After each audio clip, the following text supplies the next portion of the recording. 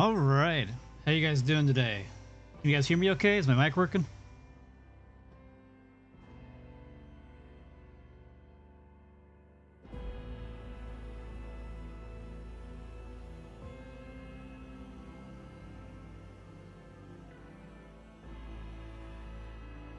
What about everyone else? Can anybody else hear me?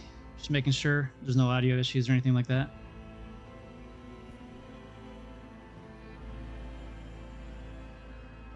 All right, cool. All right, so let's get into this. Uh, we'll start off with the different homeworlds, the origins, and the archetypes. Oh, am I muted?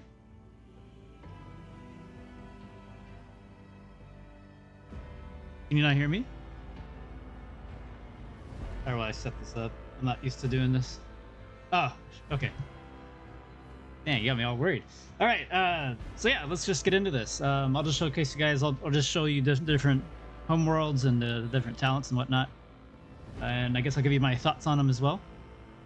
So starting off, we have the Death World here, which their main feature that they get right away is called Survival Instinct. Once per combat, when your wounds or health, that's what they call wounds in this Warhammer game after all. Once you drop below 30%, you gain 20% of your max health as temporary HP, which is pretty sweet. And you also gain a bonus 20% dodge to, or 20% bonus to dodge and armor when you have at least one temporary wound from any source. So this alone just makes me feel like this is probably the best homeworld, the homeworld choice for picking like a frontline character or any kind of tank. These are really cool characters. They got their stats here, which doesn't really matter too much. But then come down here, we have our talents. Brutal Hunter, which increases your hit chance on targets that are less than 50 health or have bleeding, which can combine stuff. Hey, JDB, welcome. Glad you made it, bud. So this is a pretty cool ability, actually. Hit chance itself isn't too crazy because there's so many different ways to stack up crit chance, and once you get beyond 100%, it doesn't really matter beyond that. But just still having this is still kind of cool. Nice thing to look at. No, I didn't. No, I'm on my laptop actually, which is I game on my laptop because it's a lot stronger than my actual PC. But when I record my audio for my videos, I use my main PC because I don't know, I'm just stuck with audio drivers. I need to figure out how to get it on my laptop. So my mic might not sound as good as it normally does on my videos. Hopefully it's not too terrible and you can bear with it. But anyways, so yeah, Brutal Hunter's pretty cool. There's not too many ways to affect bleeding, at least that I've seen so far. Maybe there is later. I know axes can help you do that, but other than that, it's pretty decent talent. I'm not sure if I'd invest that on that. Yeah, that's true. But there actually is some talents that we'll go over later that you'll have plenty of crit. Don't worry about that. Oh, speaking of, here's another one. Trusty weapons, even more crit chance whenever you use axes, hammers, and laze weapons. I guess pronounce it las weapons or laze weapons. I think las gun sounds better, but just saying the las by itself, like las weapons, sounds stupid to me. So laze weapons go like lasers. Anyways. As you can see here, we got another 10%, and then the fact that you get critical chance while using axes combines with this one, since there's a lot of bleeding effects that come from using axes. There aren't too many hammers in the game that I've seen, but hammers are pretty sweet because whenever you attack something with it, it knocks people back. And if you can make them collide into a wall, for example, it'll make them do extra damage. Anyways, Wounded Beast. Every injury increases the Death World character's agility and willpower by 5. And every trauma counts as 3 injuries. This is a good ability the higher difficulties you go, because you'll get tons of injuries. So anytime you take a significant hit to your character, you get an injury. And if you don't treat that, it becomes a trauma, and the traumas are pretty debilitating debuffs. So having this here to kind of compensate for that could be useful.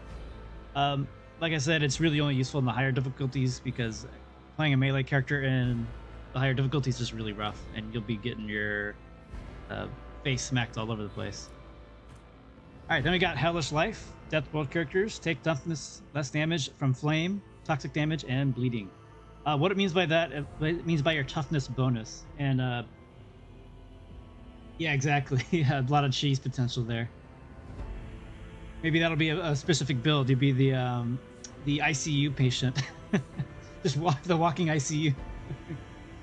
Anyways, so when you see a lot of these things where it says like equal to a certain stat, I think it's usually referring to the bonus. And to calculate your actual bonus, so say you have 500 strength, your bonus is 10.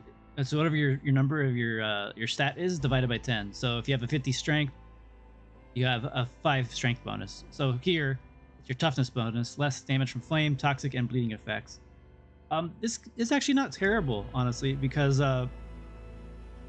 usually these effects are dot damage, and then that will help reduce your the damage you take from the said dot. Pretty decent. And then as you see with the rest of these talents, it seems to be more geared towards melee. And this ability right here is amazing. Tenacity. Once per combat, when a Deathworld character is stunned, blind, or immobilized, this condition is ignored, and instead they gain bonus temporary hit points. So just to be able, the game really likes to throw stun grenades and all that kind of stuff at you. So being able to just ignore the first stunning effect is amazing, and then you get bonus health on top of that. So yeah, overall, Deathworld, pretty cool homeworld if you decide to be from a melee character. Really helps out with your survival. Moving on to the Voidborn. They're kind of interesting. Their story is like they were born out in space and things like that. They're kind of weirdos. One of the companions you get is a Voidborn, and she's kind of funny, or she's kind of odd. You'll see. But anyways, Fortune. That's their main ability. Voidborn character can reroll any failed dodge, parry, or characteristic or skill test with a 20% chance of success. So it's kind of like the lucky feat from D&D 5th edition. So like every time you fail a roll, you get a free reroll, and you get a 20% bonus on top of it. But it can't succeed the base success chance of the roll, so it's still pretty cool. And additionally, any enemy dodge or parry against the Voidborn character has a 20% chance to fail, even after successful rolls. So that's kind of pretty cool. So it's not quite like giving advantage or disadvantage from 5th edition. It's just you just tack on an extra 20% or put a minus 20%. Pretty neat. And then their talents are kind of all over the place. It's mostly just about the odd gambling and stuff with the rolls. Bloody Mess. Anytime you have a chance to score a critical hit, it will potentially do double the damage, but only a 10% chance. This is a very variable skill. So first off, you have to crit, and then second off, there's only a 10% chance of being able to do that double damage. It could result in some crazy damage if you're doing a sniper build with this. Although it's just so unreliable to get that 10% double damage, I wouldn't really build around it. Contagious Luck.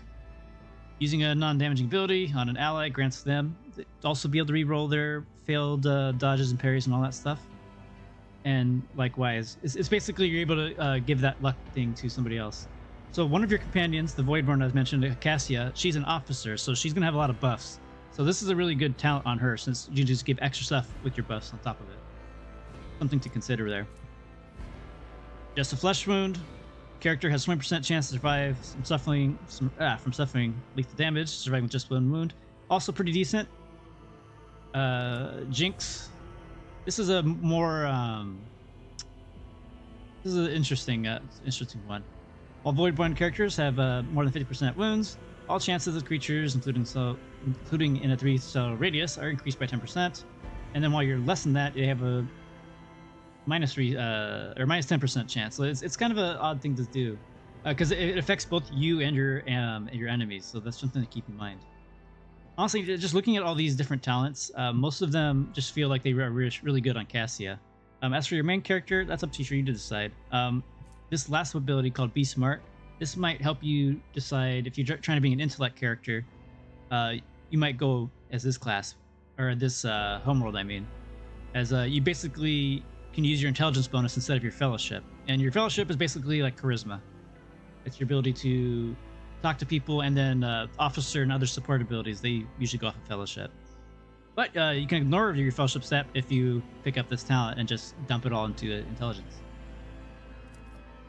All right, Hive World. This is an interesting world. It's mostly about fellowship and just overwhelming your people or overwhelming your enemy with your allies. The only difference is your team is only 6 people usually, and you go upwards of like 20 to 30 people at a time sometimes. So you might not often overwhelm somebody. So just something to keep in mind. Anyways, their main feature: strength in numbers. Hive World characters gain additional fellowship bonus to their resolve, and if there are 3 or more creatures, including allies or enemies. So this is a pretty sweet. One of my favorite builds that I posted so far was my Hive World Commissar officer, and the Commissar is kind of like a mid-range character or a mid-range origin. So just being near stuff and giving people extra resolve is pretty nice, because what resolve does is it helps you generate your momentum, which allows you to cast your ultimates in succession, or easier, I should say. And as the officer, you have ways to provide your resolve to somebody else, so that's pretty cool. All right, one of their cool talents I like. It's not the best, but it's pretty nice. So especially for an officer or somebody with high fellowship, you can excuse me. You can use your you can pass willpower resistance tests. So like think of like save checks or things like that. If somebody casts an offensive psyker spell or warp spell on your character, you can resist it using your fellowship instead of your willpower. And which is pretty nice, because if you're an officer or one of the support characters, you're going to have really high fellowship. And I thought wasn't Kane from Death World though? Was he from a Hive World? I just sworn it was Death. But anyways, oh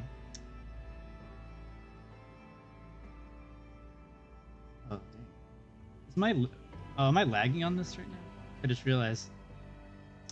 Oh well, I don't know how to fix it at this point. All right. Yeah. So, anyways, the only class or origin, I should say, that really cares about willpower is the Psyker.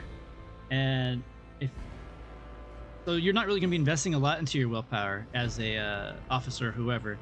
So getting this talent is actually really nice to help you resist those warp powers. Outnumber. If a Hive World character has melee superiority against a target, the effect is increased by +10. And as you can see down there, melee superiority is in melee combat if the target is surrounded by 2 or more allies than enemies. So if you have more allies than enemies near you, you get melee superiority. Something to consider is that enemies can do the same thing to you. So if you have your one, let's say Abelard in the front line, and he's surrounded by 3 enemies, they potentially have melee superiority. Luckily, we have there's a talent that we'll go over later that you can negate that. And obviously here it says larger creatures need to be surrounded by more than 2 enemies to get that outnumber advantage. Melee weapon personalization. All ranged weapons dealing physical damage have +1 damage, 1% armor penetration, and +1 range of fire, and -5 recoil. This is a nice little buff. I don't know if it's necessarily worth a talent slot, but it's pretty cool to pick up. Not bad. Not amazing, but I wouldn't probably put a point in it. I'd probably put it somewhere else. Helping Hand can be useful if you're using melee or people that need to get around quicker. If a Hive World character starts their turn adjacent to an ally character, that Hive World character gains 2 movement points. And then if a Hive World character ends their turn adjacent to allies, they gain additional movement points on their next turn. So this just helps you get your characters around if you need to be mobile. Fresh Start. Hive World characters gain a +50% bonus to dodge the first attack of opportunity every round. This is an odd choice because there's plenty of movement abilities that you can just straight up ignore attacks of opportunity, so I really wouldn't pick this up. But yeah, Hive World's a pretty solid choice if you intend on being a officer or another fellowship-based character. Well, that's the only one until you get the second archetypes. All right, Forge World. This is where things get a little bit interesting. When you pick a Forge World, you get a special augment, and based on which one you choose, that's what you have the rest of the game. So Subskin Armor, which will grant you additional armor based on your toughness, which is obviously really good for warriors. Locomotion System grants additional bonus dodge based on your movement points and agility. Sorry, it gives you extra movement points and dodge based on your agility. So this is also good for warriors, but it could also be good for operatives that are trying to go with the assassin build. And then analytic system grants you additional crit chance. So the crit chance thing is really nice, actually. It's really good in the early game, but eventually you're gonna max out your crit chance pretty easily based on your build. So this is kind of a trap because you're stuck with it and there's no way for you to change it. So here, I'll show you this example. So yeah, you choose between the three of them. Personally, if I was going to go with the assassin build, I would probably pick this locomotion system over the subskin armor, because a lot of the assassin abilities go off of your dodge rating, which is kind of odd, but it's kind of neat at the same time. Anyways, let's go down to the talents. Pinnacle of Weaponry. First attack in combat with any plasma, melta, or power weapons deal additional damage equal to your intelligence bonus, which is pretty sweet, especially if you use some of those weapons. So as a sniper, you're not really going to be using the plasma, melta, or power weapons, unless there is a plasma sniper rifle. I just haven't found one yet. But if you're not using a sniper rifle and you actually use those weapons, this is a pretty good pickup, especially if you're using an intellect-based class, like the operative. Fires to the Forge. This ties into playing a Forge World warrior. Forge World characters gain additional toughness bonus to their deflection against burning and flame effects. So the flame isn't that prevalent. It is there, but I don't think this is necessarily worth a talent point for. And what deflection is just straight up damage resistance. So the higher deflection, the more damage you get. All the hits are reduced. The main source of your deflection is usually going to be from wearing heavy armor. Now, if it was stuff just in general, just bonus to your deflection, this would be great. But the fact that it's a very niche damage type from fire, it may not be super worth it. All right, Steel the Forge. While wearing heavy armor, like you would if you're a warrior, although you need proficiency in it, you gain additional movement point and deflection, and you cannot fall prone. This alone, if you're going to be a heavy armor wearing user, this is probably the homeworld you want to be for this town alone. Yeah, the one deflection and one movement point is nice, but the fact that you cannot fall prone, that is huge. Prone is a very debilitating condition. It knocks you down. It's basically a stun, and they just get bonuses for hitting you while you're knocked down. As you can go like here. Yeah, so you can't act, and you suffer a minus 30 penalty to parry and dodge. So pretty much if you get knocked down, you're fucked, especially on the harder difficulties. So this town alone is what I think makes the Forge World Homeworld something to consider if you're going to be wearing heavy armor. All right, now we got Persistence of the Forge. You'll be gaining a stacking plus 10% bonus to hit chance and dodge reduction against any target they hit with a single target attack. Successful critical hits from a single target attack increases the hit chance and dodge reduction by 20%. Pretty solid. Pretty solid. And calculated relations. Forge World can use persuasion, coercion, and commerce based on intelligence, similar to the Voidborn. So you can just ignore them. You can just dump your fellowship step and use your intelligence for those conversation things. So yeah, overall, I believe the Forge World makes really good operatives and really good warriors, especially if you're going to be using heavy armor. This is a very good homeworld. And now we move on to the Imperial homeworld. This one gives you humanity's finest. You get to just increase this starting stat by an additional plus 10, which is pretty sweet. And then these are probably, maybe it's the equivalent of a, how do you say it? Like a variant human from 5th edition. It's kind of customizable in that sense, because you can just really just pump up a certain stat. So going to your first talents that you can pick from. Ready to serve. When an Imperial World character is affected by an ally's non-damaging ability, or affects an ally with such an ability, their resolve is increased by your fellowship bonus. Sweet. Better to die for the Emperor. While under 40% health, Imperial World characters gain a plus 10 bonus to all characteristics, so all your stats, and plus 2 resolve. Pretty neat. Doing my part. If no other characters in the current party is from an Imperial World, the first use of any the character's archetype abilities costs -1. So this would be very rare to actually get, since most of your companions are considered to be Imperial World characters. The only thing I thought that's kind of odd is that, yeah, they're Imperial World characters, but none of them are able to select these Imperial World talents. Hopefully that changes in the actual release of the game. In the pre-release, you can't. Most of them cannot select any of these talents. No heresy. This is basically your racist talent if you want to just fight demons and Xenos, and there will be plenty of those in the game. You know how Imperials are. Not terrible, not amazing. It's pretty solid. I mean, it's okay. It's okay.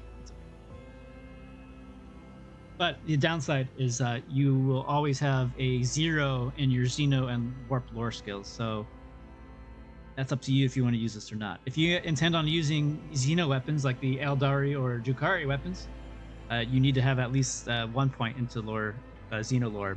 But if you have this talent, you cannot do that. Then Stronger Together. All allies, excluding those filthy Xenos in the current party, will gain +5 to the same characteristic as was chosen for humanity's finest. So yeah, Imperial World. You know, this is the... You wanted to be an Imperial. Here you are. Then Fortress World. This is probably my favorite homeworld. No, what did I say? Sorry, Fortress World. Yeah, that's my favorite homeworld. It has a really fantastic feature called Never Stop Shooting. Each time a Fortress World character kills an enemy, they gain +10 stacks of Never Stop Shooting. At the end of your turn, you will have a percentage equal to that, your amount of stacks you have, to have your first attack in the round cost 0 AP and will not count towards the attack limit per round. This effect triggers, all stacks are lost as you consume them, basically. So this is pretty sweet. It's amazing on marksmans, it's amazing on psychers, and it's amazing for operatives. At least snipers, anyways. I think it's really cool because as an operative, you don't get very many attacks, but your attacks are really strong, so getting another free attack is pretty sweet. So in my current playthrough, I'm playing as a Forge World operative, and the more I'm playing it, the more I wish I was a Fortress World. As one of the talents down here, I'm going to start from the bottom, called Spare Magazine. Oh, one moment.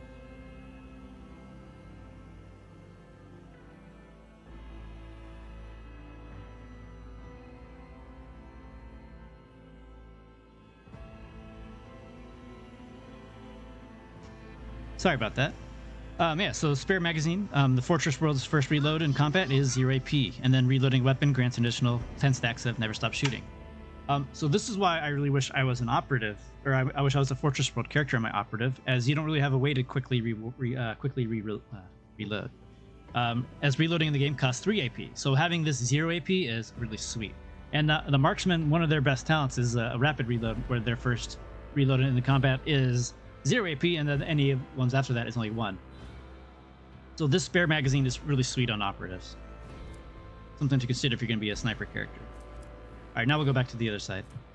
Combat Addict gives you +7 to ballistic skill, perception, and willpower while in combat. And then outside of combat, you have penalties to your intelligence, fellowship, and perception.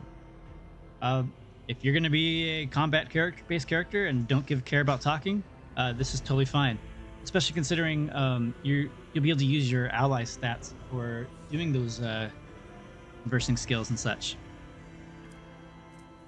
Familiar Kickback. This is also a pretty sweet talent. At the end of your turn, your Fortress World characters will gain your stacks of Never Stop Shooting, equal to the minimal damage of the most damaging ranged weapon they use this round. So as you do your big volley damage with your bolter or heavy bolter,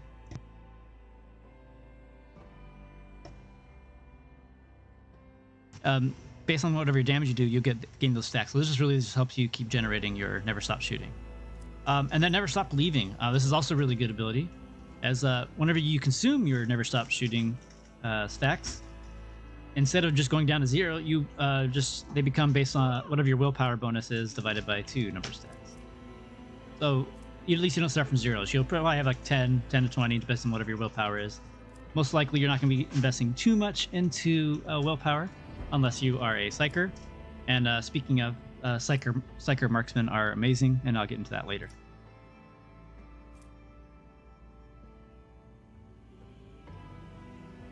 Is it?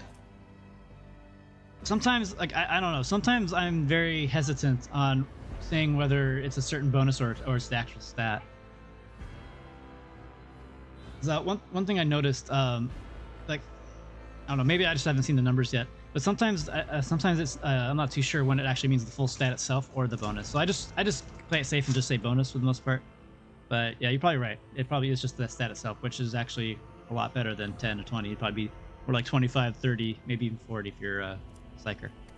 But yeah, Never Stop Believing is a pretty good ability if you're playing as this Fortress World character. And then Hail of Steel. Each round, Fortress World characters gain a stacking 1% dodge against range attacks for each shot they made during this round. Also, the burst attack grants an additional 10 stacks of Never Stop Shooting. So obviously, this is a marksman talent.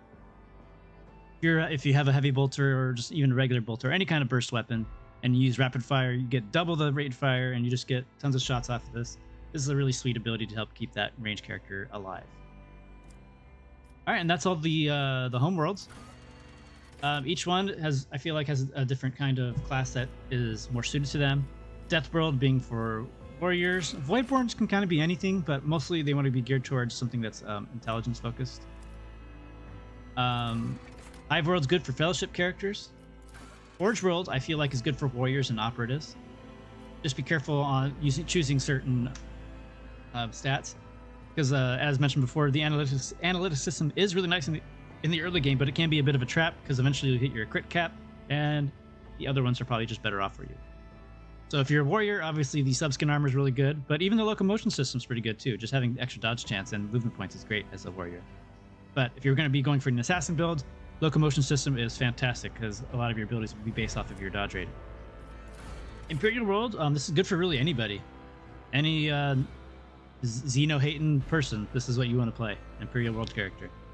And then Fortress, like I said, is good for marksmen, psychers, and I think they're really good for operative snipers. Anyways, let's move on to the origins now. So this is what your character was before they became the Rogue Trader. So it's kind of like a mini class before you actually pick your archetype class.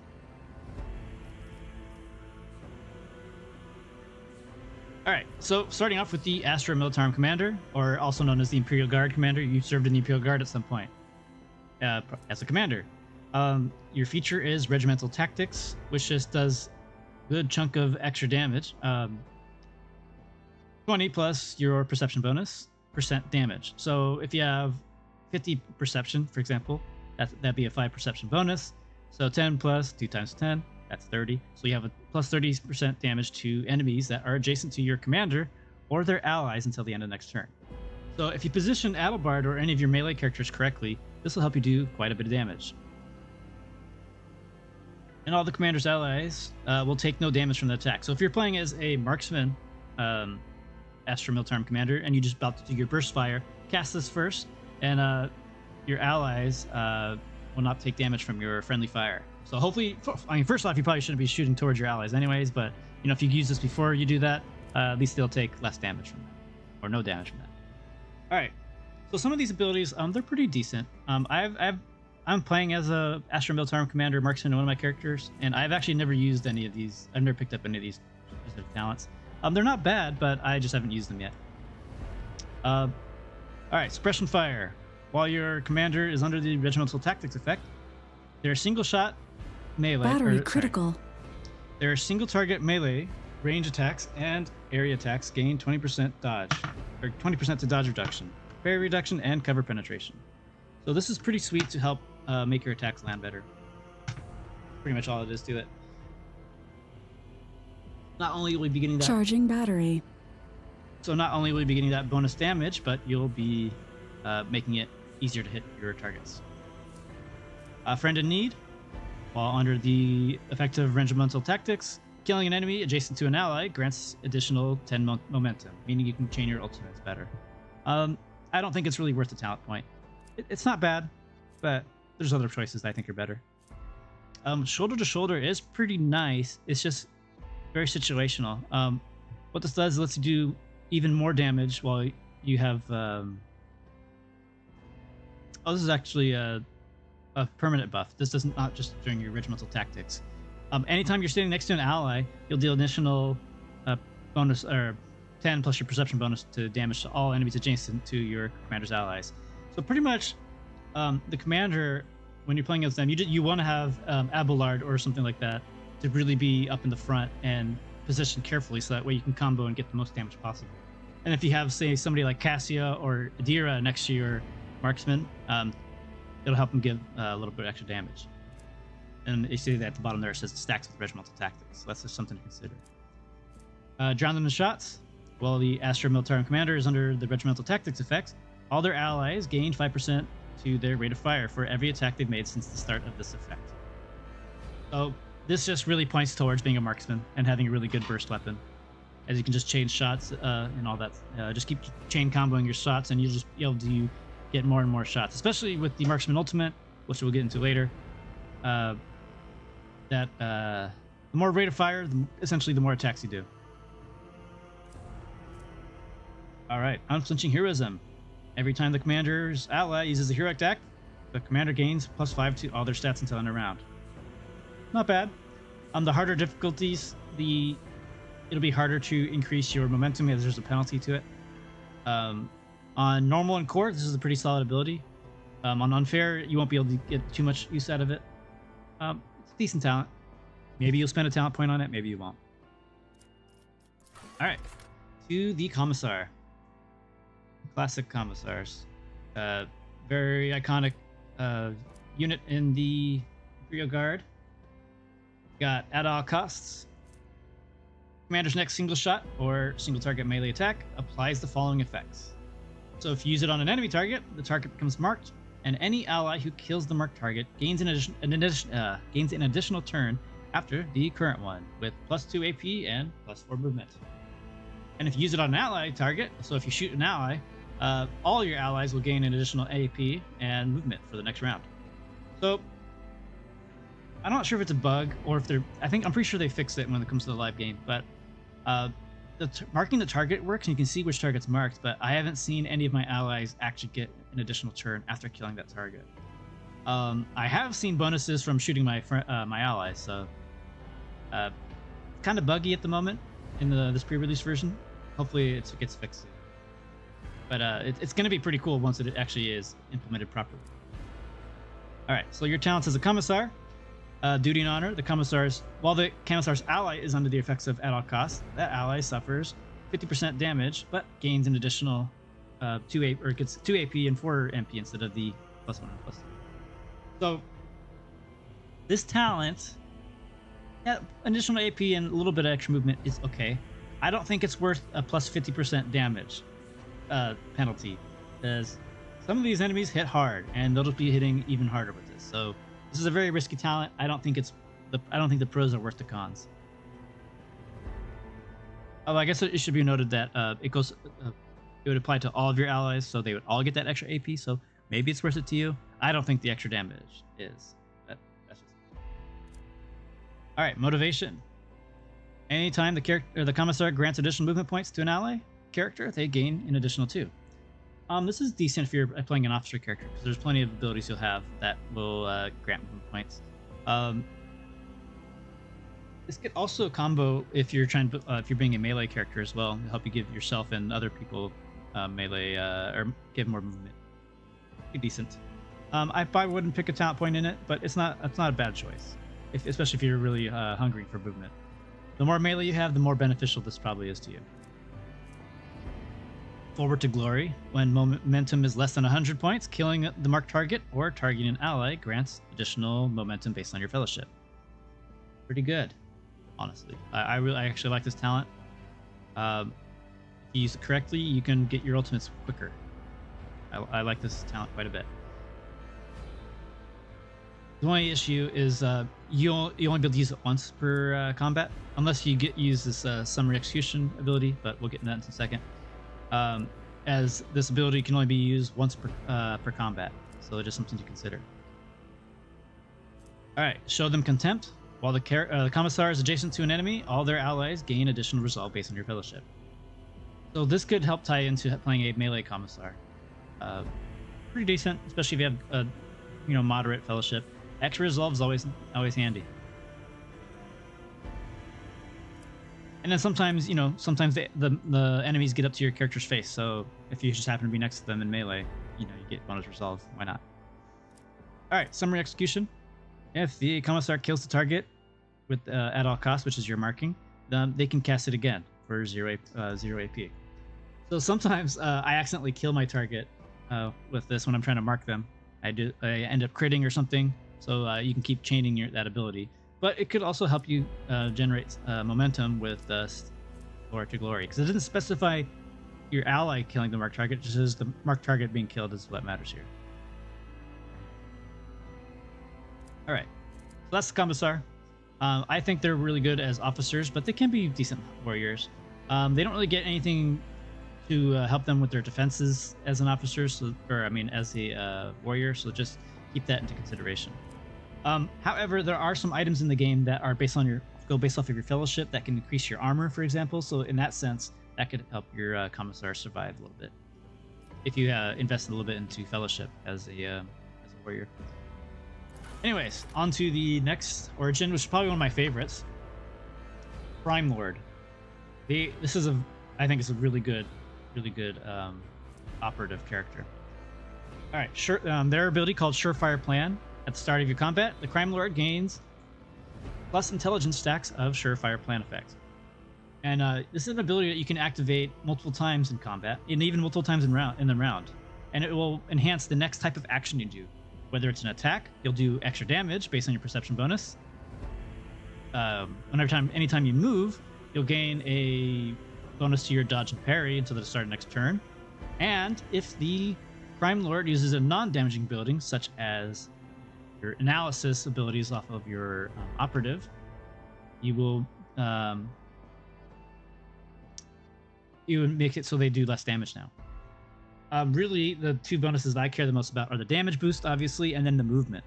Especially if you're going to be playing as an assassin, as you get that bonus dodge there. Let's move down here.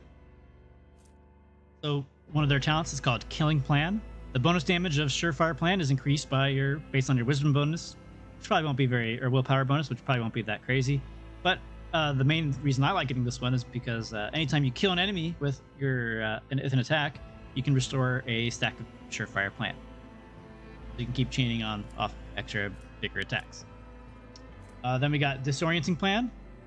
We can inflict dodge penalty and parry reduction on people anytime you use Surefire Plan, whether it's with the non-damaging or with the actual shot itself. We got the last plan.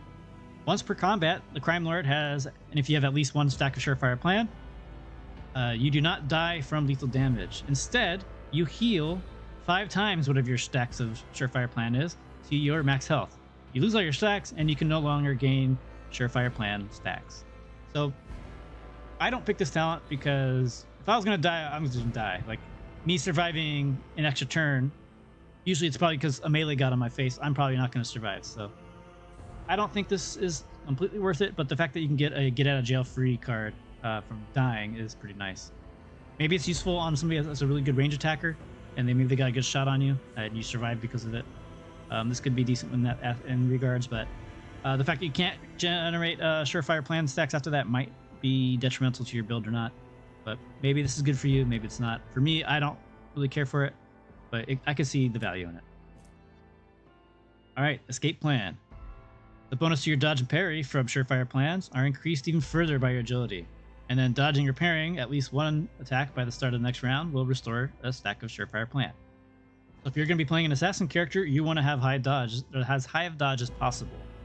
And this will help you get there. And then also the fact that it helps you restore stacks of Surefire Plan whenever you dodge, that's pretty sweet too. And then the Contingency Plan. At the start of a turn, if you don't have any stacks of Surefire Plan, you'll gain a stack. Not bad to have, just to keep so you can keep generating things. But if you have Killing Plan, you can always get that from shooting things, or if you dodge something, you can get it from that as well. So I don't necessarily think this is absolutely worth it as a talent. Anyways. Not terrible, but it's still there. But all in all, I think the Crime Lord is fantastic. They can make amazing operatives, and they can make pretty decent marksmen as well. All right, on to the Minnesotan Priest. Argenta starts off as one, so you'll probably, and you can actually pick her abilities as her Minnesotan Priest there. Anyways, for him, grants you momentum equal to 2 times your willpower bonus. And then the ability grants additional willpower for any enemy that's within a 5-cell radius around the priest, or was hit by you. So you can, if you are playing as Argenta, and you do your burst attack, just spraying and praying, you'll get bonus momentum based on how many targets you hit. Or if you end your turn, or if you're right, not when you end your turn, if you just cast this and you have a bunch of enemies near you. That alone right there with the 5-cell radius, this kind of strikes me to be more geared towards melee, and some of their talents actually reflect that too. All right, now do we go down here? Litany of Purification. All enemies in the AoE of the Warhim gain a stack of the Disturbed effect. And the Disturbed effect is a -10 penalty to willpower and fellowship tests, which will help your Psychers and your Navigator be able to land their attacks a little bit better. Enemies that are adjacent to the priest gain +2 stacks of Disturbed instead. So if you cast this right on top of them, they get even more damage. And then also, any demon in the area of the effect suffers damage equal to the momentum restored by the priest while using this ability. So depending on how much you attack somebody, or how many enemies are there, you could probably get a decent amount of momentum off of casting your Warhim. Probably about 10, maybe 10 to 20. I think is probably a reasonable amount. Getting that amount of free damage from casting a 0 AP ability is pretty nice. There are a decent amount of demons in the game, so this could be actually pretty useful. And if you actually are fighting with a couple Psychers on your team, this could probably help with that Disturbed effect. All right, then we got the Shield of Faith. This is what also makes me feel like pretty solid for a upfront character. The Minnesotan Priest will gain 4 times their willpower bonus to armor against attacks from demons and warp damage. The Priest Resolve is also permanently increased by your willpower bonus. Sweet. Cleansing Faith. Melee, flame, and melt attacks against demons and Psychers deal an additional bonus from your willpower, and you gain extra armor penetration from it. And then if the target is Xeno, you get even more damage and penetration. So this is pretty sweet. So honestly, if you're going to be playing like a Paladin type character, the Minnesotan Priest is the way to go. Litany of Hatred. Priests and their allies within the area of effect gain bonus damage to single shots and attacks of opportunity for 1 round. It's an okay ability. I don't think this one's particularly good. It's okay. I mean, there are ways to trigger attacks of opportunity. Like, one of my favorite ways to do that is with the Navigator. She has a spell that she can force enemies to move, and then you can take attacks of opportunity on that. But anyhow. And then we got the Emperor Protects. Minnesotan Priest gains a willpower % chance to ignore any enemy attack. So this could make some pretty crazy tanks. I haven't I haven't tested it yet, but I'm pretty sure just by Theorycrafting, I feel like a Death World Minnesotan Priest warrior will be an amazing tank, especially if you invest a little bit into willpower. It'll be pretty solid. Now, I'm not saying you're gonna have a crazy high willpower, but at least like a 40, maybe a 50 could be pretty solid. Even a 40 is pretty good, I think.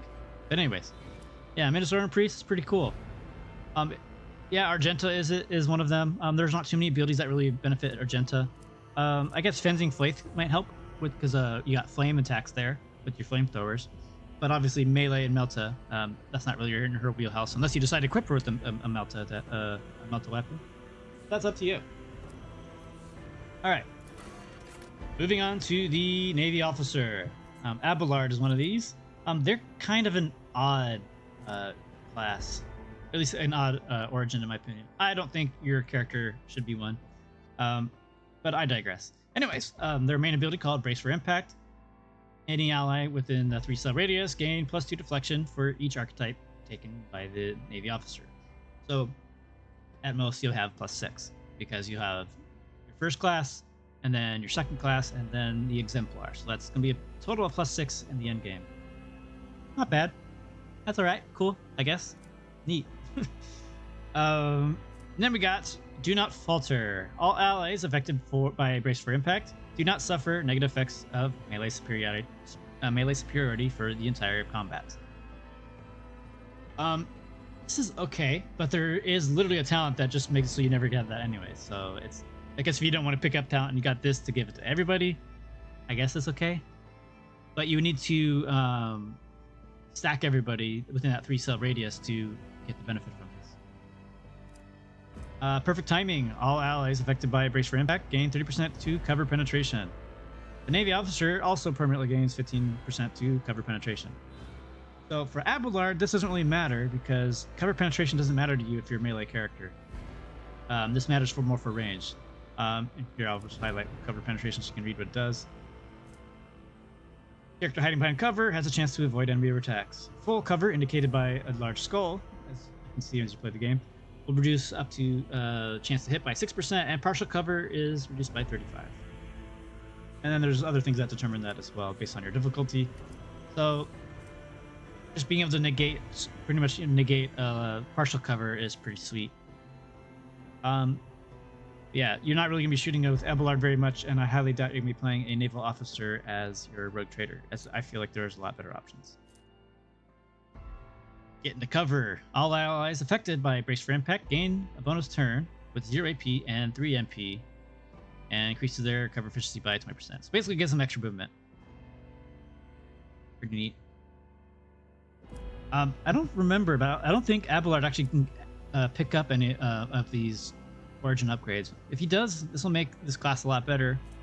Otherwise, you probably will never see these abilities. Scatter. All allies affected by Brace for Impact suffer only half damage from all attacks of opportunity. Neat. Get off of me. Brace for Impact allows the Navy officer to use any ranged weapon in threatened areas.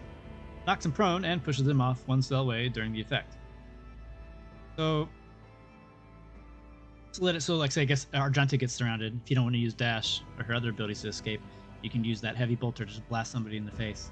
I'm pretty sure a shotgun also does this effect too, with the being able to shoot point blank and knock him prone and push him away. But yeah, it's a decent talent, I suppose. I probably wouldn't put a point in it though. Then we move on to the Noble, which I think is probably one of the best canon choices to pick as your rogue trader, as their attitude and their abilities kind of give me that rogue trader vibe. I guess I'll just also say the Noble officer is what I think the main character should be, but obviously play what you want. Alright, their ability, You Serve Me. The Noble assigns 1 ally to become their servant until end of combat. Anytime the Noble's abilities affect the servant gains +5 to all stats until the Noble's turn. Which also just makes me think that this should be an officer, as you have lots of buffs to give other people. Anytime the servant attacks a target, anytime the servant attacks a target that the Noble dealt damage to the last turn, the servant will gain bonus fellowship to critical hit chance against the target. So, as somebody mentioned, there's not too many options for melee characters to get bonus crit chance, and this could be one of them. And honestly, it just feels very thematic to me to make Abelard be your servant, and there's plenty of officer abilities that we'll get into later that really see that you can really make the Abelard into a killing machine with it. Anyways, let's move down to the rest of them. Talents. You do something. If a Noble uses an ability on their servant, the servant gains +1 AP next turn, and it does not stack with itself. But hey, just a free +1 AP, pretty sweet. You go on. You gain +2 movement points every turn. Not bad. You're next. If the servant has less than 30 health, the Noble can use You Serve Me once more in combat, designating a new servant and removing the effects from the previous one. So if you feel like you don't want to play with Abelard anymore, and you decide you want to use Henrik in the same, if you have him on the same team, you can toss the Abelard aside and make Henrik your new servant. And the Noble cannot designate a character who already has their servant. You protect me. If the Noble and the servant are adjacent to each other at the start of the Noble's turn, both gain temporary HP and the servant's equal to the servant's toughness or the Noble's fellowship bonus, depending on which is higher. But most likely it'll be your Noble's fellowship bonus, because if you have a warrior next to you, for example, the warriors, they need lots of different stats, so they may not be able to stack all their points into toughness. Whereas an officer, they can just put everything into fellowship and not have to worry about anything. So not bad. I don't think it's necessarily worth it because it's if you put it on Abelard, for example, you're never going to be really standing next to each other that often. And then having bonus hit points on both of you guys, yeah, that's cool. But if your noble's far away from combat and Abelard's not, it's not going to really matter too much. I mean, I guess maybe it'll help you prevent sniper attacks, I guess. It is what it is. All right, you kill it. If the servant kills the target of the noble dealt damage to you last turn, the noble gains +1 AP next turn. Excuse me. Mic on. Mic off. Which is pretty sweet. Mic on. Mic off. Mic on. Headset. All right. How the rate of fire mechanic works with Psychers. Well, we can do some testing in a moment if you like. I don't think the rate of fire really matters too much with your Psyker staff, honestly. It actually might with the fire staff, now that I think about it. Since the fire staff shoots off several missiles, maybe it might help with that. I don't think it'll help with the lightning arc. Maybe it does. I was looking at that, actually. We'll get there in a moment. Actually, we'll be getting there next as we go to the Psyker. Yeah, Noble, I think, is a fantastic origin. I think it's what you're... If you want to be like a proper rogue trader, I feel like the Noble officer is the way to go, and then pick whatever homeworld you prefer. All right. Sanctioned Psyker. Psychers are pretty sweet. So this is a sanctioned Psyker. One of the first party members you get, Idira, or Idara, whatever. You get her, and she's an unsanctioned Psyker. So what that means that her abilities are a little more volatile. We'll get into her in a moment. As a sanctioned Psyker, you will start off a little bit weaker than her, but you'll be able to increase that with your by increasing your Psyker rating. So as you see here, we started off with the Psy rating of 0. You are a Psyker, although you're a bit of a weak one, and eventually you'll get more stronger as you pick up your Psy rating talents. And like you see here. Each level of Psy rating provides Psyker access to new Psychic powers. It also strengthens your damaging ones. And there's like a natural progression. It doesn't show it here, but there are level requirements, although the level requirements aren't completely reflected correctly in the game. For example, the Psy rating 1 is 10, you need a level 10 requirement, but I've seen myself be able to pick it up at level 7 or at level 8, for example. Anyways, so yeah, your Psy ratings are pretty cool. I mean, obviously, it's just your flat out power ups to your current psychic spells, and also gives you access to different spells that we'll show you in a second. All right. So then we got Still Mind. Psychic Resolve is increased by your willpower bonus, while your Veil Degradation is 10 or lower. So with your momentum bar, that's what helps you fills up to be able to do your ultimates, whether it's the Desperate Measure or the Heroic Act. On the other side of your screen, you have your Veil Degradation. Anytime you guys use Psyker spells, that will fill up, and the more it fills up, the more dangerous it gets, and some catastrophic abilities or things could happen.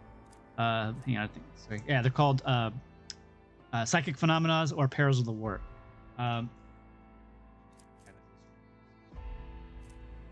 Each time a Psyker uses their psychic powers, the veil between the real space and the warp degrades, which can trigger psychic phenomena. Psychic phenomena are more disconcerting than dangerous. As you cast your spells, you'll see sometimes the character above their head will say like, "Oh, the breeze changed" or something like that. They'll like say something or something like that. That means a psychic phenomena happened. They're very minor effects, if there are effects at all. Sometimes just describes what happened, but there are sometimes effects associated with it, such as reducing the momentum from the party, distracting them from combat, lowering their morale, or just causing bad luck. Psykers and sanctioned Psykers, both types of Psykers, cause psychic phenomena. Unsanctioned Psykers have their chances increases +1 for each of their Psy rating, so just something to be mindful of. Sanctioned Psykers are basically more cautious with their psychic abilities. It's a whole thing. It's a whole thing. All right, so Still Mind gives you a little bit more resolve the less you're using your powers. Not terrible, not amazing. Psychic power, sacred rituals. Oops, my mouse is not moving. My other keyboard's pushing down on it. Sacred rituals. Psychic powers have a 25% chance to regain AP on psychic powers when veil degradation is 10% or 10 or lower. Ah, not bad. Hey, more AP means you can do more stuff. Pretty sweet. Enforced reality. Using a heroic deck by the Psyker decreases veil degradation by intelligence. I would not pick this talent because I don't really use my heroic acts on my Psykers all that often. I usually use it on my marksman or my officer to do other things.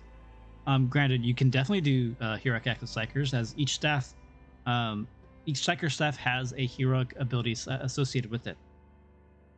Pretty sweet. It can be useful if you really lean in on your Psyker. You might want to pick this up, maybe not. I don't really. It all depends. If you're going to be an operative Psyker, this might be worthwhile to you. It's probably a good choice on a deer, honestly, because there's a chance that she increases your veil degradation pretty badly, so this might help out with that, since she's already an operator and she has decent intelligence.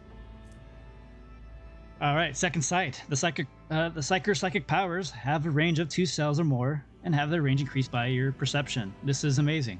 Like, if you're going to be playing a Psyker, pick this up. It's just extra range. Why not? Subtle manipulation. The Psyker can use damaging psychic power while being threatened by melees in melee range without provoking attacks of opportunity. This is pretty good if your spellcaster or Psyker needs to cast that attacking ability and can't because you got people up on their face. Pretty good to have. And it already tells you here that if you use any non-damaging psychic powers, they'll never cause attack of opportunity anyways, even without the talent. So something to consider. All right, Inscribed Soul. You'll gain the Inscribed Soul ability. It costs no AP, but deals direct damage to the Psyker equal to their max health. The next psychic power used after this ability will not trigger a psychic phenomenon or perils of the warp and will not damage the veil. This is like if you're really close. Like, this is a kind of ability, like when you know you're getting really close to going over the edge of potentially summoning a Chaos Demon, you might want to use this to get that last spell out without causing any issues to the warp, albeit at your expense of your health. Pretty decent ability to have. If you're going to be playing as a Marksman Psyker and having all those extra turns and which will undoubtedly increase your your veil degradation and whatnot, this will probably be something you might want to consider picking up. Blades of Light. Forced weapons attacks deal extra psi rating, more damage, and have more armor penetration based on your psi rating. This is really good if you're going to be a melee Psyker. Heinrich, one of your companions, is a melee Psyker, so this is a very good pickup on him. Psychic Barrage. Whenever the Psyker uses a damaging psychic power on targets that are 6 cells or further from the Psyker, the targets suffer additional ballistic skill damage.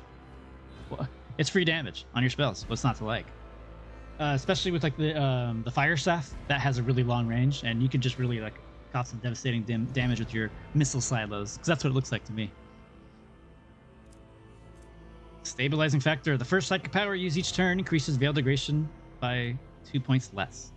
Kind of weird wording, but it just makes it so your spells do not generate as much psychic power or psychic or don't go, mess up with the veil degradation too badly. Okay, if you just read it real quick.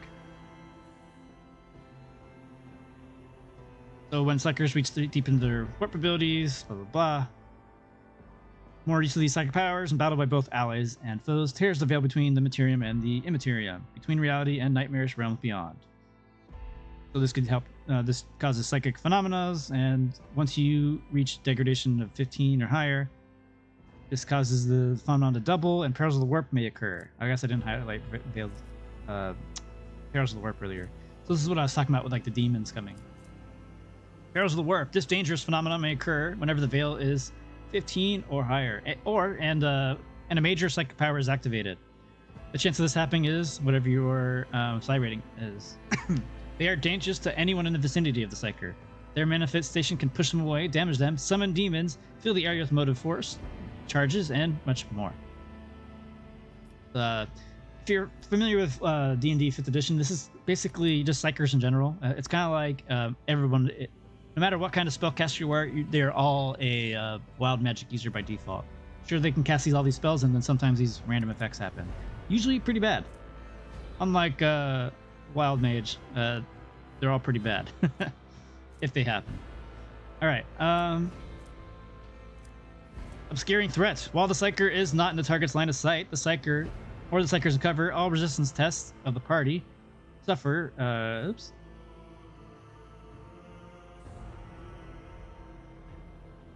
Oh, interesting. All right, yeah. I never actually used this talent. I never even read it either. The psyker can cover all resistance tests of the target suffer. Oh, okay, okay. Of the enemy. I thought it meant for your allies suffer resistance tests. Okay, never mind. This is pretty decent. Not bad. Yep. Yeah, it depends on what spells you're using. I'm not sure if there's spells that you can cast that are not on line of sight, but you know, it's something. Oh, I guess this would work too if you had the chain lightning staff. You had somebody that you see in target, and then it bounces off to people that are not in your target. They'll probably take extra damage because of that. All right. So when you pick your Sanctioned Psyker, not only do you have all these talents, you can also choose what kind of specialty you start off with. So go next year, we got 5 different types of Psykers we can be. And one thing to note is, as you're leveling up, you can actually pick up more of these different spell abilities. Here, I'll show you real quick. So for example, right here, we're selected the Biomancer. I'm just going to pick a random thing that comes down to abilities. Oh, it doesn't show you until I actually play it. All right, I'll show you that guys in a moment. Yeah, you can pick up multiple different types of Psyker specializations. And then also note that each of these specializations have different they have different spells associated with them. All right. So here's the Biomancer. Biomancy. It's kind of like your healers and life draining. And they also have a few buffs as well. So the first spell they get, Iron Arm, the target gains an additional strength and toughness until in combat. Obviously, you put this on your melee characters. Self-explanatory. Let's look at our talents. Adrenaline Surge. On the first turn of every combat, all psychic powers of the Biomancer cost 1 less. Pretty sweet. And this could also make some of your spells cost 0, so that's something that's even better. Because normally, if it says there's a -1, usually it'll indicate when you can't go below 0. So this is pretty sweet to get off some free heals or other spells from the Biomancer. Sanguine Siphon. Every time the Psyker deals damage, they gain 1 stack of Sanguine Siphon effect. If the damage was dealt to a target adjacent to the Psyker, they gain +2 instead. When the Psyker suffers lethal damage, the stacks of Sanguine Siphon are removed to reduce the damage by -1 for each stack, until either all stacks are removed or the damage is no longer. So this could potentially save you. Hopefully you don't have to get into a situation where you actually need this, but so for Heinrich, for example, he's a melee Psyker, and he starts off as a Biomancer, so you might want to consider having this on him anyways, because he's going to be up in melee, and melee get their faces slapped around, like I said. Corpus Conversion. When an enemy adjacent to the ally dies, that ally gains a stack of Corpus Conversion effect. If multiple allies are adjacent to the dead enemy, one of them is selected at random. The Psyker's next power that targets only the target with Corpus Conversion will work as if the Psyker had a psi rating of 2 or higher. Will not damage the fail, and will not trigger Psychic Phenomena or Perils of War. And will remove the stack of the Corpus Conversion effect. So this is really a really good talent if you're playing as a Biomancer. Because as I mentioned, the Biomancer is more or less a healer, and one of your spells will get amplified the more like power you have. So this is a very, very good talent if you're being a Biomancer. Really solid, especially if it's the melee gets the kill or something like that. Pretty cool. Strange Vitality. When a Psyker's allies or the Psyker themselves are under the effects of Psychic powers, they gain +5 toughness for each of their effects. This is good if you decide to play. If you decide to grab like other Psyker abilities that will be able to buff your team. and have ways to reduce it so that we can really get the most benefit out of it. Off the top of my head, playing as a Biomancer Psyker with Sanctic could also help with that. And we'll go over the abilities in a little bit. I'm going to get through the rest of the Psyker stuff, and then I'll actually go over into this the Psyker on the Psyker itself to show you each of their abilities before we start getting into the archetypes. All right. Biophysical Distortion. All the Psyker's attacks, including damaging psychic powers, now poison enemies. This deals poison damage based on your psychic psi rating every turn. This is fantastic. This is honestly really good. It goes for everything, whether it's a weapon or if it's your psychic power. This is a really good ability and really helps you win those fights of attrition where you just have them poisoned. Nothing they can do about it. And for immunity. When the Psyker is healed or heals an ally, if the character being healed is already at full health, that character instead gains temporary wounds equal to the healing. And the temporary wounds do not stack. Not amazing. It's nice, but I don't think this is worth picking up a talent. Pulse of Life. When the Psyker heals themselves or another creature with a psychic power, or an effect applied by a psychic power, this healing can critical, or it can critically heal with a chance of 5 plus your willpower bonus. The critical heal chance is increased by all the effects that increase his critical hit chance, and the amount healed is increased by the same value as critical damage. It's really good. If you plan on picking a Biomancer to be a healer, it's good. It's not much more to say. Just being able to make it so they can crit, yeah, absolutely. With Flesh, whenever an effect applied by the Psyker increases the damage suffered by the target, the effect is increased by half. For example, a 20% increase it turns into a 30%. Decent. Maybe it's worth it for you, maybe it's not. I think there are other talents that are probably worth it before you're picking up this. Alright. And then, as I said, after we get through all these talents, we'll load up into a Psyker, and I can show you like some of their abilities associated with each of these elements. And maybe if I have some stats, if I have the stats in one of my files. All right. The Diviner. So a lot of these are, quote unquote, predicting stuff. Such as like predicting futures and turning fortune into your favor. Idira is already a diviner by default, and I believe she's a telepath as well. Yeah, she is.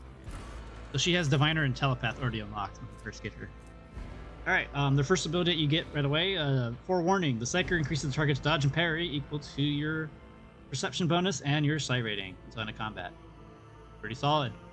You can put this on your assassin to get them extra damage, or you can put it on your warrior so they can be tankier.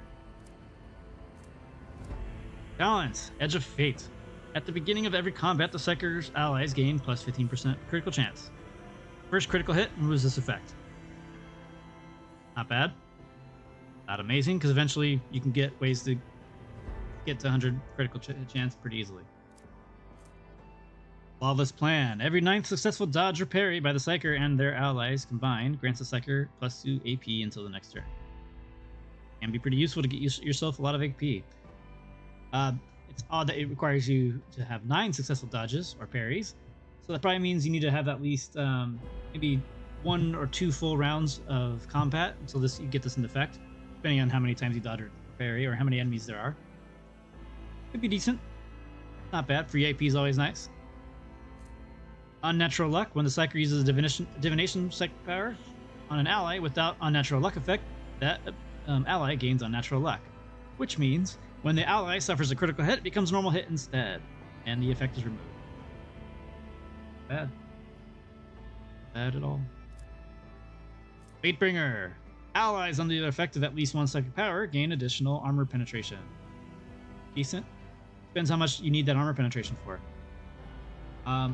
This is probably really good on using on Argenta, since bolters tend to not have the most armor penetration, even with some of their talents. So this could help her punch through somebody's armor pretty easily. At least easier I should say. Predicted Downfall. The first dodge attempt of every enemy in combat suffers a -7 penalty. Bad. Odd that it's only the first one though. it was beyond that, that'd be great. But it's only the first one. Maybe not being that great after all. The Pyromancer. Yeah, these guys like to burn shit. Pretty cool stuff.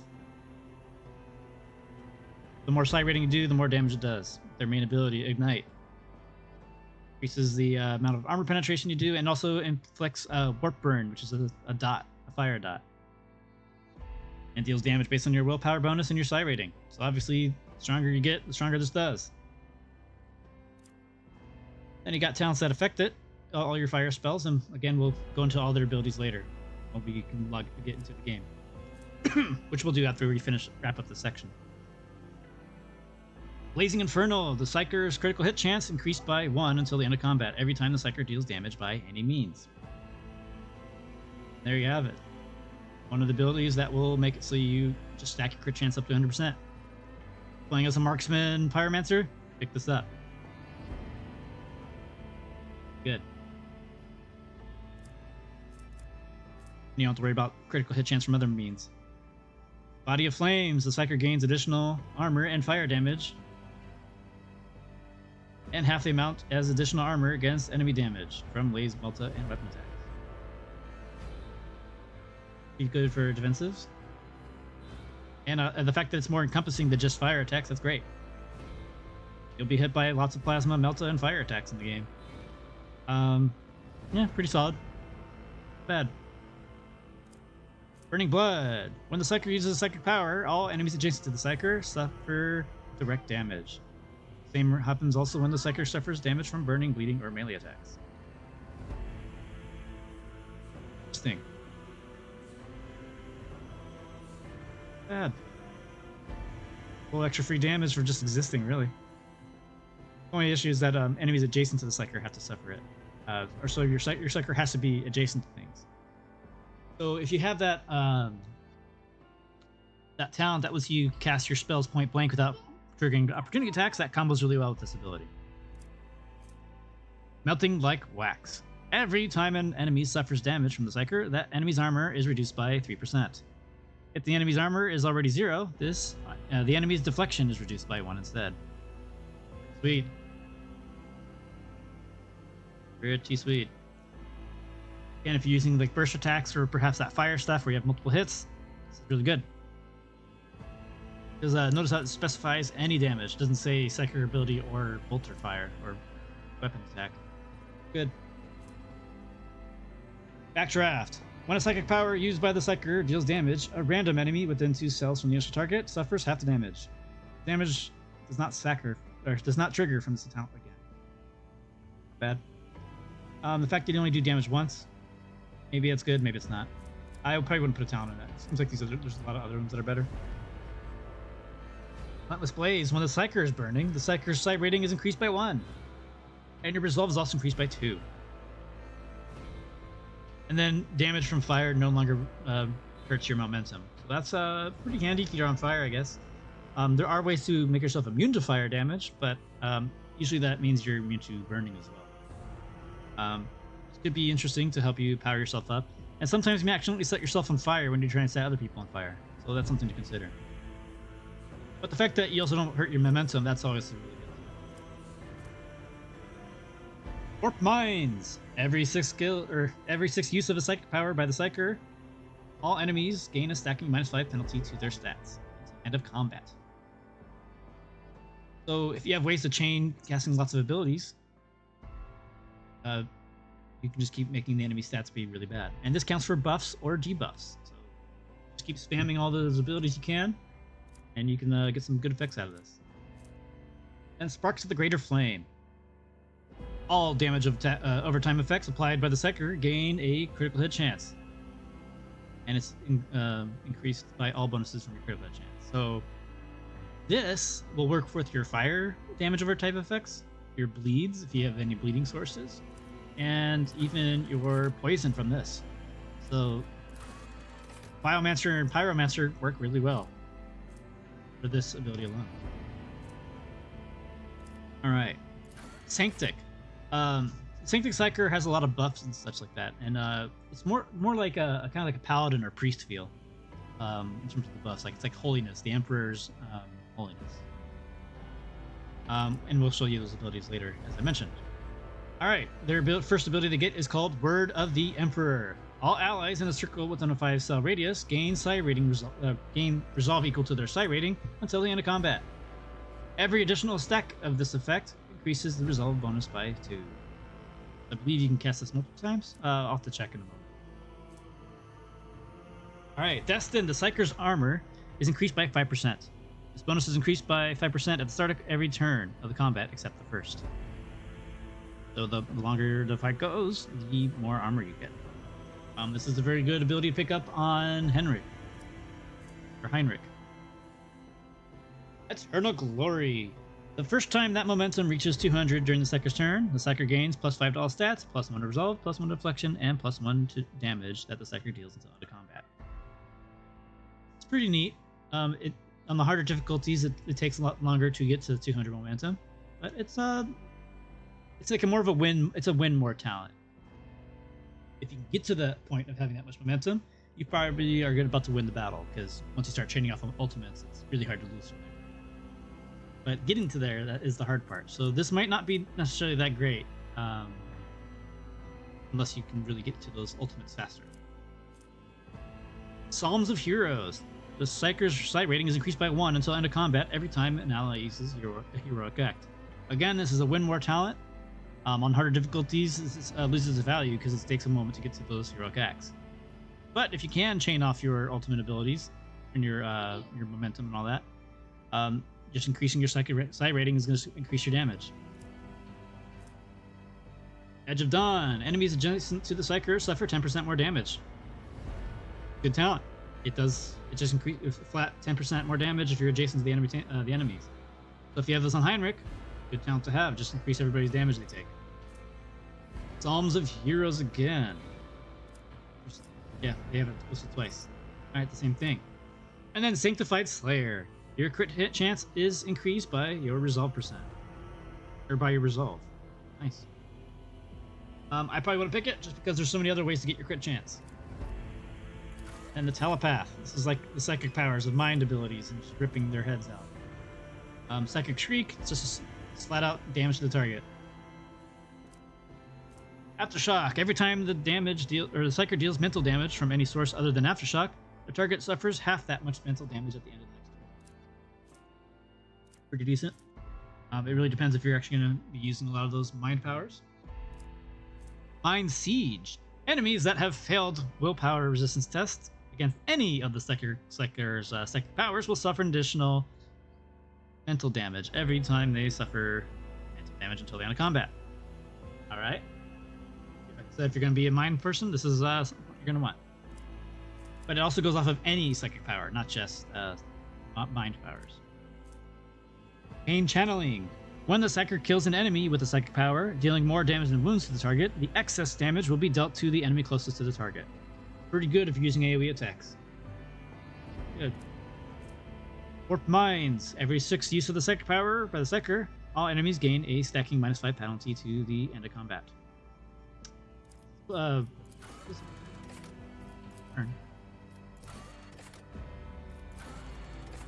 Yeah, there it is. Pyromancer also has this. Mental Breach. Enemies that have taken damage from the Psyker will at least once suffer -20 penalty to all resistance tests against the Psyker until the end of combat.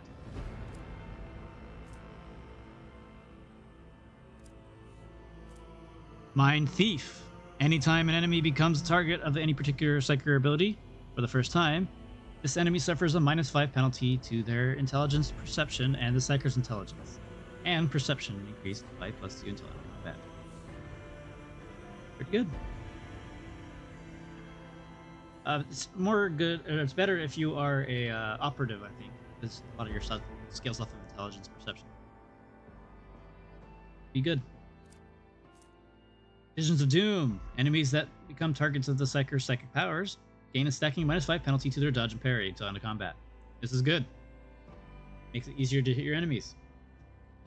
And it also will work off of non-damaging abilities too, so that's pretty good. Then Weak Hearts. Enemies currently inflicted with the blinded, stunned, immobilized, or prone effects But Psyker, suffer 10% more damage. Yeah. Sure. Really, I feel like the best use of this is honestly utilizing your grenades. This feels really well with grenades because there's lots of grenades for blinding, stunning, and immobilizing or knocking people prone. Like force grenades. As for your powers, I'm not entirely sure which powers will inflict that. And speaking of those powers, let's just go get into a game and so we can see what these Psyker powers are all about.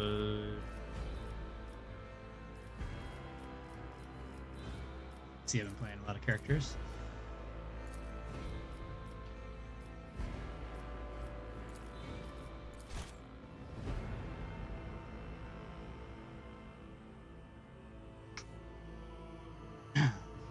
How y'all doing? You guys all right?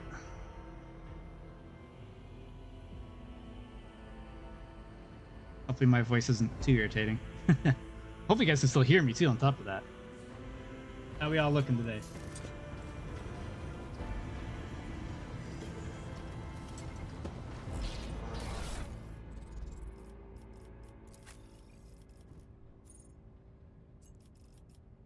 Here's a mercenary I hired. Sadly at the moment, oh, you guys can see it. They're a little bugged at the moment, but hopefully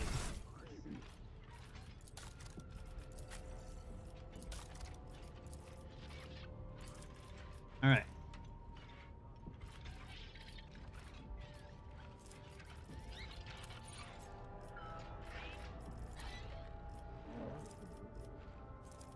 All right, let's go down here. Okay, so now here are this guy is only a biomancer at the moment, so I'll have to probably respec him to other ones. All right. So biomancer. One of your abilities you can pick up is called Enfeeble. Until the end of combat, all targets within the area suffer a minus penalty to your strength or to their strength and agility, and increases all incoming damage. This is a really good biomancer spell. I believe Heinrich has it by default when you get it. Vigorate. This is one of the healing spells. Restores hit points or wounds based on your Psyker and willpower bonus. And its ability brings the target to full wounds. The power also removes all stunned, bleeding, fatigued, blinded, immobilized, staggered, and fresh injury effects on the target. Fantastic spell. Very good. Metabolic Overcharge. You need to have regeneration and warp speed first, so let's go look at those first. Alright, regeneration. You need to have Invigorate or Enfeeble. That's the heal or the AoE debuff.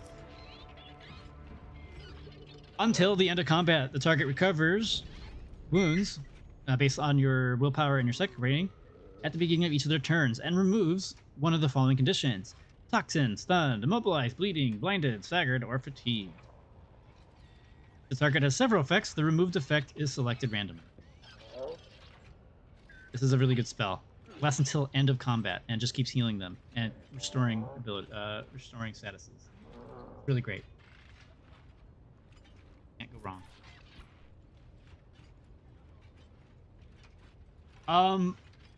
The preview build is pretty complete actually. From what I'm understanding, it's still missing a couple of the very end acts. Honestly, I haven't even gotten past Act 2 in the pre-release because I've just been looking at everything they've added, other than the story itself. So I've just been like looking at builds and just doing all the theory crafting. It's fairly close to how it's going to be on release. A lot more than the beta, that's for sure. Which is also why I've been just diving into all the classes and different characters. All right, so that was regeneration. Let's go warp speed. All right, warp speed. Until the end of combat, the target... Oh yeah, me too. That's why I'm really enjoying this game. Like, honestly, when I was playing in the beta, I could barely get through the tutorial. I was like, this is a lot. It's like overwhelming, and then a lot of choices were locked off. And then now that I got the pre-release version, I actually am like, you know, let me try it out.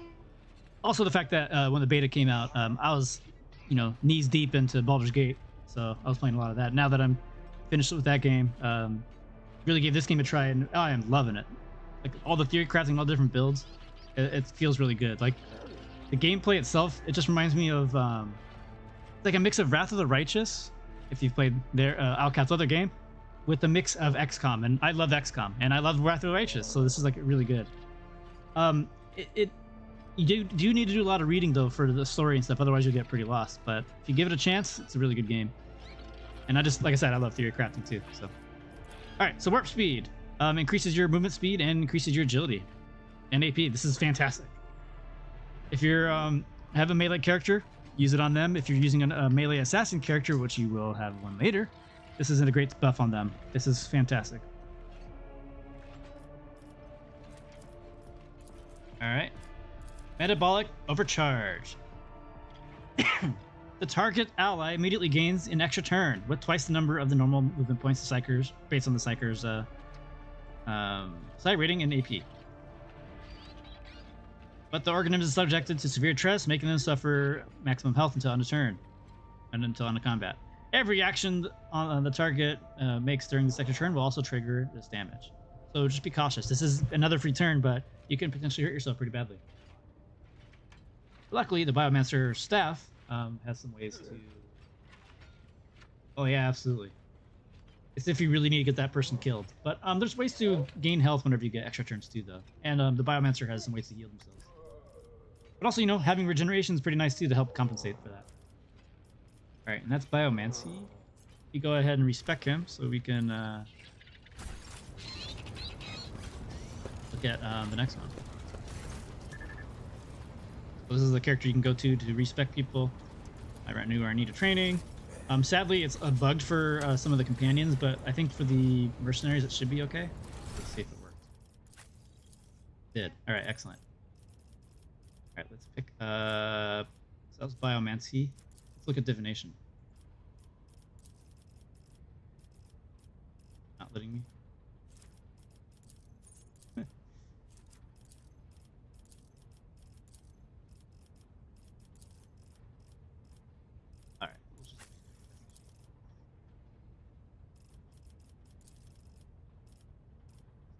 Pure divination. Yeah. Only has a little bit. I feel like there should be more than that.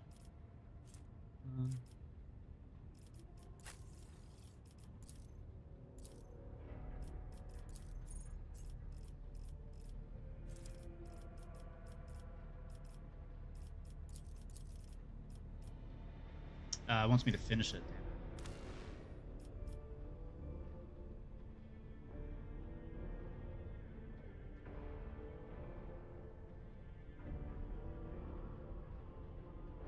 Question. I read somewhere that talents are now split between class and core ones. When you level up. Yeah. So yeah, that's exactly right.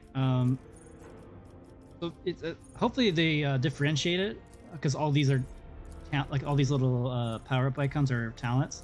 Some of them you get to have your class talents, like this blank one that says talents. That's based on your class. And then talents 2, that's general talents. So like right here, and over here it's called features, but it's the same exact features right here. That's bolt weapon expert right there. Plus talent 2, and then talents 2, the same thing. Yeah, so some levels you can get class specific talents, and then other levels you get your general talents, which is what I call them. This also includes like your proficiencies and all that stuff, and stats and things like that. But the general feat choices also includes your origin. Or your origin down here, and your homeworld as well.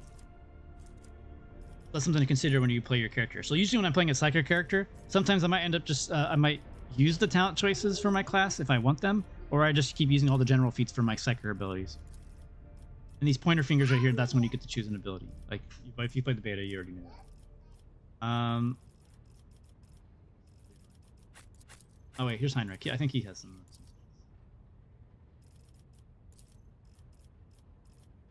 Oh no, he's just a fine. Alright, give me a second. I know at some point I made my guy a Pyromancer.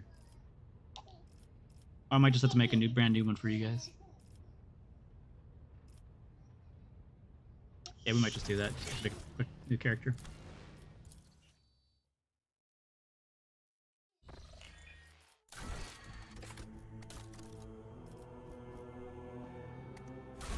Difficulty doesn't matter because we're just showcasing stuff. Blah blah blah, doesn't matter. Psyker. Let's pick up the Diviner real quick.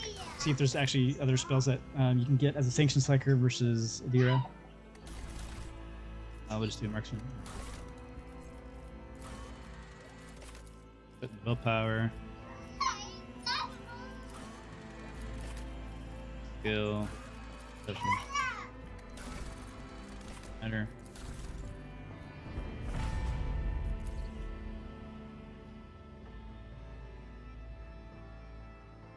Yeah, there should be more than what Adira had, because like what I've noticed for each Psyker, there's at least like 4 or 5 different straight up abilities. So see if we can check that out.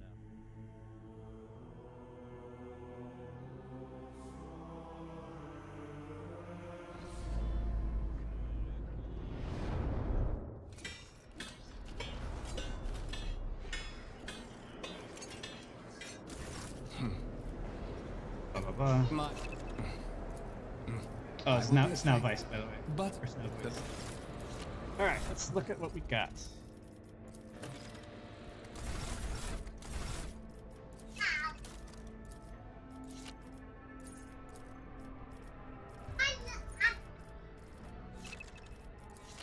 Oh, there's 3 abilities now.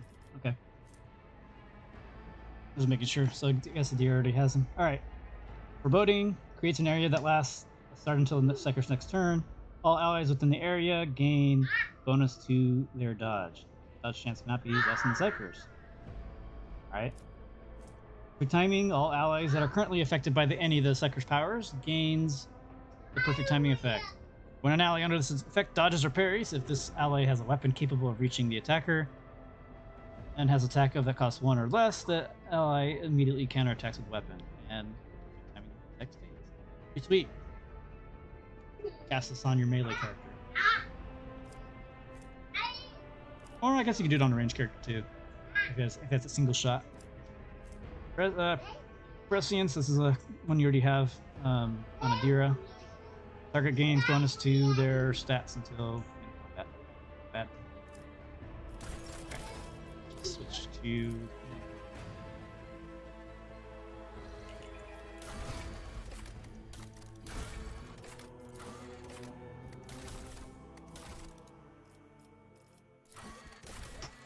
Pyromancer. I don't think that was in the beta.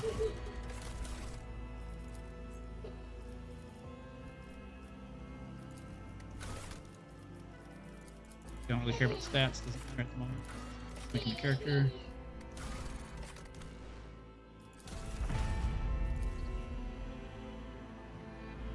Hope you guys don't hear my kids too loudly in the background.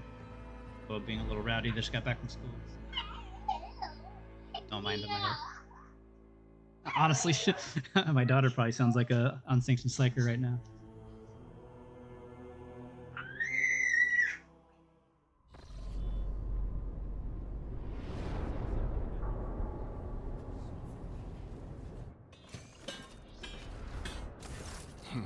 All right, oops. Your form. All right, let's check out our Pyromancer abilities.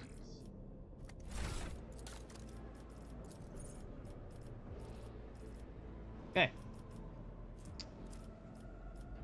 So you start off with Ignite. Started that one already. Next one is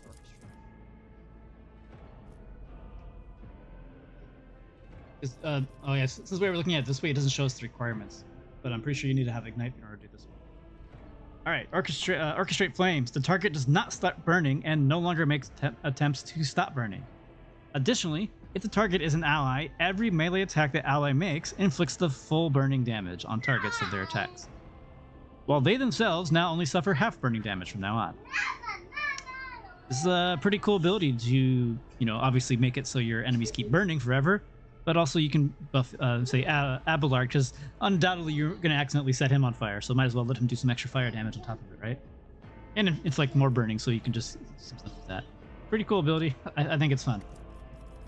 I believe after that is Firestorm. Yeah, I think Firestorm's the next one you can pick too. This psychic power only impacts creatures suffering from warp burn or burning. So, if you're going to be using a Pyromancer a pyromancer psyker, you're gonna want to have people using flamers too to help out. Like Argenta could help out with that with the flamer. Everyone adjacent to the target now suffers the effects of the ignite psychic power. So anybody that's burning will blow up from. Actually, sorry. Oh no, that is correct. Yeah, everyone adjacent to the target suffers the effects of ignite. But honestly, the correct is up here. All creatures within the 12 cell radius. Because there's creatures I've seen that aren't next to the target and they still blow up from this ability. Molten Beam. Like it does pretty good damage. Deals double damage to targets that are ignited to all creatures in a 12 cell line that reduces their armor as well until end of combat. If the enemy's armor falls behind 0, it will catch them on fire. So it's a giant freaking laser beam. What's not to like? Then Inflame. Until the end of combat, all burning conditions will deal additional psychic rating more damage. Every burning creature in combat immediately suffers damage. Cool. Also the Pyromancer abilities. I'll try to showcase the Pyro Staff in a moment, but we'll get to that after we show all the rest of these abilities. Honestly, out of all those Psyker staffs, I think the Pyro and the Lightning staffs are my favorite. Pyro Staff, it just looks cool. It's really fun.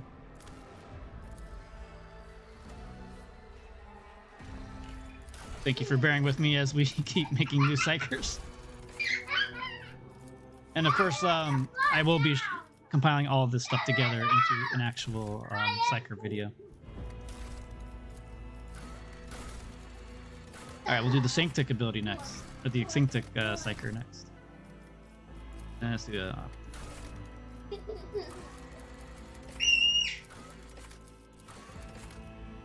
just randomly allocating stats.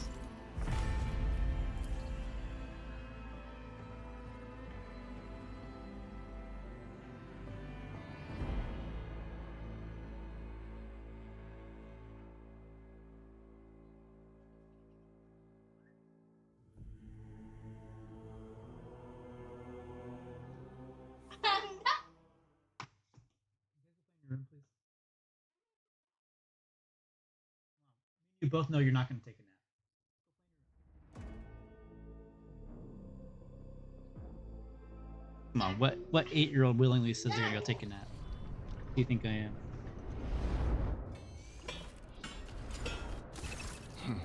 All right.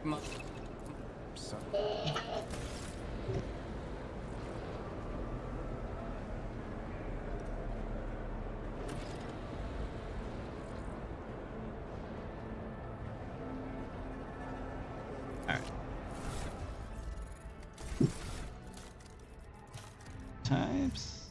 Let's go to our abilities. All right, Sanctic. So, I feel like if you could make a pretty cool paladin type character as a Sanctic Psyker. Maybe do some kind of weird melee build or something. All right, let's start off with. I can't remember which of the first ones. I think Shield of the Emperor is one of them. Because they don't like in this section they don't show you your requirements as I mentioned. All right. Shield of the Emperor. Until the start of the Psyker's next turn, all allies affected by a word of the Emperor increase their deflection. This is awesome. And it also increases their armor too. This is great. It's good buff spell. Sword of Faith. All allies in a circle of 5-cell radius equal even more resolve until end of combat. Every additional effect of this increases resolve by more, so this helps you stack your momentum. Okay. Hammer of the Emperor. All allies affected by Word of the Emperor gain the Hammer of Emperor effect. Next time they deal damage, the damage is increased based on the Psyker's psi rating and allies resolve. And the effect is removed. Extra damage. Not bad. It's better on single target characters. I mean, it's fine on any character. Extra damage is still extra damage. Pretty decent. Light of the Emperor. All allies affected by Word of the Emperor are healed. Based on your psi rating, resolve. Yeah, I know, right? Well, luckily for you, I think Heinrich is a really good candidate for a Sanctic Psyker. He already starts with Biomancy when you first get him, but you can pick up Sanctic and have him grab some of this stuff too. But yeah, Sanctic looks pretty cool. It's really good buffs. All allies affected by it, yeah, it gets healed. It's really good. AoE heal, why not? And Purge Soul. This is a damaging ability. Deals Psyker's Resolve plus or minus 4 Psyker's Resolve. What? That's a weird stat. Oh, sorry. 1, 2, 4. My bad. Not subtracted. 1 to 4 plus your Psyker's Resolve direct damage. This damage is increased by 50% against aliens, 100% against Chaos Worshippers or Chukari, 150% against demons, and by 50% if the enemy has already damaged the Psyker or any of the Psyker's allies in this combat. These damage bonuses also affect any damage bonuses from other sources. Pretty dope. Trying to do a high Imperial run? Definitely bring a Sanctic Psyker along with you. Purge the Xenos, purge the heretics, purge the demons. That's the Sanctic. Then we'll move on to the last Psyker.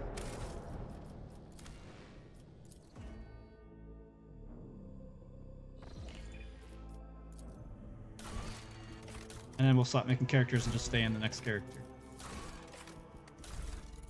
Oh, oops. Got the pre-generated one. Here, let's just change our character's look. Let's look like a Psyker at least.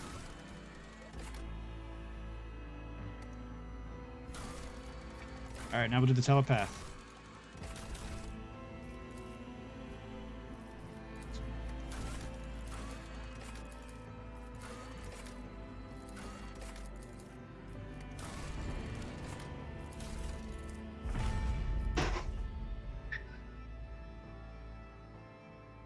Alright, let's see what the telepath has. And one thing to mind though is that while we do have all these abilities for each specific type of Psyker, each Psyker type also have a specific staff associated with them. And we'll go to my other file where I have some of those staffs.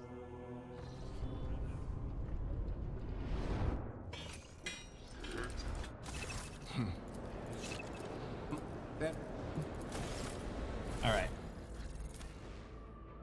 Oops.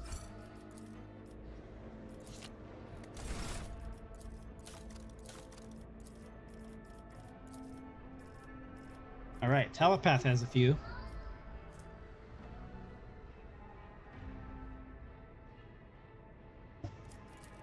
Alright, I'm trying to remember which is the first.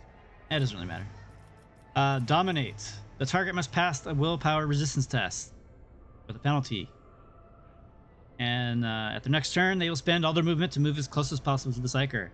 They can act as normal, but all their MP is meant coming to the Psyker. So if you have some people planted correctly, you can get some opportunity attacks on these guys. Just be careful, they can still shoot you or attack you. Psychic Assault. Everyone within a 7-cell radius come in front of the Psyker suffers Psychic Shriek damage and is forced to make a willpower resistance test. All targets that fail the test are stunned until the next Psyker's next turn. Pretty decent. Not bad. Kind of like the lidless stare from Cassia. Sensory deprivation. The target makes a willpower resistance test. If it succeeds, the target is merely blinded until the start of the next turn. The blinded creatures suffer -30 to their ballistic weapon, agility, perception. If the target fails, they become blinded and suffer additional penalty to all characteristics reduced by the blindness, and must make a willpower resistance test at each turn. First success makes them just blinded, and the second success removes the blinding effect. So they need to succeed twice if they failed the first time. Okay. Not bad. Put it on a boss target, I guess. Mind Bond. At any time at the end of combat, the target of Mind Bond makes a perception, intelligence, willpower, or fellowship test. Yeah, exactly. Exactly. Using theirs or Psyker test stats, whichever is higher at the moment. Yeah, sorry, I'm on a little bit of a delay. I don't know how to fix that with my thing yet. I'm looking at my other screen. Yeah, it's a little bit of a delay. Sorry about that. So that was Mind Bond. All right, Mind Rupture. Target makes a willpower resistance test. If the test fails, the target immediately attacks its allies.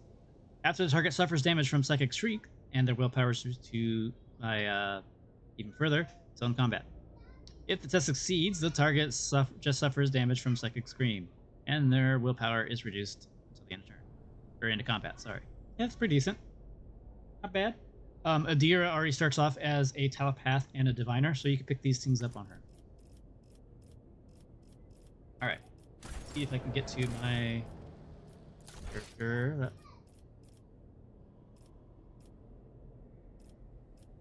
Oh, this is wrong. Like it's just... Oh, I don't have it on there anymore.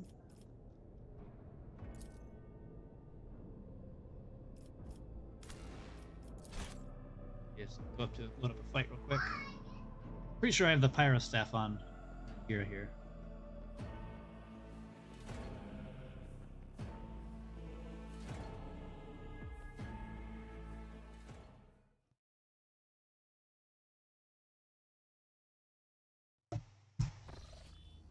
Alright, let's see. Psychic, Diviner, Charged. Oh, damn it. So I have the Pyro Staff, I just don't have it. Alright, let me see if I can go back. Let us not dawdle.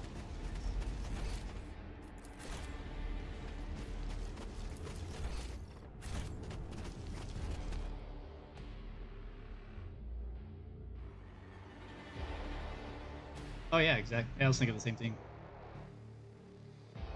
It might though. It might.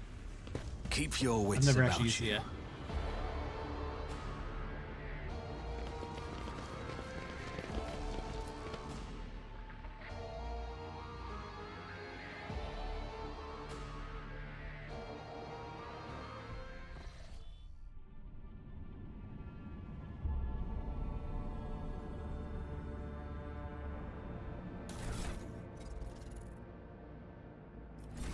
Alright, let's go to my void ship and I'm going to see if I can pick up my guy.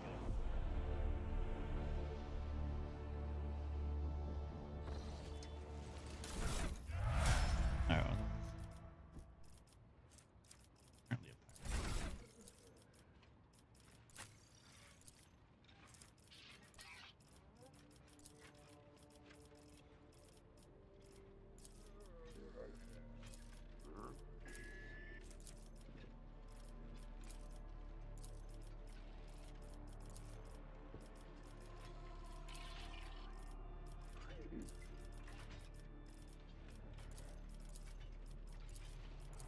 Yeah, see, like right there, for example. It says you need to be level 20. This guy's clearly like level 11. He'll be second. Level 12. Arrow Staff. Alright, let me go get myself into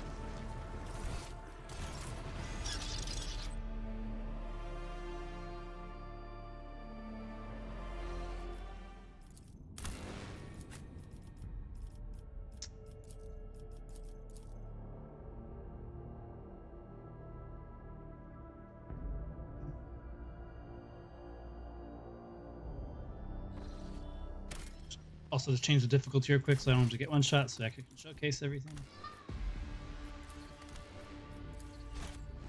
Always keep your eye on the prize.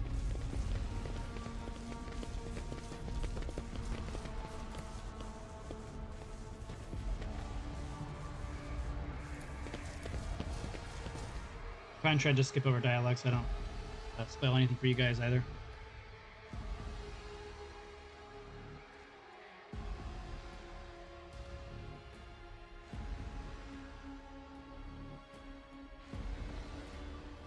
Let's not waste time with pleasantries.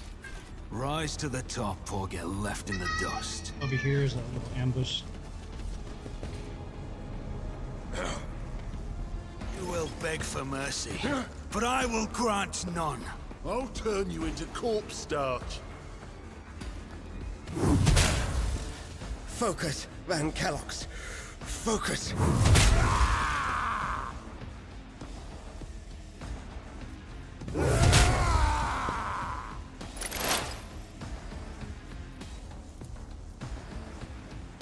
Beyond science, significant value.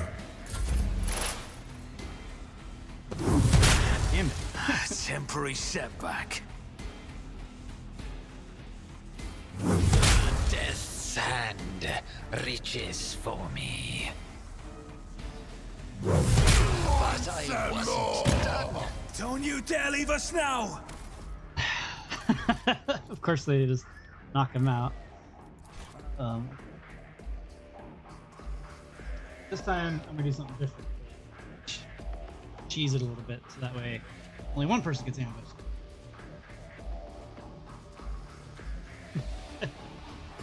Even on normal, he got killed. Crazy. Just a fortune. I don't think he's really wearing Is any there armor. money to be made? What advice do you Let's seek? just have Adelard go up The there. sooner we Probably. start. I have a different perspective.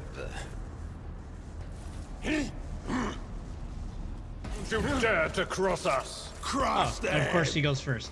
Go figure. All right, so here's the flame staff. Let's cast Inferno. Yeah, it's awesome. Look at that. It's gonna shoot all these guys. Let's see if we can get a better angle. Step by step, I lead. Also love this voice actor. Good. Put it right here.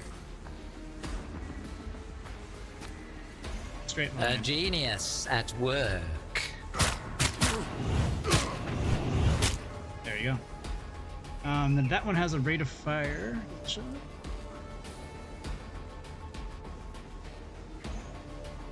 Doesn't.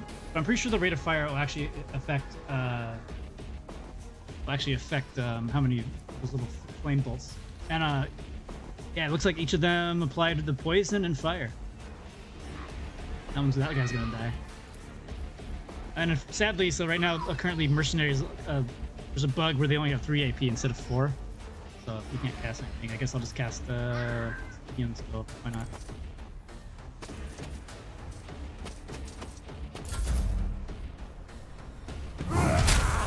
Pain. Soothes Yeah, I really like the fire staff a lot. It's really good. Oh, I forgot Abelard was over there. I'm like, who the hell are they attacking? Don't let your guard down. On it. This is my marksman character for that marksman video I did. Showcasing what it's like without using a bolter. This is just a laser. Alright. So anyways, that's the pyro staff. I'm just gonna showcase all the other talents from all the classes. Let me just find somewhere that's... This is my sniper I'm working on. That's gonna be my next big video. For the Crime Lord sniper. This one is currently a Forge world, but I think after playing it, I think a Fortress world would probably be a little bit better. But anyways, we're gonna showcase all the talents for each of the archetypes. The reason I want to do this one is because I'm in Footfall, and I really like the music here. Really good. Very piratey. All right. Archetypes. We'll start with the warrior. What are their talents? Okay. We'll just start from the top. Actually, let's start with the general talents first, because this is going to be for everybody, and then we'll go into the class talents. All right.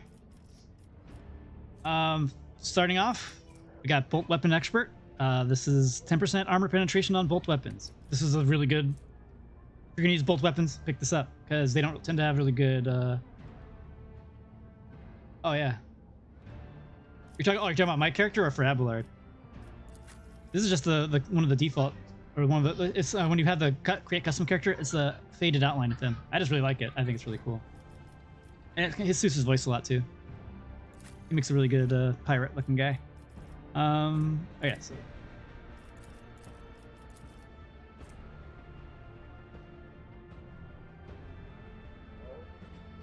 I've never played that actually. I'll have to check that out. Is that good? Maybe he does look like him. I'll have to look that up. Anyways, Bolt Weapon Expert. 10% armor penetration. If you're playing with Argenta and using bolters, pick that up. It's great. Chain Weapon Expert. If you use chain weapons, you get +4 maximum damage. You will be using chain weapons a lot. Whether or not that's worth it to you, it's up to you. I think there's other melee weapons that are probably a little bit better. but more maximum damage is always decent, I suppose. I don't really value maximum damage that high, but maybe you do. Combat Master, this is a must-have on most characters, actually. Enemies will gain no melee. Oh my god, can't talk. Enemies gain no melee superiority bonuses against this character, which is really good. Because if you get outnumbered, they get melee superiority, and they get a bunch of bonuses to hit you. So having this negates that. Have this on Abelard. Swift movement, more movement points. Handy to have, not necessary, because you use a lot of other ways to get it. Dueling Mastery grants 15% bonus to parry. If you're melee, you pick this up. Flame Weapon Expert. Flame weapon attacks cost -1 AP to use. If you're using flame weapons, you pick this. Argenta, she just can use flame weapons pretty well. I pick it up on her. You know, I honestly don't use it too often, but it's nice to have. Laze weapon, or Las weapon expert, or Laze. I'll say Las, because like Las gun I think sounds better to me than Laze gun. Anyways, Las weapon expert. Enemies suffer a -20% penalty to dodge against Laze weapons attacks. I did it again. Going back and forth. This is actually pretty good if you're going to be using a laser weapon. For snipers, there aren't too many sniper weapons in the game. I mean, there kind of is, but you need to go for Xenos for that. Laze weapons in particular are good for things that are high dodging, as it naturally has a 30 dodge reduction. And it even says here down here in the description, laser weapons are effective against targets in cover and targets with high dodge. So having even more dodge resistance or dodge negation is good. And honestly, with this rifle, I've been doing pretty good damage. With all my abilities, whenever he takes a shot, I'm hitting upwards of 40 to 50 without even critting. And if I crit, it gets pretty crazy. And I'm only level 15. I haven't even picked my second archetype yet. Yeah, laser weapons are pretty good. Oh, exactly. Yeah. They're perfect for fighting Eldar. Sorry, Eldari. Or Jukari, my bad. I still can't believe they did that. Anyways, I digress.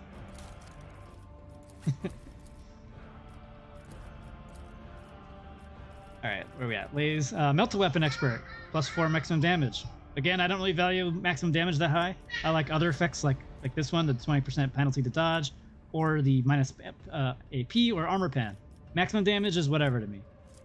Alright, Nimble. Bonus chance to dodge. If you're a melee character or if you're an assassin, you're going to pick up this.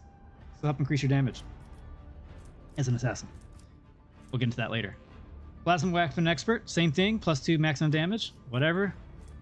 Power Weapon Expert, +10% armor penetration. Pick this up if you're Heinrich. He has a really cool force stored at the beginning that counts as a power weapon. Solid Projectile Weapon Expert. Solid projectile weapons attacks gain +2 minimum damage. Now this is I actually value a lot more than maximum damage. So things like bolters or auto guns or even the other sniper rifle that's not a laser gun. Those are solid projectiles, and those are probably pretty worth it. I feel like this is more worth it on burst weapons, such as the bolter, so this is a pretty solid thing to get. No pun intended. It will not die. This is a really good talent on just about everybody. It pretty much increases your health by half of your character level.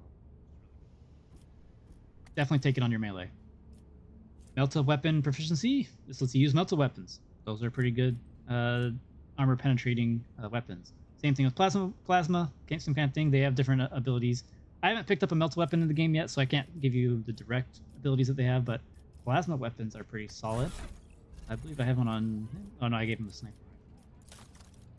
Where's that? Plasma weapons. I had it somewhere. There it is. Alright, plasma weapons are pretty cool. They do pretty good armor penetration.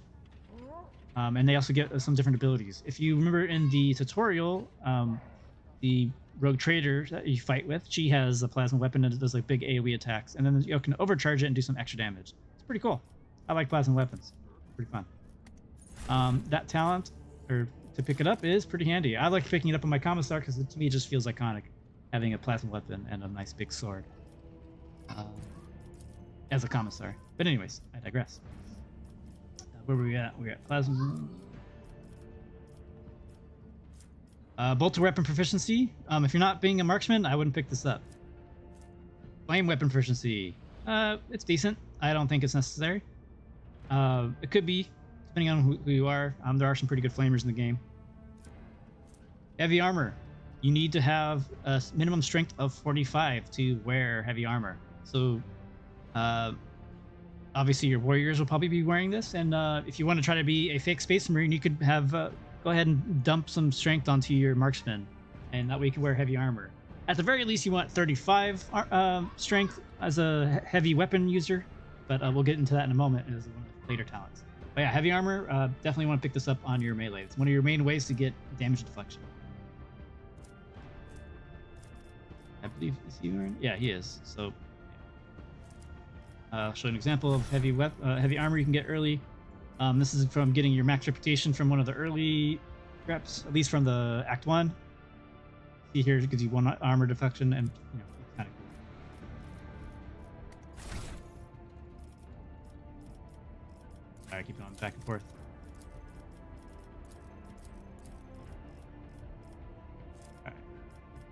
Eldar weapon proficiency and Drukhari weapon proficiency. This will let you use Eldar and Dark Eldar weapons as you find them. They are pretty powerful. It doesn't require you to have the right proficiency for it, and you also, I think you need to have at least level up your lore and Xenos at least once in order to use it as well. Even pick up this talent. But yeah, some of those weapons are really good. I'm picking it up on my sniper because I'm pretty sure I saw some really good sniper rifles that are Eldar weapons, so I'll let you know how that goes once I get there. Dual weapon combat. This can be interesting, actually. I know one of your characters you get, she's kind of wonky because she's an officer, but she has 2 pistols and she can shoot 2 pistols each time. It's interesting. I'm sure there's some really good builds for it. I haven't dabbled into it yet. I'll look into it later, let you guys know. But if you are going to be using a dual wielding build, this is what you want. Then heavy weapon proficiency.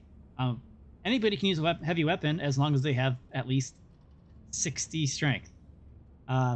This will help you reduce that, so you only need 35 strength instead of 60. That's a lot easier to get. Heavy weapons such as the heavy bolter and some of the other bigger weapons. Really good for marksman.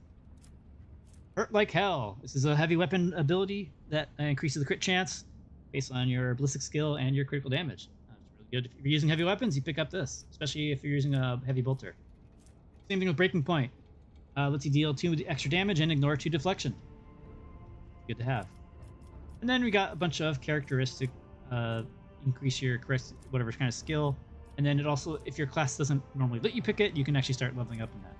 So say if you know you're going to be playing as an operative assassin, operatives can't pick up agility normally, so you can go ahead and pick up this and increase your agility. This also lets you get, if you really want to stack a certain stat, it can help increase that in that way. So an extra 5 is nice, but I feel like it's much more useful on characters that you really want a specific stat on that you can't normally get. And then the same thing goes here with each of the skills. If you want to improve a certain skill, you can do that. And I love this music. Then we got your Lore Imperium, Lore Warp, and Lord Xenos. All these are important skills. You might want to sometimes, so say on Pascal, your tech priest, he has pretty high tech usage. I actually like picking up this skill just to give an extra +7 on tech use, just to really stack the odds in my favor. And if you play on fair, as Wurgley have showcased, even at a 65% chance, it could fail 30 times in a row. So the higher your stat, the better. All right. There we're at. Skills. We got advanced skills. This is give you even more into that stat, and also makes it so that you re-rolled on a failed skill test, which is really good for demolition, for example, or any of these tests, honestly. Athletics not so much because usually you can keep doing those, but Medicae, demolition, some other ones in the field. You'll see them as you go. But tech, I think tech use and biomancy or not biomancy. Yeah, tech use and demolition are probably the ones you want to pick this up on. And then Grenadier is the last general feat, and this is a fantastic ability on everybody. I don't know why it says marksman here, but it's good for everyone. It lets you use a grenade without using AP, and does not count towards your attack limit per turn. Grenades for everyone. Throw them everywhere. These are great. Especially the higher difficulties, you're going to definitely need to lean on using your grenades. All right, and that's all the general feats. So let's go back up to the warrior. Oh, sorry, talents. I keep saying feats because I have my D&D brain on. All right. Warrior talents. Contempt. Whenever an ally attacks the warrior's next melee attack against the enemy deals additional plus toughness damage. It does not stack, but it can be reactivated after another attack made by another of the same enemy or a different one. Now, this is one of those abilities where I'm pretty sure it means toughness bonus, because I have used this talent in the past, and as you see here, Abelard has 45 toughness, and I didn't see any plus 45 damage on his attack on this ability. Pretty sure it's just toughness bonus, but maybe I'm wrong. Enrage. If the warrior has less than 50% health, they gain a bunch more crit chance. If you're a damage dealer type oriented melee character, you probably want this. I don't think it's that useful on tank character. Yeah, critical chance is nice, I guess, but it's better to endure things. Epicenter of Slaughter. Whenever the warrior is attacked, they gain +1 stack of Epicenter of Slaughter until combat. Until the end of their turn, the warrior gains a temporary wound for each stack. These temporary wounds cannot exceed the warrior's toughness. Great ability. If you're gonna play a warrior, you pick this up, no matter if you're a damage dealer or not. Combos really well with the Death World character, as they get bonuses by having a single point of temporary wounds. So this will help you get there. Excuse me while I get some.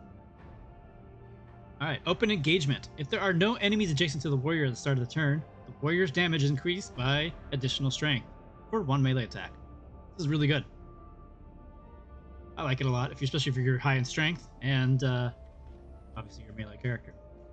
It's a good idea to use this on like a charge ability, for example. Just crush them with your two-handed weapon. Fetus. The damage dealt by charge is increased by your toughness and strength bonus, while the ability is used from a distance of 5 cells or more.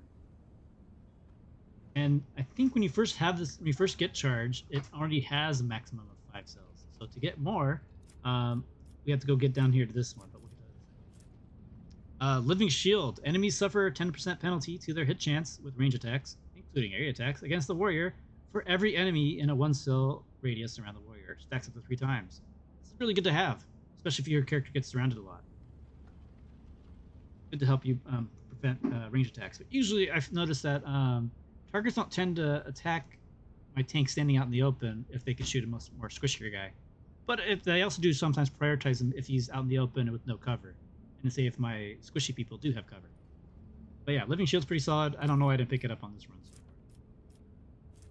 far. Ramming speed will increase your charge distance by +3 cells. This combos really well with Fetus. Defensive maneuvers. When the warrior takes damage, they gain plus bonuses to dodge. Stacks up to 3 times and resets after a successful dodge. It's pretty good. Disarm. When the warrior uses a single shot attack or melee attack against the target, the warrior gains extra armor against attacks made for that target for 1 round.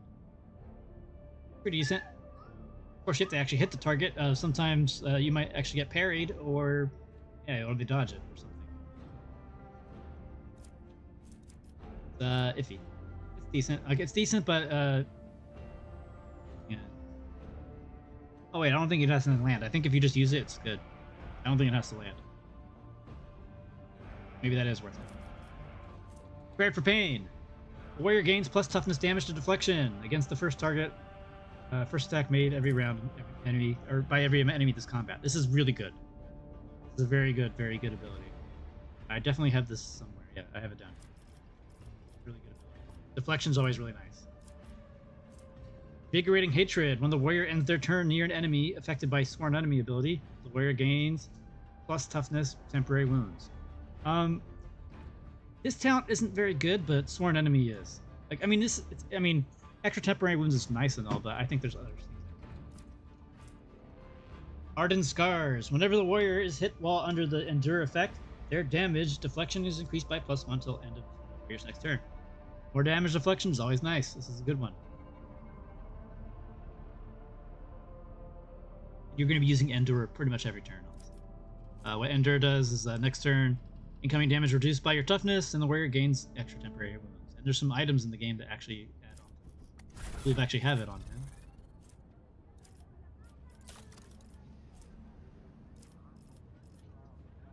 Anyways, there's a pair of boots that you can get that whenever you cast Endure, you could pretty much cleanse some nasty effects on you. I think I get it on this play.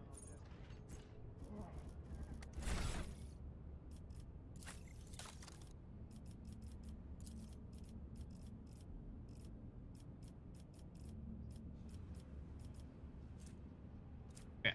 Interception. When the warrior parries an attack, their next warrior archetype ability costs 1 AP less. Not bad. Bad. Probably more better. That's probably better for people with high parry and are more damage oriented. Rigorous training. The warrior becomes incredibly deft. Charge and slice do not end the warrior's movement and grant additional dodge for 1 round after use. Pretty cool. Especially slice part. We'll get to that in a moment. It's one of the warrior abilities that lets you just get an attack that you can keep spamming, and the fact that you don't end your movement is really good because you can just really chain on, do some crazy damage with that. It's a good ability if you're going to be being an offensive. Crowd kill. Area of effects attacks deal additional strength bonus damage for each enemy in the area of effect. More enemies, the more damage it does. I wouldn't really prioritize this talent though, unless again you're being a melee oriented. Damage oriented melee person. That's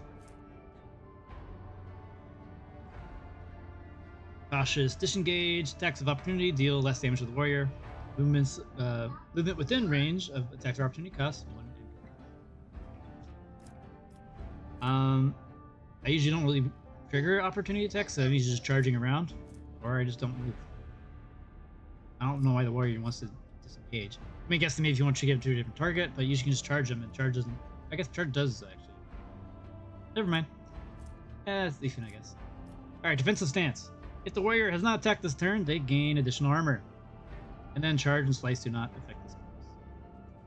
So that's pretty cool, actually, because slice, you can just keep spamming the entire turn, and as long as it's a different target. So you can just have extra armor and keep doing some decent damage. Opening strike. Charge and push increases the damage of range attacks made by the target affected by enemies by +5 or plus equal to your wisdom bonus %. Until the end combat. So this is pretty cool if I think it since it's on the combat. So it pretty much uses the market target with your warrior, and it'll help your damage of your other characters, like your sniper, for example. I should have probably picked this up. I did not. Blade Flurry. Again, this ties in with if you're using that slice ability. Each of use of slice increases the damage dealt by slice by +1 until end of combat. That's actually important. We'll get into that in a moment. Reckless Fury. Reckless Fury gains +2 times your wisdom or willpower bonus, critical hit chance. We're using Reckless Fury. All right, now let's go into the abilities. You already started with Endure right away, which gives you the more toughness.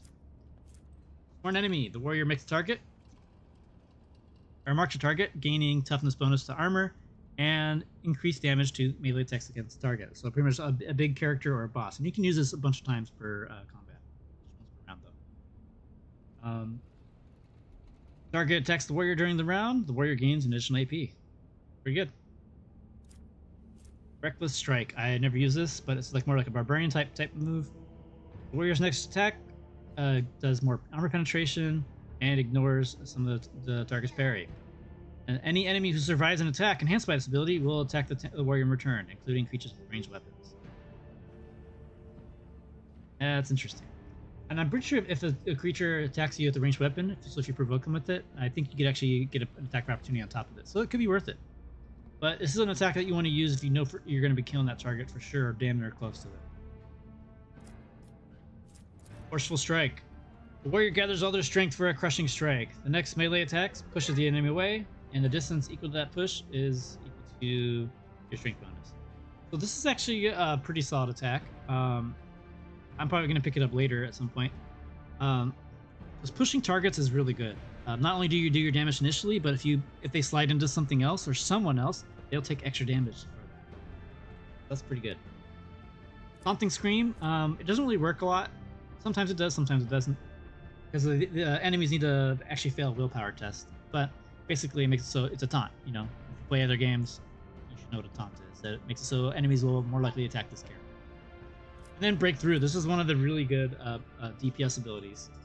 Can't use it with charge in the same round, but what it does, you cast breakthrough and then you get the ability slice. With charges equal to your agility bonus. And then what it does is you dash through different targets and you deal damage, but it's equal half to your damage. So if you have a talent that does a stacking +1, sorry,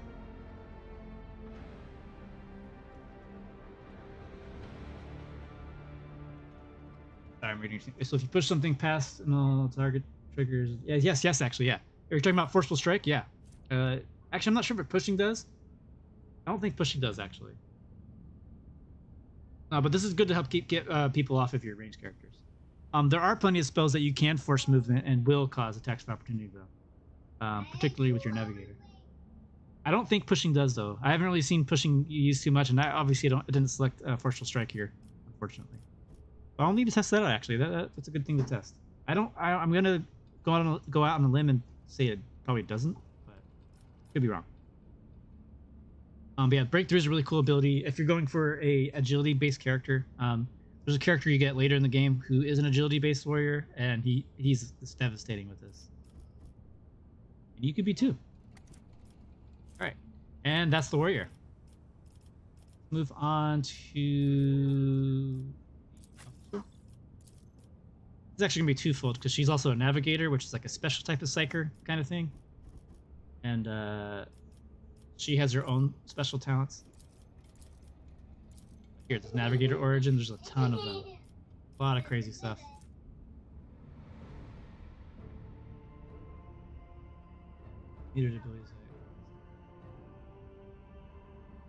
Oh, really? Strange. Because I know for a fact, where is it? I have one of her. So she starts off with this ability called Notch of Purpose. The navigator designates a square, and the enemy closest to that square immediately moves up to 4 cells towards that. This definitely works now. And you're building a psyker, you need a hang on, there's a stupid emoji in the way. I can't see what you're saying. How to make it work well. If you're building a psyker, you need to focus a lot on willpower for sure.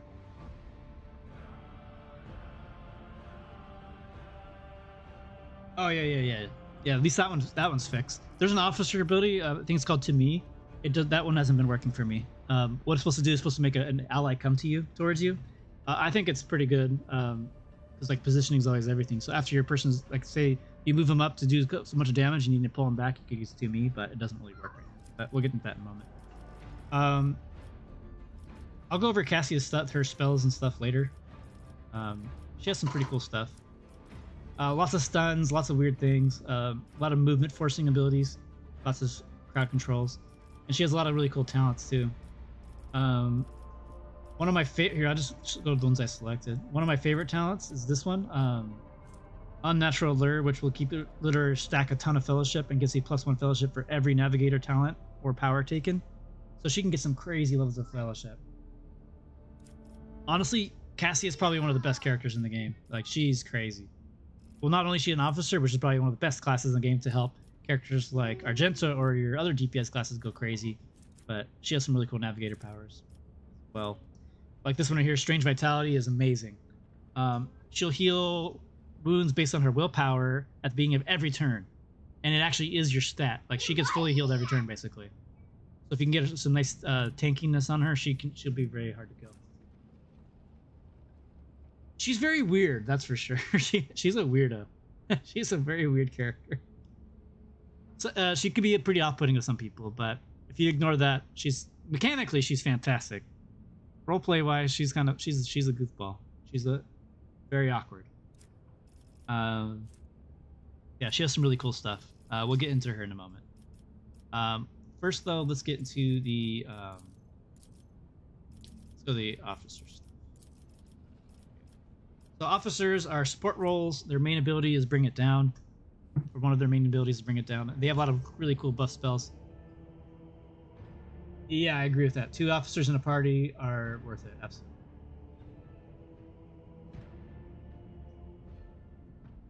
Yeah, she has a lot of really good, powerful abilities. Yeah, having 2 officers is great. You want at least 1 for sure, but 2 is always nice. So if your main character, for example, is, look, I keep harping back to that officer. If you play as a noble officer for your main character, I feel like it's gonna be a really good fit for you and your team. It's really good. Obviously, in this playthrough, I'm playing as a sniper guy, but we'll get to him in a little bit too. And I feel like if you're going to play a sniper character, you want to have your character be it, because the companions they're not really geared towards it, or they're lacking certain things here and there for it to make a really effective sniper. And I'll get into that later. Anyways, so bring it down gives you your allies extra turns. This is really good, especially with all the slew of buffs you get with like voice of command. Make sure you always cast voice of command before you do anything on another character, even including giving them the extra turn.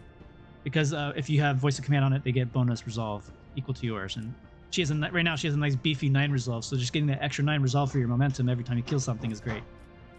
All right, let's get into the talents. Commanding voice.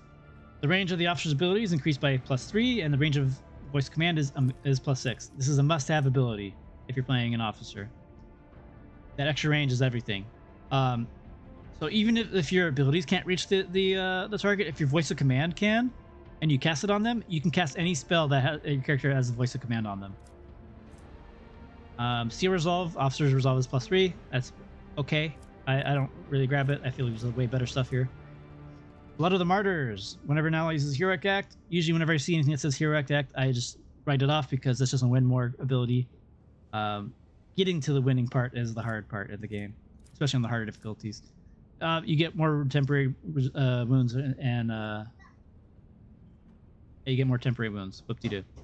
I skipped that one. Focus is pretty solid. Whenever an officer uses an ability on an ally, that ally gains bonus perception and ballistic skill equal to fellowship. I'm not sure if it's based on your fellowship as the officer or based on the character's fellowship. But anyways, these bonuses can stack, so if you put multiple buffs on a target, they can just get really good stats off this. Inspire Courage. When the officer targets an ally with an ability for the first time that round, they gain willpower, temporary hit points. This is actually pretty good. It's a lot better than the Win More ability, because it's just the first time you cast anything, you get temporary hit points. It's great.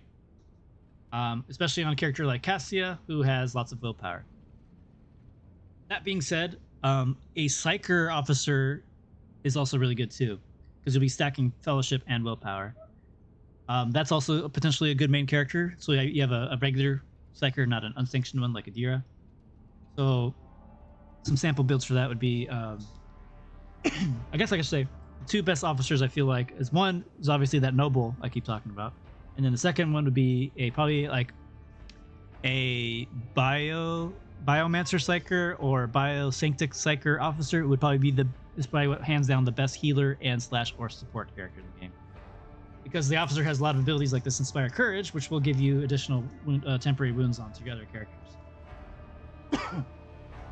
Anyways, personal oversight. When the officer targets an ally with an action, as an ability or an attack, the ally's resolve is increased by +1 until the end of the officer's next turn. This effect stacks and is prolonged until the officer's next turn each time it stacks. Cannot be prolonged past the officer's next turn. And it's just giving you more resolve. Resolve is a decent stat, but I don't prioritize it in terms of talents. It's just an okay talent. If it gave you any other stat besides resolve, it's probably really good. Physical encouragement. Whenever an ally starts a turn, including any extra turn adjacent to the officer, the ally gains extra movement equal to your fellowship bonus. So this is, I think, really good with the commissar officer. It's also good with the noble officer, and yes, it's just pretty good ability if you position people correctly.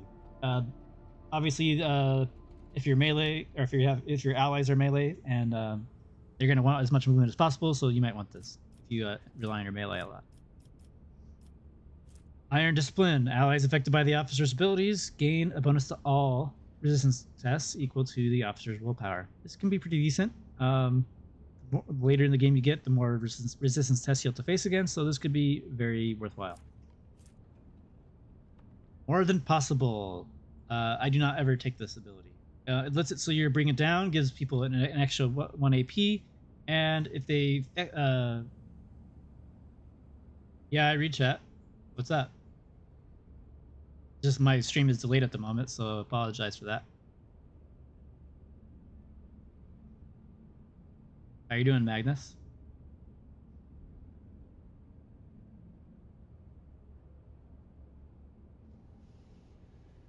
Okay, is that it? All right. Anyways, more than possible. Oh, hey friend, what is the best build to go with Noble? Did you just get here? Because I've been harping on it a long time. For Noble, easily hands down the best class for them is the Officer for your starting archetype, and we'll get into the second archetypes better or later. But I'll just quickly showcase it. So officers can become vanguards, master tacticians, or grand strategists. If you're playing a commissar officer, you probably might want to go vanguard. But Noble, however, is probably best as a master tactician. There's a lot of cool abilities here. We'll get into that in a moment when we get there. But yeah, just off the top of my head, a Noble officer with a master tactician. That's really good. And you can pick whatever homeworld you desire. Probably Hive Mind or Hive World. Oops, we're not Tyranids here. Or are we? All right, where was I at?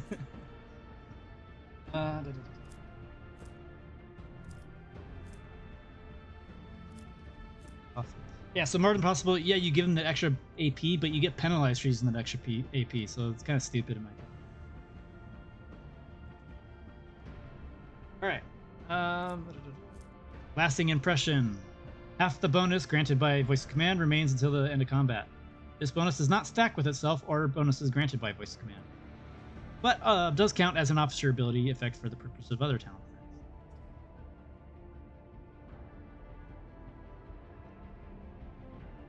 Yep, I'm aware of that, Magnus. That's probably what I think is probably the best character to play as the main character for both roleplay purposes and just for utility. It's a really good class combination. I'm definitely tracking that. Especially comboing with Abelard. I'm gonna actually do a build with that later too. Not exactly, Brandon. Running 2 officers is fucking great because you just give out more extra turns, and you can just make Abelard or Argenta into a freaking. You turn her into a Lehman Russ, man. It goes crazy.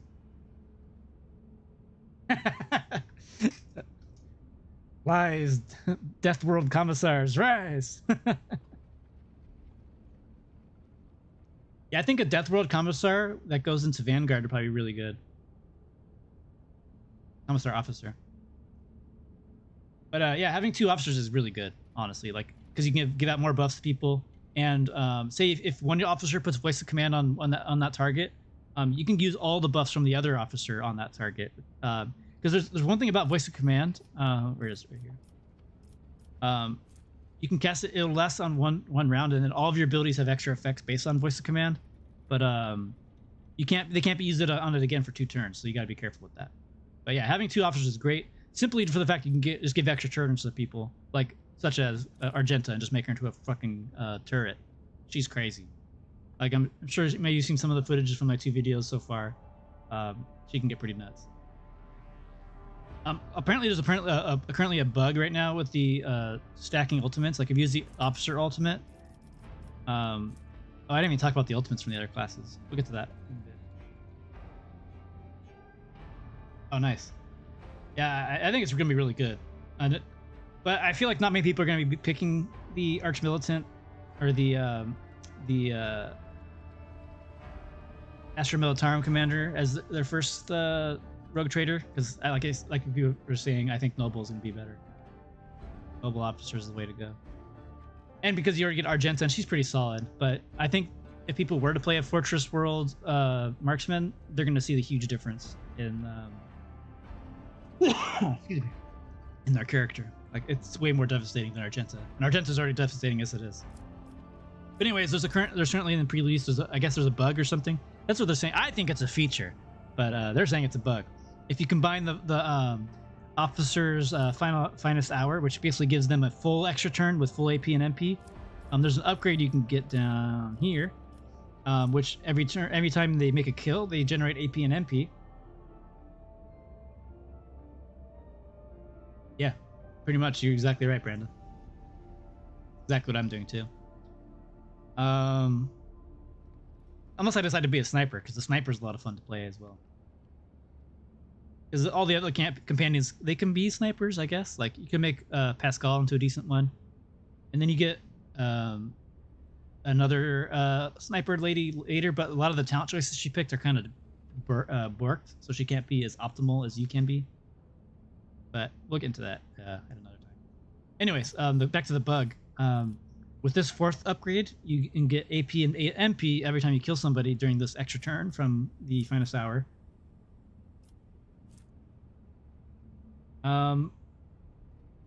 No, not really. At least not in the pre-release. It's kind of buggy. Once you move on to the 2nd archetype, you can't go back and respec your 1st archetype. Hopefully they fix that in the main game. I think on the Discord they said they have, but I can't confirm yet. I hope so. Dear God, I hope so. There's so many times in my playthroughs, like my first Commissar playthrough, I had a lot of fun with it, and I realized I made up a lot of mistakes, and I can't go back and fix them, unfortunately. So there's that. But anyways, back to the bug again. So if you stack this finest hour upgrade with the AP and MP every time you kill something with the marksman ultimate, where you just get where is it? You can make an ability attack equal to number of attacks your weapon rate of fire using the weapons that don't cost AP. Anyway, there's some weird thing happening right now when you use both of those abilities back to back. You just get unlimited attacks and you just go ham, like I featured in some of my videos. I think it's a feature personally, but people are saying it's a bug. Anyways, back to oh man, where were we? That's an impression. Okay. I know, right? Who cares? It's a single-player game, potentially multiplayer game, but let's let people have fun. Because especially, like, it takes a minute to even get to that point. I mean, unless you're playing on early, easier difficulties. But in Unfair, you're rarely going to be able to get those back-to-back to each other, unless you're really stacking momentum. And at that point, you earn that shit. Because some of these fights in Unfair are really rough. Hence the name Unfair. Alright, moving along. Exemplar of Heroism. Whenever a heroic act is used in combat by any character, the officer's next attack will cost 0 AP. So, this is actually interesting. And while it is a win more ability, I actually think this ability is really good. If you pair it with the Master Tactician ability, you'll be able to get to later. Which will basically let them take a really quick turn anytime anybody casts a heroic ability after their turn. So this is something that you're going to combo with something in Tactician. Oh, 1 second.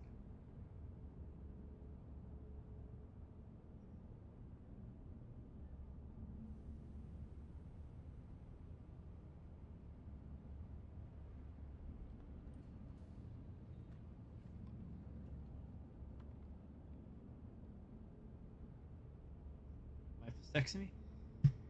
All right, lead by example. Whenever the officer makes an attack, they gain +5 fellowship until end of combat.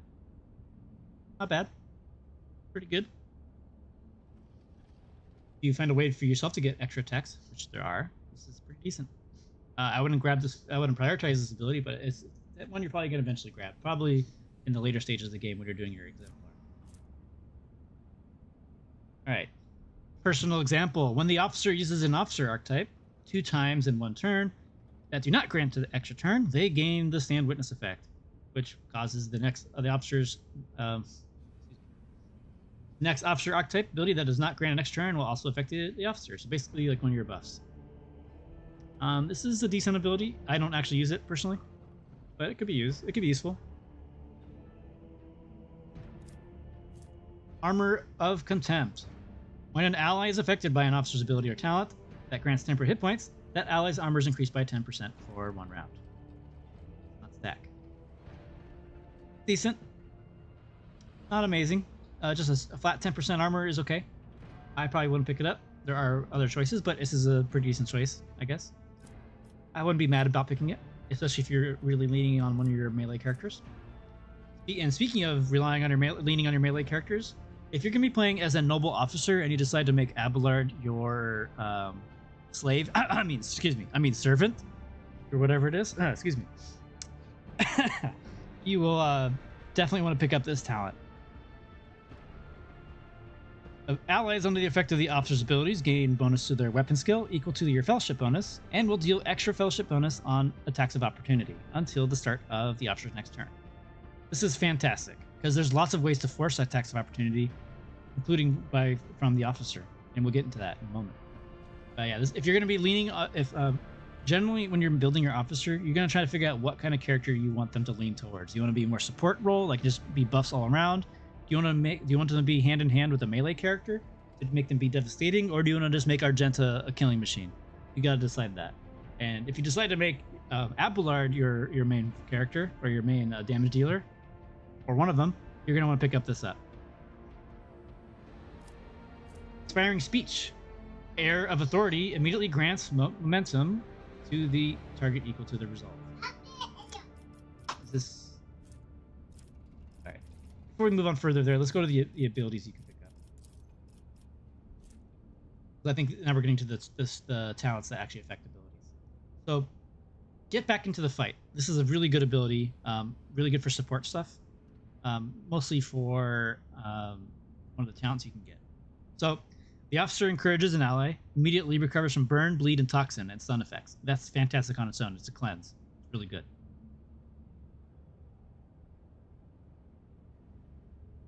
Oh yeah, we'll get there, buddy. We're gonna get there. Want me to check it right now for you, though? Let me finish these abilities, and I'll check that right after that. But yeah, we're gonna get to the bounty hunter. Don't worry. All right, back to the fight. If you cast it on somebody with voice command, you also gain temporary bonus wounds. This is really good. This is a really good ability. Obviously, if you have more willpower, this is better for that character. But even on a character you're ignoring willpower on, this is still really good. You pick this on pretty much almost all of your officers. Sometimes you don't, though. Like say if you're running two of them, you probably want this on definitely on Cassia at least. But you might pick it on your main character as well if you decide to be an officer. Alright, Air of Authority. Everyone swears by this ability. I'm not too convinced by it. I think it's okay. You increase a target's resolve equal to the officer's resolve, which can be handy. Don't get me wrong. And you can also increase their next turn with an additional action point. That's cool, I guess. It's not bad. It's not... I don't think it's as amazing as everyone thinks it is, though. That's just me. Alright, move. This is actually a pretty solid one, I think. You immediately give them a special turn. Alright, you immediately grant an ally additional movement points equal to fellowship. So I'm pretty sure they should be able to get it on turn just to move, which is decent. Target is under the effects of voice command. It ignores attack opportunity until the end of officer's turn. So this is really great if you fuck up and accidentally get Argenta surrounded or something, and you need to get out of there. So that's really good. Break the ranks. All right, this goes back to making Abelard your bitch. This is a really good ability for your melee characters. Not for your officer, but for buffing your melee characters.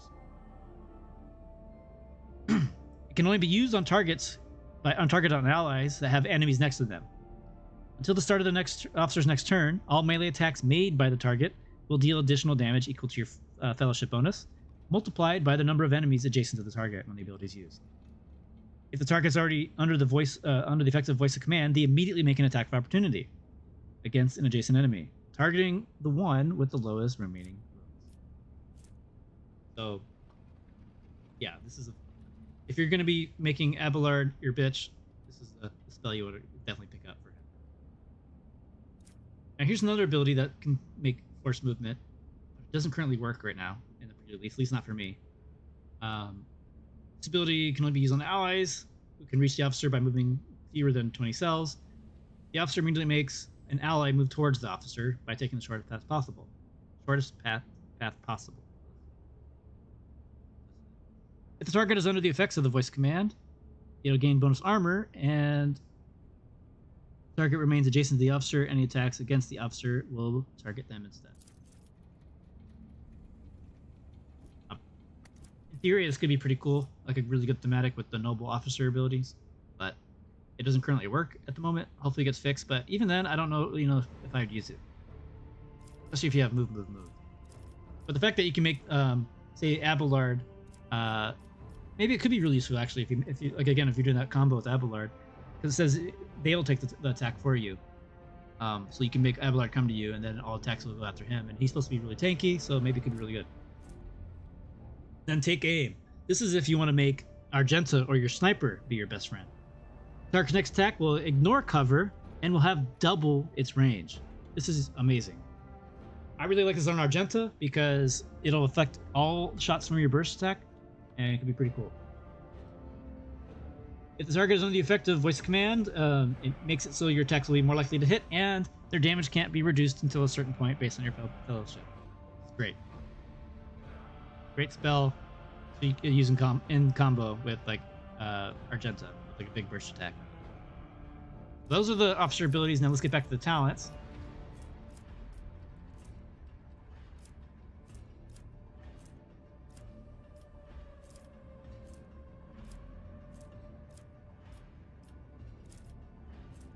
So yeah, so the Be Vigilant, that's really good with that other ability that forces the attacks of opportunity. This is Abelard ability, I guess. Yeah, I'm probably gonna make a guide about the noble officer and making Abelard your bitch, and it'll be cool. Good stuff. Anyways, inspiring speech. Air of authority immediately grants movement to the target equal to the target's resolve. So that's the ability where you give them your resolve, so they can get some pretty decent movement off of it. It's a decent ability, decent talent. If you're using this as talent, if you're using that ability, you might want this talent too. Then survive. Targets of to me takes 15% less damage until the start of the officer's next turn. This reduction is doubled to 30% for targets taking their turn while under the effects of to me. Good. If you're using to me, you're going to use this. And then this one, if this is it goes really well with Back in the Fight. It's probably my favorite ability from the officers, other than the extra turn. Simply because with this talent, you remove a fresh injury from the target. This is amazing. Getting rid of fresh injuries prevents you from getting traumas, so that way your characters can stay in longer. And then you heal them, not just temporary wounds. You straight up heal them based on your willpower. And for each condition removed by Get Back into the Fight. Oh wait, no, it's based on, so you get heal them for each condition you remove. So if Abelard is stunned and burned and poisoned, you'll just heal them really well. And then a minimum healing is always healed, even if there's no condition. So this is a great talent. It's really good support ability. Really great on Cassia. All right, watch yourself. Targets of move, gain 10% to dodge and 10% bonus to cover efficiency until the start of the next turn. Not bad. I don't think it's worth it, but it's not bad. Prepare for an assault. Break their ranks works as if there were no enemies adjacent to the target. This allows this ability to be used on targets with no enemies adjacent to them. I think it's fine in all, since, let's go back to it. Since, where is it? Since break their ranks just gives them a ton of extra damage. That's nice and all, but I kind of like the ability to get amplified damage based on things next to you. So not having things next to you and also not getting that free extra opportunity attack, I don't think it's worth it. So break the ranks is great. I don't think that talent is worth it.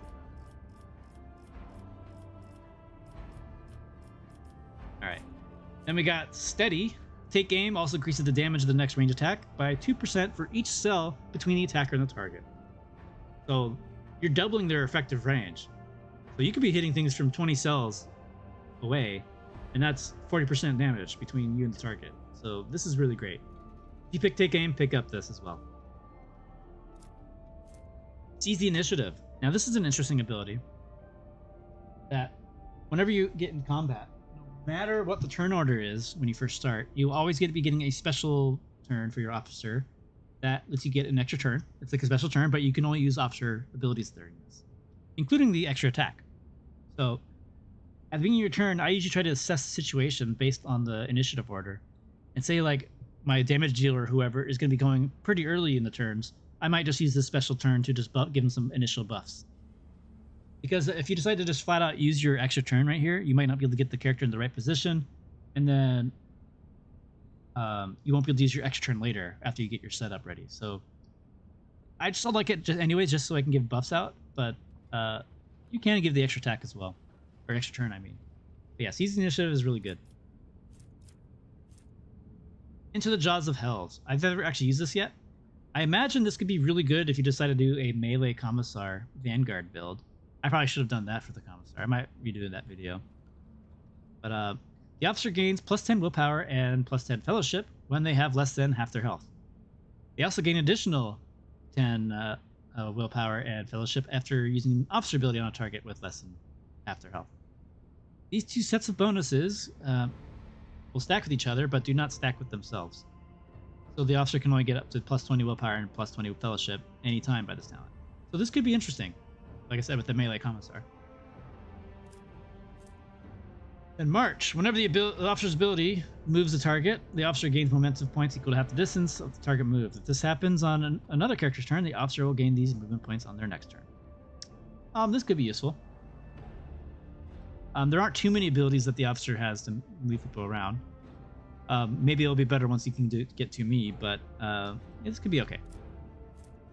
Then no respite. When the officer's abilities grants an action points to an ally, that ally also gets +1 characteristics for every action point gained until the end of combat.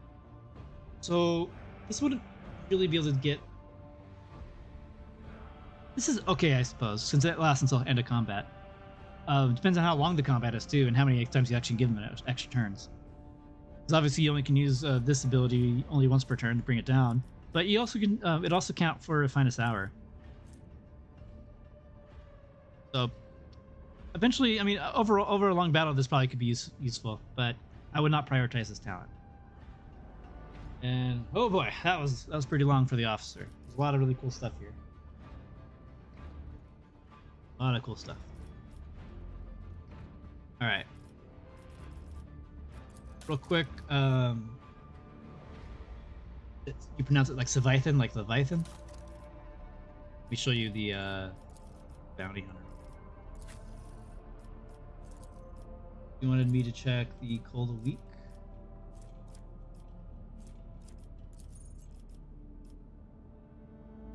Got Cold of Bold. Is that a talent? It's probably a talent.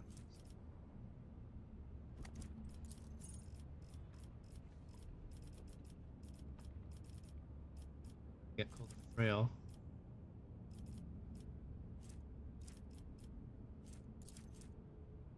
I don't think they have Cold of the Week anymore, my friend.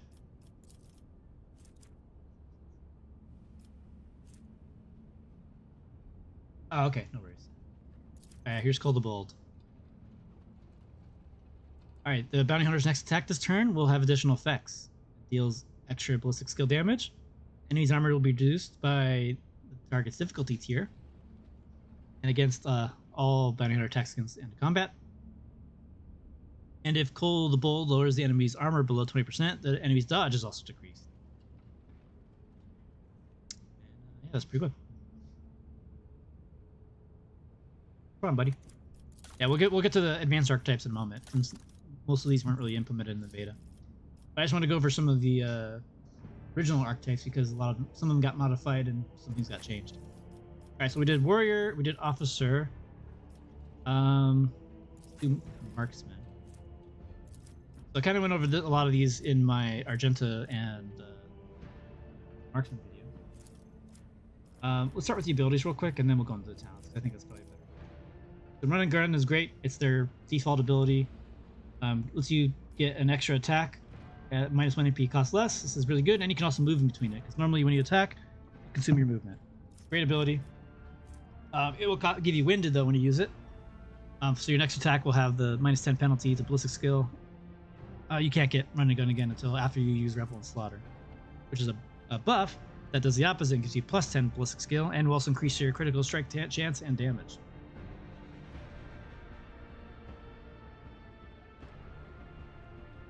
Oh, yeah. I think it just says attack. I don't think it just says hit next instance of damage. So a burst attack would probably still work. Crazy. I'll double check that in a moment. Alright. So marksman talents. Rapid reload. If you're playing a marksman, you're using this ability. Reloading costs 2 AP less, so only 1. I guess some weapons might cost more. But anyways, this is really good. Makes it so you can reload it easier. And then also the first reload every fucking combat is free. This is great. Always pick this. Taste the pain. After the marksman deals 3 damage to 3 different enemies, the marksman gains more damage the next attack in the current turn. Decent. I think there's other options. This is okay. More damage is always nice, I guess, but there's other things that are way better. Camaraderie. You get extra damage based on your ballistic skill, but if you have more adjusting allies. If you plan accordingly, this could be really good. I don't tend not to have my characters too close to each other, so they don't get screwed up by a stun grenade, for example. So it could be a high risk, high reward kind of thing. Unpredictable. Marksman gains more crit chance, and the bonus is doubled against enemies that are protected by, or that marksman is in cover and protected from. This is okay. Crit chance is always nice, but there's there's many more ways to get crit chance. Fired up. This is a really good ability. When the marksman deals damage, their critical damage is increased by 1% until the end of combat. This is great. More critical damage when you critical strike means you fuck them up even harder. Exploit surroundings. Cover efficiency is increased by 10%. Full cover and 20% for half cover. Decent. I don't really use it. Combat Medicae, same thing. I don't really use it, but you basically can heal more with your medkits, and it costs 1 AP less. Could be really good in higher tiers of difficulty, but I usually don't. I usually try to do some kind of attack or some kind of CC or something like that over healing. Healing does have its uses, though. Don't get me wrong, but I don't prioritize it. This could be good, though. Tenderize. Enemies damaged by the marksman area attacks suffer extra damage from the next attack that hits them. This could be really good for burst attacks. Integrity. If you're at full health, you have extra movement and extra ballistic skill. This is a win more kind of thing. You'll rarely have full wounds other than the first turn, because you'll probably get hit by something at some point. Point blank, I think, is a really good ability. All the marksman's area attacks gain percentage but armor penetration and ignore damage deflection when they're right next, pretty close to that target. Pretty solid.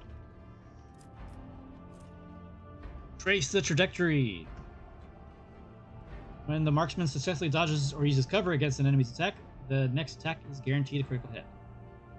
Which kind of goes back to what I was saying with the other ways to get critical hits. So you get a guaranteed critical hit chance on the next strike on that. That's pretty sweet. Muzzle velocity. The first hit of each burst attack deals additional damage equal to the weapon's current rate of fire. This is an okay ability. It'll give you more damage, sure, but I think there's other things. Tactical disengage. Oh, I didn't even finish the rest of the abilities. Let me go back to those. Alright, so dash. This is a really good spell. You want to hit this on, if you're playing a ranged marksman, which obviously you are, you're going to be picking up dash. Marksman immediately dashes to the selected area, spending all the rest of their movement points, and does not provoke attacks of opportunity.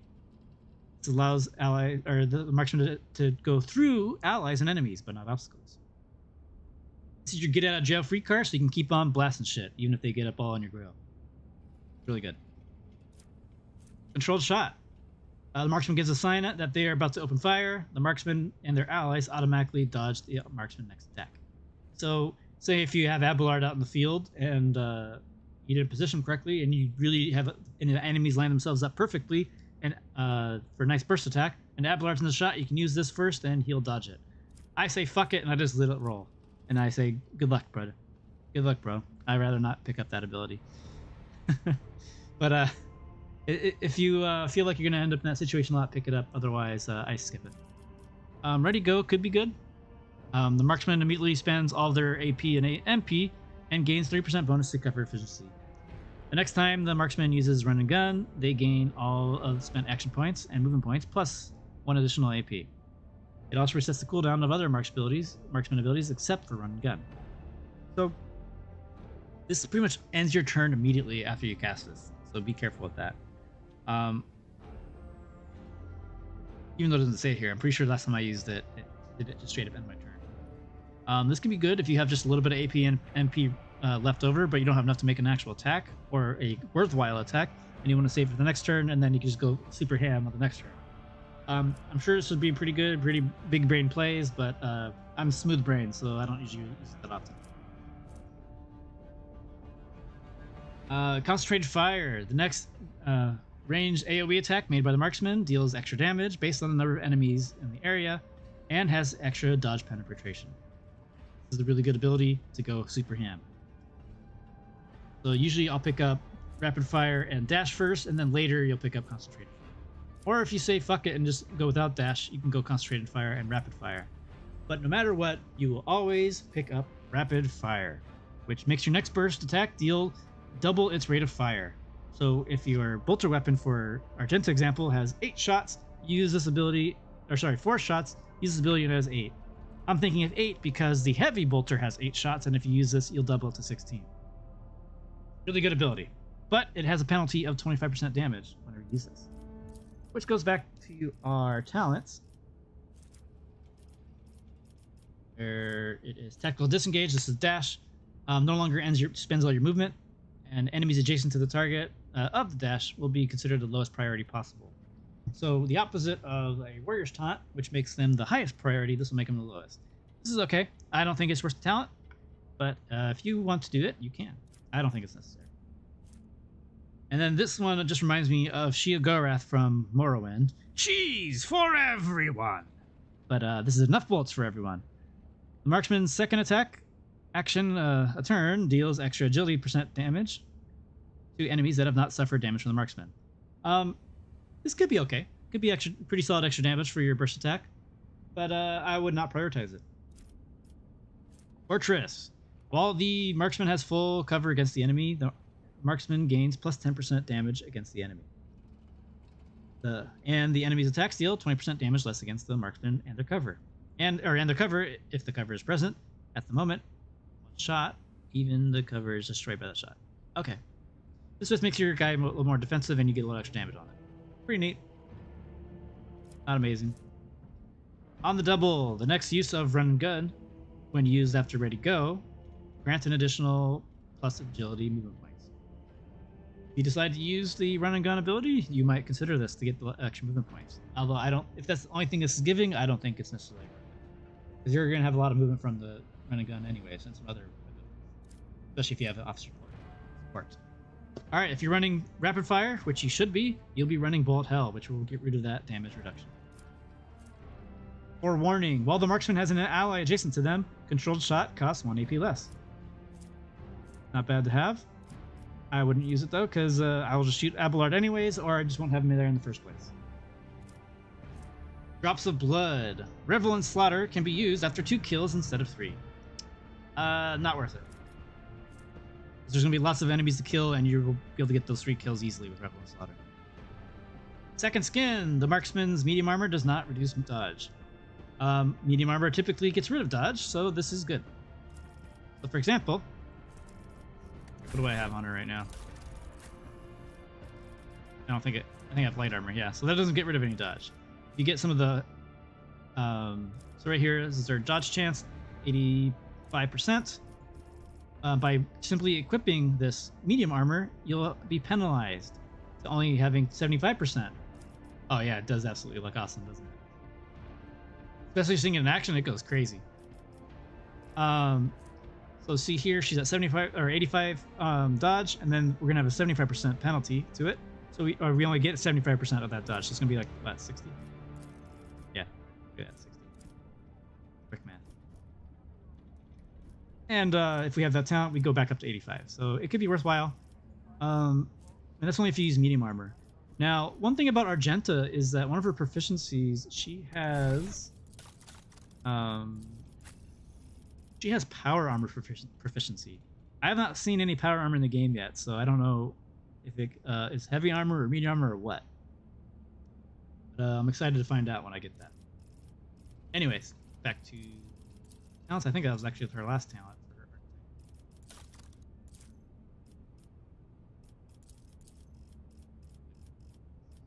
Oh, nope, last one. Trigger Bliss. Each shot fired by the marksman grants them +1 agility until the end of their next turn. This can be good if you're able to get way more attacks. I probably wouldn't pick this up until you get your exemplar, honestly. And we'll get more on that in a moment. Alright. And then the last beginning archetype is the officer. In beta, I'm pretty sure this was called the adept. Or sorry, not officer, operative, my bad. This was the adept in the beta. It's now called the operative. Their main premise is analyze enemies. Beginning of their turn, the operative inflicts a stack of exploit on all enemies in the operative's line of sight. If the operative hits the target with an exploit stack, the attack deals extra damage based on each exploit on the target. This is what makes an operative sniper fantastic and do so much damage. And also why I'm currently using 3 operatives in my team, as they all can keep stacking on that exploits on a certain target, and then it'll let my main character just one-shot the little bastard. Something to consider, although I probably won't be using 3 for most of my playthrough. I'll probably just be using 2. Debating if I'm going to be using Pascal or not. I'm not too convinced on him yet. We'll see. At least that's for my main character. The other ability they have is Expose Weakness, which removes all exploits from the target to decrease their dodge, parry, and their armor, equal to 10 plus all the exploit stacks times your perception. So this is really good to use on boss targets or somebody that's really fucking hard to kill. Yeah, I agree with that. However, one thing I learned recently is that with Pascal, you can actually make him into a decent sniper. There we go. As you can see, you can equip a sniper on his 3rd arm right there and have the 2-hander. Yeah, that's the other thing that bothers me too. I'm hoping they actually implement some cool tech priest stuff for him for his origin. That's one thing I also didn't like about him. So that's honestly that's one thing that holds him back really far for yeah, right. It's a little 3D printed axe. Don't pay attention to the axe. Oh wait, I don't even have another axe. I think I sold it. Damn it. Oh no, I do. There we go. There we go. Looks a lot better now, right? Anyways, so Pascal could be a decent sniper because you get him pretty early, so you can actually pick his talents correctly. But the fact that he doesn't have some origin abilities kind of makes him lacking. Yes, correct. He can wield a 2-handed axe and a 2-handed weapon as well.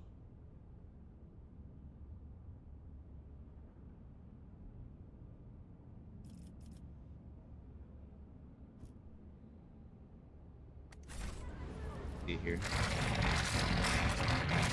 Whoa, what the fuck was that? That was weird. Probably because I had my game on too long.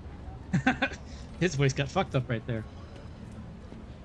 Yeah, the only thing he has right now by default is this machine spirit communication or communion, which increases the recoil or reduces recoil and stuff. But we'll get into specific character abilities later.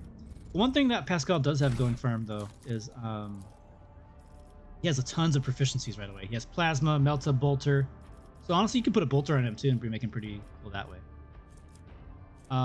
He does have Forge World subskin augment, so that's kind of cool. 10% armor. You can actually get pretty tanky. Honestly, though, I think if I were to change Pascal, I'd make him into a warrior. Because fuck all this operative shit.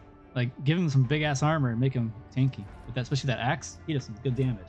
But as an operative, he feels kind of weird. So maybe you might make him into an assassin or a bounty hunter. He's kind of odd. But anyways, let's get back into the operative stuff. We can go into their abilities.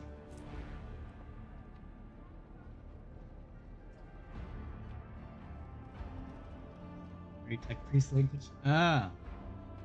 All right. So we got precise attack. For the next attack against a target affected by an exploit, that target's cover efficiency is reduced by a certain amount. And you also get bonus stacks of hit chance as well. So yeah, it's cool. You can help get the target and cover, but I think I use this more for the hit chance. But in honesty though, I have this skill and I don't use it that often. Joint analysis. This is what I use on my other my operatives. I don't use it on my main character though, because he's predominantly sniper. Until the operative's next turn, their allies can also remove stacks of exploit and deal additional intelligence damage. I use this on Adira and Pascal in support of my sniper, so that way he can, yeah, that way he can get a benefit from their bonus intelligence to their damage. And just do some devastating attacks. Sniping shot, this is really good. When you're in cover, the operative gains 25% cover efficiency, perception, and ballistic skill. And there's another talent that affects this as well. Intimidation. The operative's next non-area of attack inflicts an intimidated effect on the first target hit by the attack, and all enemies within a 5-cell radius around that target. Damage dealt by intimidated enemies is reduced until the operative's next turn. This negative effect is doubled for enemies with less than a certain percentage.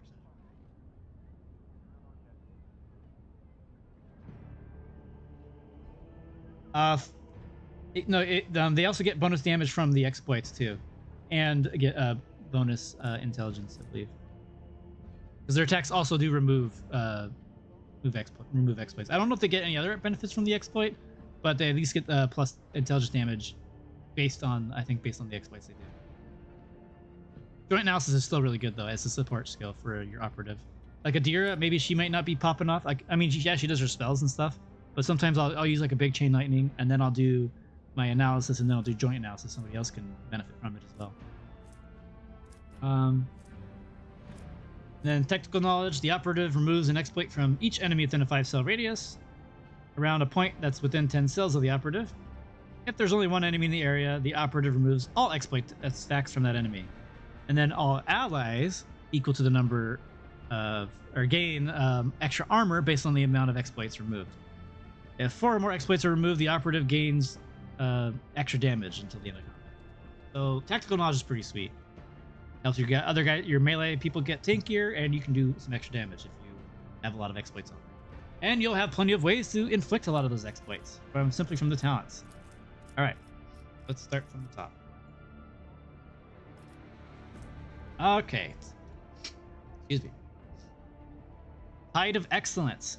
When the operative triggers an exploit on an enemy, the operative gains +1 damage and 2% armor penetration until the end of combat. This stacks. Now, for a sniper, this isn't that great because you're not going to be attacking that often. I mean, there's potentially ways you can, and I feel like the +1 damage and +2% armor penetration, while that is nice and does stack, I don't think you're going to be able to get it stacking enough to make it worthwhile. Now, if you're using like a burst weapon and you have tons of exploits around, maybe that might be more worthwhile. And honestly, even as a sniper, you might have your sniper rifle as one of your slots, and the other slot you might have a burst weapon. So maybe this might be worthwhile for that. Weak body.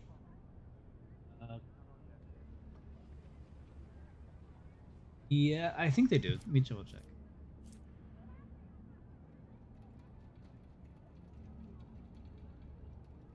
If the target hits a target with an exploit stack, the attack deals. Yes, it does. Yeah, you're correct. The attack removes all exploits. But there's ways that you can inflict exploits on like all the enemies nearby.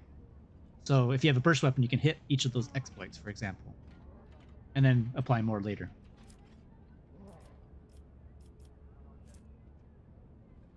All right. Exposed weakness also reduces enemies' toughness and willpower by your intelligence for a round. This could be really good if you're comboing with with the Psyker. So pretty solid. I wouldn't grab this right away, but you'll get it eventually.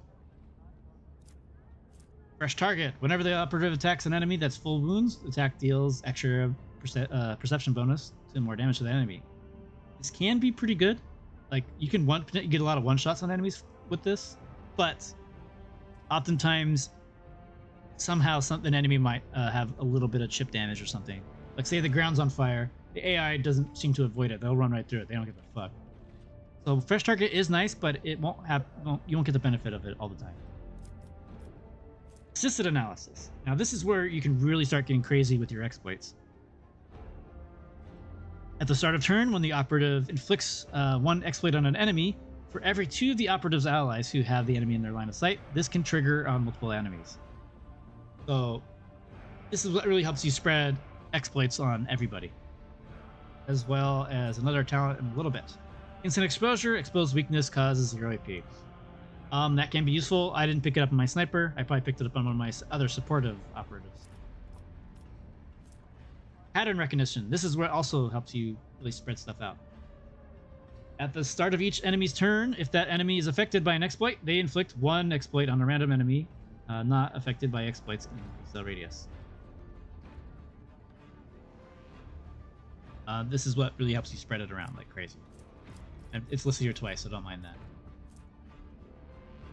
Alright, comprehensive analysis. If the target of analyzed enemies has 2 or more exploits, the target gains 1 additional exploit.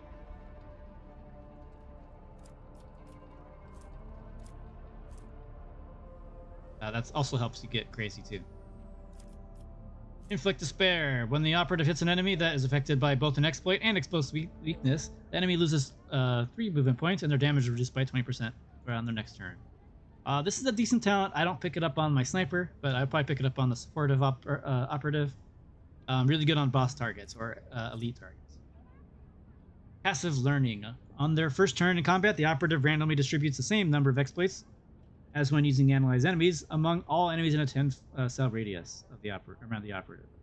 At the start of each of the operative's subsequent turns, they distribute half as many exploits, half the base amount, among all enemies in 2 cell radius around the operative. This could be pretty good and help you just go crazy with your exploits. Like altogether, you'll be having so many exploits to use. Offensive pattern prediction. The operative suffers a minus 3 times intelligence bonus, less damage from enemies affected by exploits.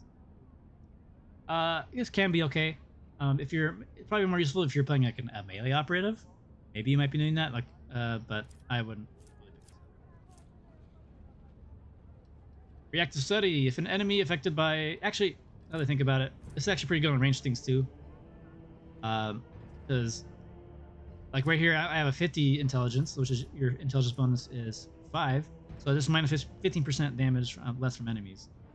If you were to get 100 perception, I'm sure you will be able to, or intelligence at some point. That'll be 30% less damage from all enemies. So that could be pretty good, especially since you'll have exploits on everything. Reactive study. If an enemy affected by an exploit within 5 cells of the operative attacks the operative or an ally, the enemy is afflicted by an additional exploit. So this is pretty solid. Just getting it for free. Informed hit. If the operative uses precise attack on the target, affected by 10 minus your int bonus or more exploits and scores a critical hit, or scores a hit, that crit is automatically critical. That's one thing that would actually make precise attack actually worthwhile. Combat insight. While the operative's perception bonus is 10 or higher, they gain plus... Whoops. They gain plus 1 AP and ignores enemies' damage deflection.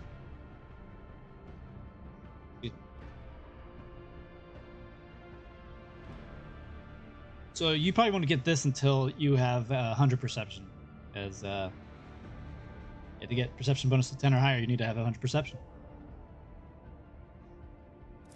Sharpshooter. Obviously, if you're a sniper, you'll be picking this up.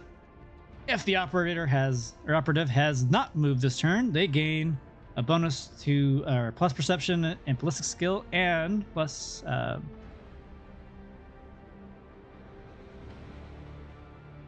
don't like how that's worded because it just hurts my brain. There needs to be a comma there.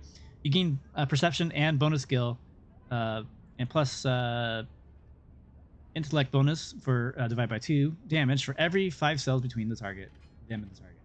And you could have some really long range with your sniper rifle. So this is a good ability, if you don't move. Uncanny Sight. The operative inflicts an exploit even on enemies which are out of the operative's line of sight at the start of turn. This is great. Definitely pick this up at some point. Especially with all the other ones. So you just get a bunch of free exploits everywhere. Ballistics Calculation. If the operative attacks a target affected by an exploit from a distance of 15 minus your perception bonus cells or further. So right now I have 55, so I'm almost 5, so 10 cells or further, the attack deals 15% damage. This is probably one you'll also pick up later as well in the in your exemplar. because you need to have a lot more perception to make this worthwhile, but eventually it'll be really good. Insightful Precision. Precise attack grants the operative a bonus to perception equal to the number of exploits removed. So that can make the precise attack actually worthwhile, other than the other stuff.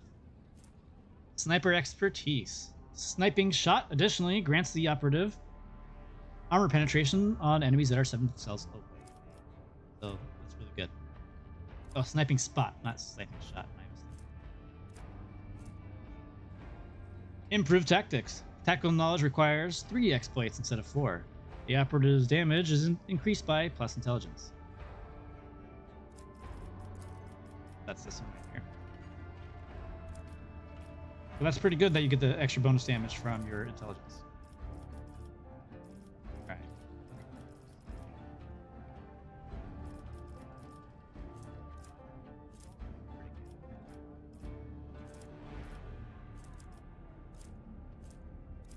Alright, joint offense. Joint offense. The operative's allies gain operatives.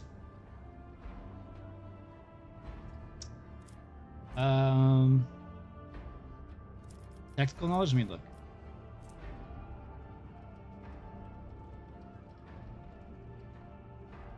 Yeah, until end of combat. Correct. I imagine you probably only cast this once. I don't think you would cast it twice, because hopefully they should be dying really quickly after that.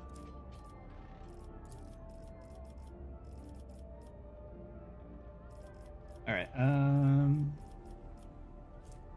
Alright, joint offense, the allies gains operatives plus intellect bonus, divided by 2, hit chance, and critical chance against attacking targets affected by an exploit. This is great. More hit chance is always nice, and then the crit chance is cool, but eventually you get more than 100, but it's still good. I don't, hopefully, it says the allies, I don't know if it affects the operative too, hopefully it does. Otherwise, put it on your, supportive operative. Terrifying Presence. If the intimidation kills the target, the damage of all other enemies is reduced by an additional intellect percent.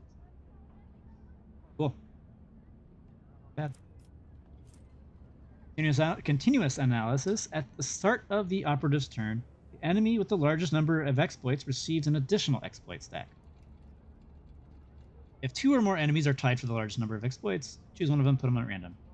This is just good just to get even more exploits everywhere. Probably like what, 5 or 6 of these exploit spreading abilities? While the operative is in half assured analysis, while the operative is in half cover, analyze enemies cost 1 AP instead of 2.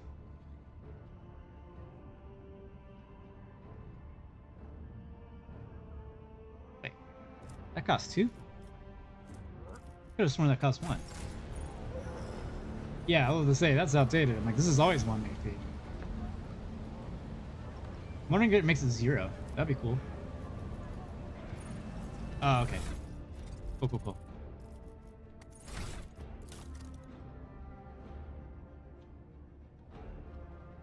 Yeah, and that's what I'm saying. Like, you can just, it is a lot more fun now, and you can do some crazy damage. And the last one. Wait, that's the same one. Wait, no. All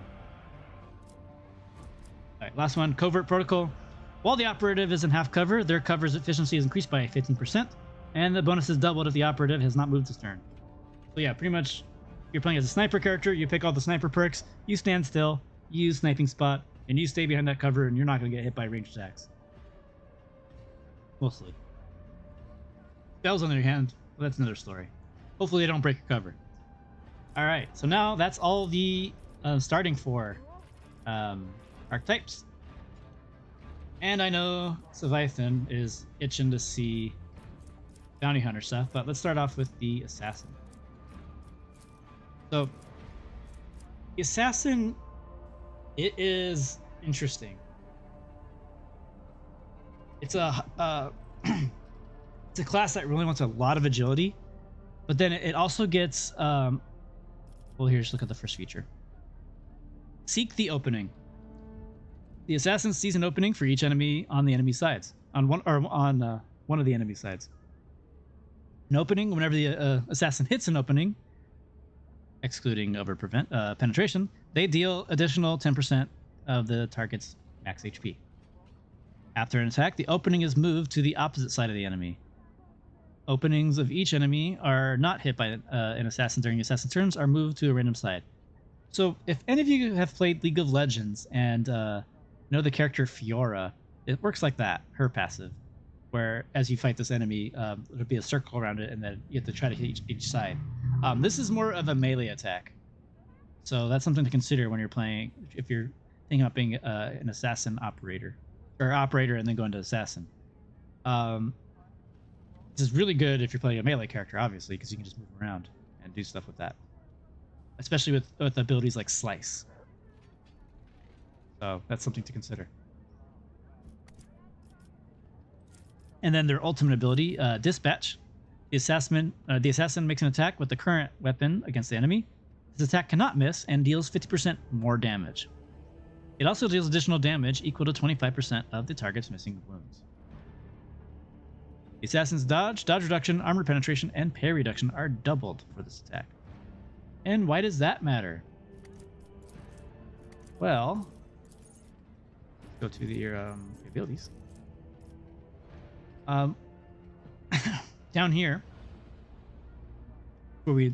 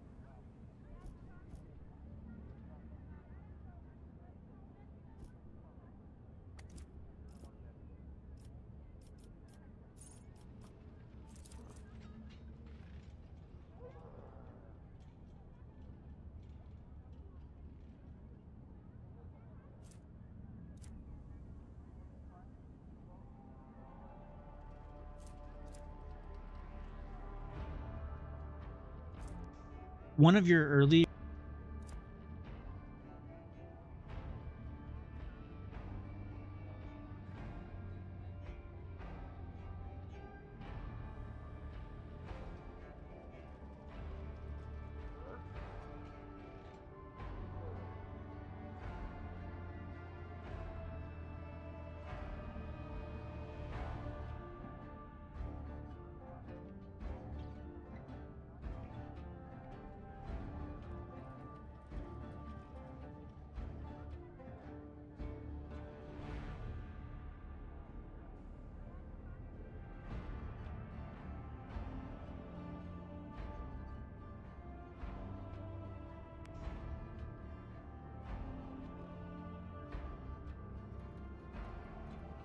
Yeah, the game audio is fine, but can you hear me?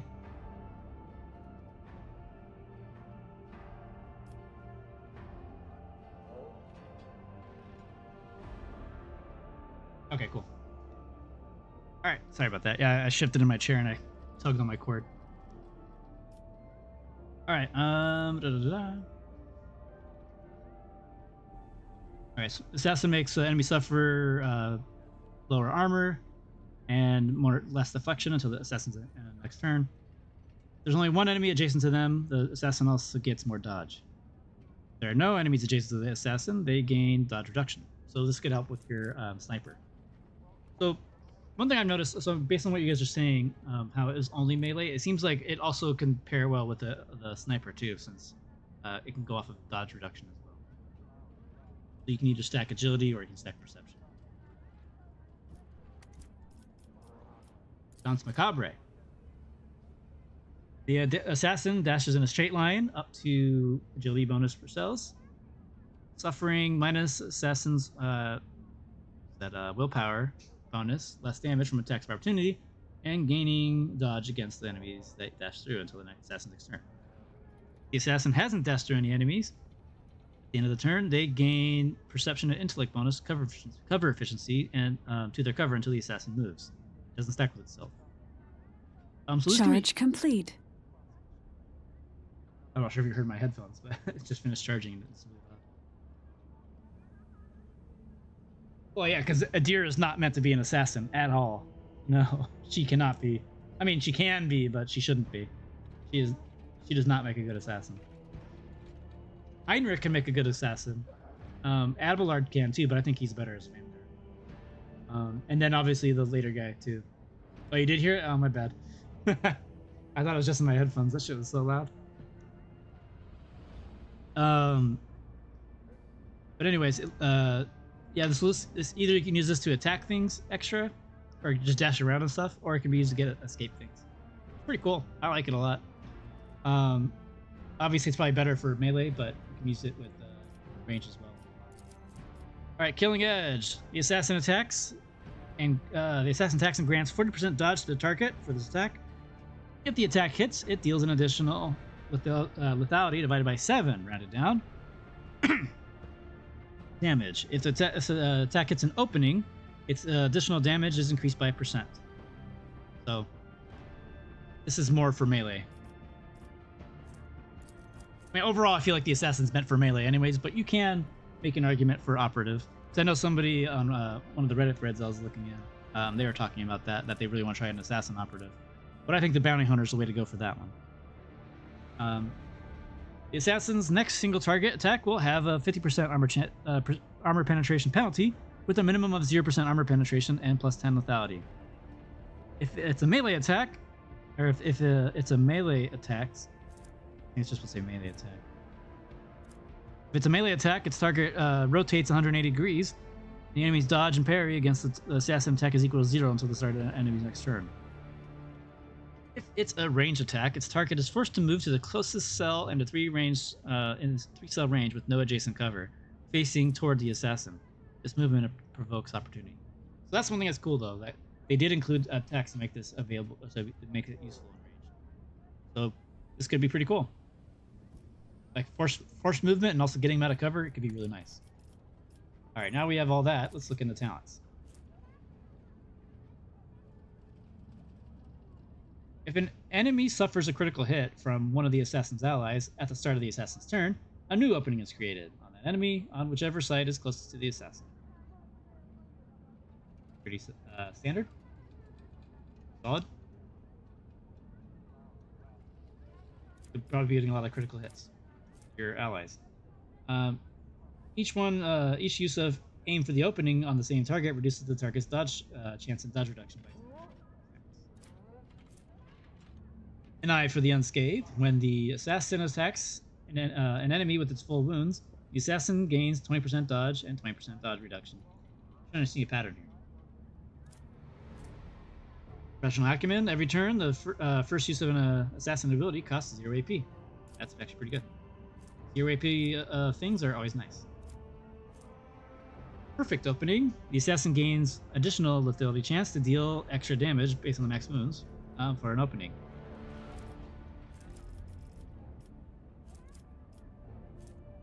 Bringer of Doom. When the assassin attacks an enemy with a single attack, this attack reduces the target's armor and dodge by 15% and cannot stack. Alright. The ambush. At the start of the assassin's turn, all enemies that do not have the assassin in the line of sight suffer the unsuspecting effect until the end of the assassin's next turn. This will grant the assassin a 7% chance to hit and critical hit chance on the target. Pretty cool, especially if you can get around really quickly. Carmine Whisper. The hemorrhage effect applied by Death Whisper now deals an additional 10 damage. More damage or more dots is good to me.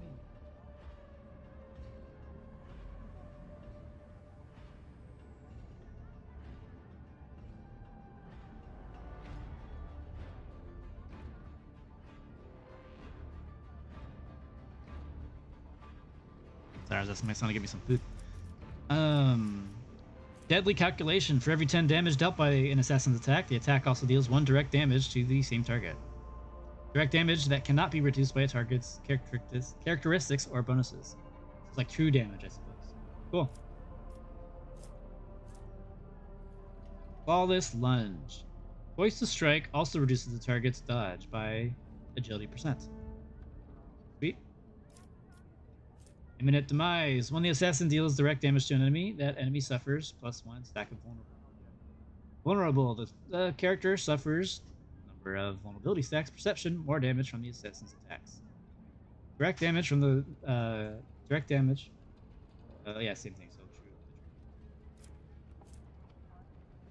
Killing Spree. Whenever the assassin hits an opening, the assassin's damage is increased by agility bonus % until the end of combat attacks. Leave no witnesses.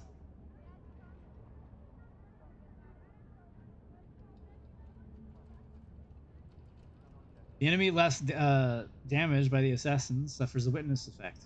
There seems to be a lot of passive effects going on here with the assassin. Witness. If a witness does not have an assassin in their line of sight at the end of turn, or at the end of the assassin's turn, that witness suffers lethality % of maximum base damage.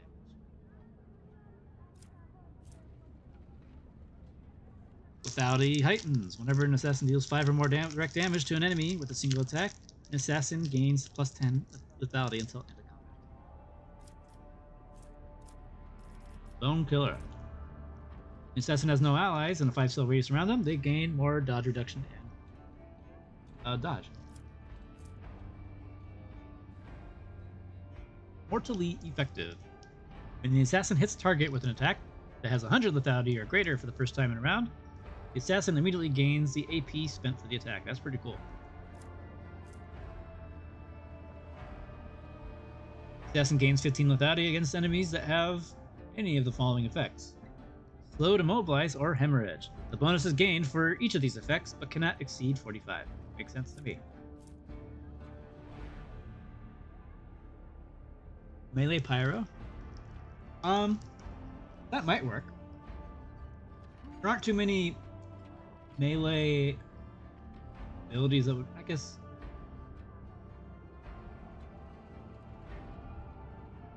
Honestly, I think it would work better if you combo it with your ally, because you have some stuff that you can make your allies cause some fire damage.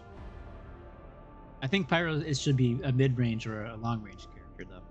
I don't think melee would be very good with it.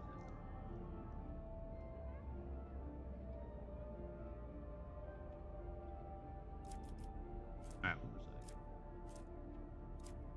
that? Elusive Speed. What does that even mean? If the assassin is elusive at the start of their turn, they gain +4. Oh, that's the spell. Got it.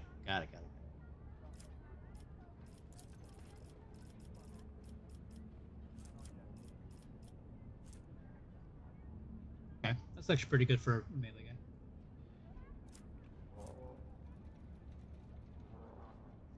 That's smart. When the assassin hits an enemy without hitting an enemy opening, the assassin gains more dodge until next turn.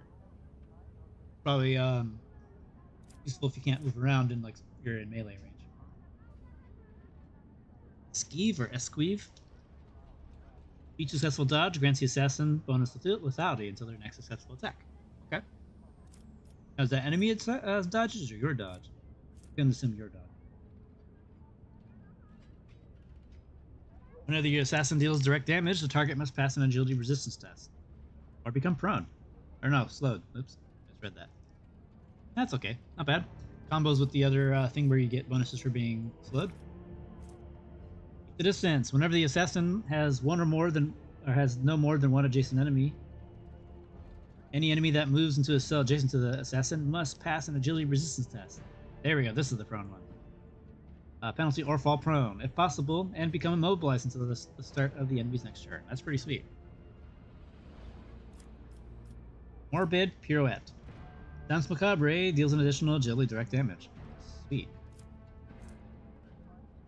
And then Gruesome Gust. The armor penetration penalty of fainting attack is reduced by 20%. Alright, so all in all, I think the assassin's pretty cool. Obviously, I feel like it's way more skewed for melee. It can probably be usable as an operative sniper or something like that, but I think it's probably more useful in melee. In combination with the warrior rather than an operative. But I'm sure it can still work. Alright. On to the Bounty Hunter. Look it. Alright. Their key feature is hunting down prey. Bounty Hunter may mark an enemy in combat as prey. When the Bounty Hunter kills a target marked as prey, they gain a stackable bonus until the end of combat. The bonus depends on the enemy's difficulty tier, the Roman numeral on the enemy's icon. 1 to 2, just chaff units, will increase. You get 25% of your maximum health as temporary wounds. That's pretty cool. Tier 3 and Tier 4, you get bonus critical damage and critical hit chance, and then if you get Tier 5 or Tier 7, Tier 5 to Tier 7, you get everything. Yeah, exactly. That's my thoughts too, BP.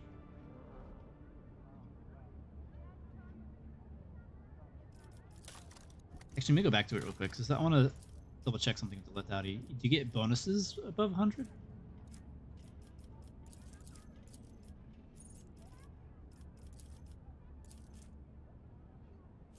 Oh, actually, yeah, that would be really good, because a lot of your lethality, you got a lot of bleed damage and stuff.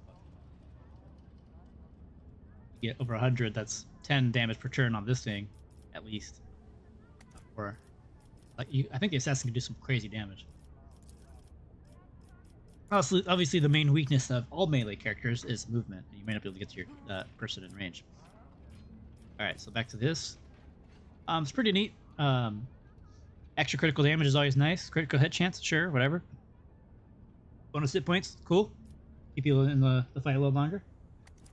I'll check out their other abilities. Oh, well, hang on, let's check out their ultimate first. Wild Hunts. Bounty Hunter simultaneously makes several attacks. The number of attacks is equal to the number of prey in combat. These attacks are equally divided among all prey in the bounty hunter target line of sight. Attacks always hit and score critical hit. No. Stacking critical hit damage is... Critical damage is the way to go with the bounty hunter. I wonder what the upgrade is, though. Prior to all the attacks, all prey suffers penalty to armor for perception. Okay, that's pretty good. Bounty Hunter gains agility movement points and restores 3 charges of hunt down the prey. Okay. All prey has its movement points reduced. Oh, Jesus. Whenever the Bounty Hunter attacks exactly one target with Wild Hunt, this attack deals 300% damage. Dear God, okay, that's your boss killing move right there. So if I were to just pick 2 bonuses initially, I'd pick the 300% damage and then the armor penalty one. Easy, looks like an easy choice to me. Okay. Alright, let's go to their other abilities. Pull the Bold. We read this one earlier. The Bounty Hunter's next attack, well, this turn will have additional effects, and that will count for a burst attack, so all these will apply per burst shot, I believe. Enemy does extra damage, or the deals extra damage. Enemy armor is reduced. Oh, maybe it doesn't do it for attack. I don't know, I have to test it out, I guess. Target has for prey, the armor and dark protection granted by Cole the Bold also work for the attacks and our allies. Slay the game. Yeah, that's crazy. It still works like that? That's still gonna be pretty good then. Kinda hope it doesn't though, because that sounds a little too busted. Like, I mean, I like strong combinations, don't get me wrong, but sometimes too busted just makes the game way too easy. Alright, the Bounty Hunter makes a free single attack with a selected weapon. That attack always hits. Does not end the Bounty Hunter's movement, but deals just a whatever your ballistic skill and perception bonus are. Jesus Christ. That's crazy. Man, maybe I might consider making Argenta a bounty hunter. Hopefully they fix that, but I'm pretty sure Argenta's best choice, or Marksman's best choice, is going Archmilitant, but we'll get into that in a moment. Alright, so this is pretty cool. It does a percentage based on its usual damage, based on your ballistic skill and your perception bonus. So, see, right here I got 5 ballistic skill and 5 perception, so that's 10. Oh, so right now it just do 40% of my usual damage. That sucks. I have to get that stuff up. Alright, I think it's because on this character I've been pumping up my intelligence, not just all my perception.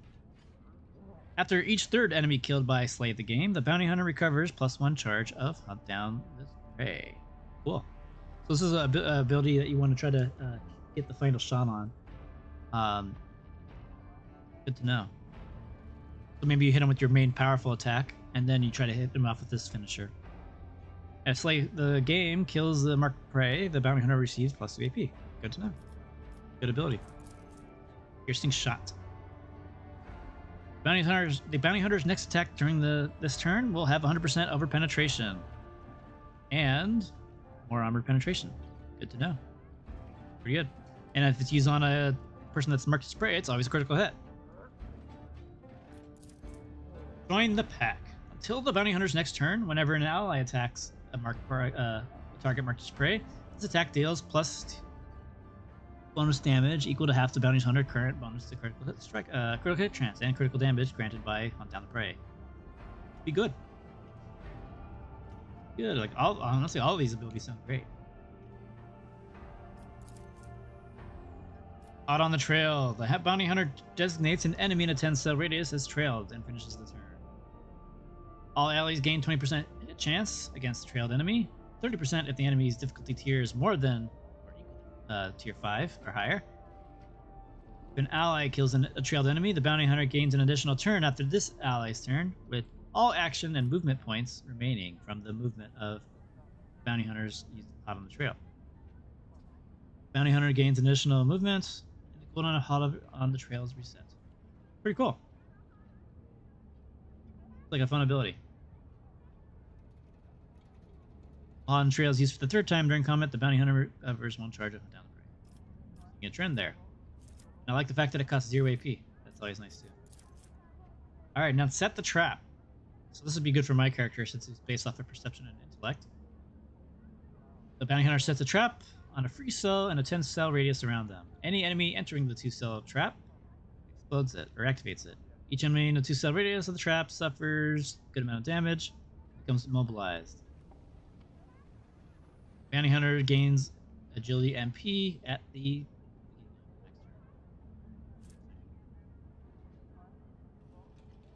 target's movement marked as prey is always immobilized until their next turn. Pretty good. Maybe the damage is worth it, but I feel like just initially reading these other abilities, I think they might be better. Alright, how many... Oh, goddamn, they got a lot of talents. Alright. Share the spoils. Whenever an ally kills the prey, the Bounty Hunter still gains half of its bonuses granted by Hunt Down the Prey.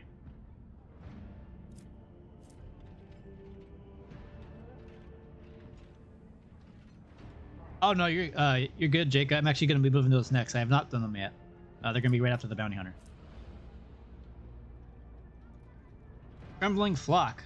When the prey is killed, all enemies with a 10-cell radius have their agility reduced. Okay, I probably wouldn't pick that. Whenever the Bounty Hunter scores a critical hit, they gain perception % armor penetration until the end of combat. And it stacks. That's crazy. Especially since you get a lot of automatic crits. So yeah, that's a really good ability. God, that's gonna be a crazy sniper. Pierce the armor. Whenever the bounty hunter scores a critical hit, we're gonna be naked at this point. Yeah, armor penetration here, and then he's got armor reduction on top of it. God damn. Pierce the armor. I already read that. Hunting Surge. When an enemy is killed by a critical hit scored by the bounty hunter or their ally, the bounty hunter gains even more damage. Roll back. Whenever the bounty hunter is attacked in melee range for the first time since the end of the turn, they automatically dodge. Oh, this is a good ability. They attack and move one cell opposite direction from the enemy. No opportunity of attacks are made with this movement. Only a marksman could have that, honestly. I guess in that sense, that'd probably make a good option for marksman, but I still think archvilitant is better, and we'll get into that in a moment. After the other two. Good hunting! Every third critical hit scored by the bounty hunter restores one charge to hunt down the prey. Inspiring Trophy. When the bounty hunter kills prey, whose difficulty tier is 4 or higher, the bounty hunter gets 2 AP. Maybe not. Maybe not. We'll see. In the Discord, they said there are a lot of changes that they haven't talked about yet, but maybe that's some of the changes they might make. The bounty hunter, who knows? After the chase, the bounty hunter scores a critical hit for the first time in the round. They gain movement points.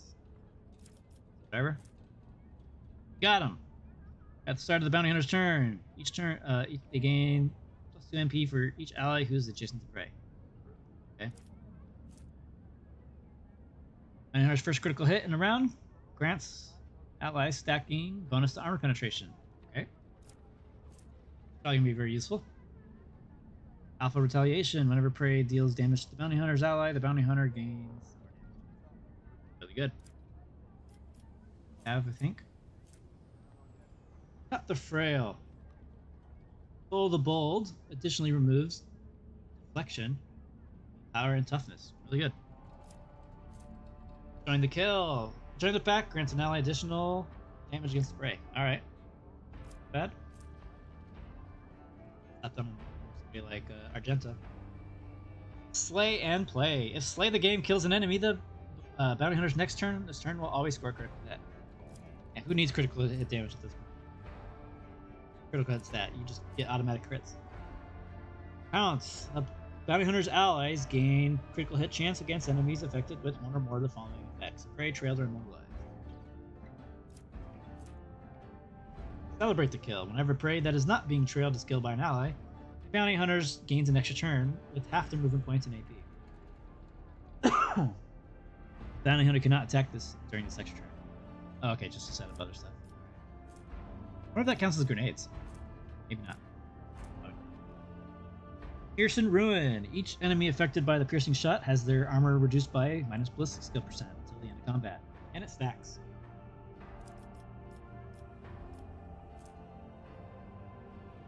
Trail and Shatter. Hot on the Trail now has an unlimited range and reduces the target's armor by a percentage for 2 rounds. Catch. When the bounty hunter hits an enemy with an attack, they inflict a catch effect. The catch, at the start of the bounty hunter's turn, the target suffers a stacking to their armor and dodge. The catch moves or suffers damage, the catch effect.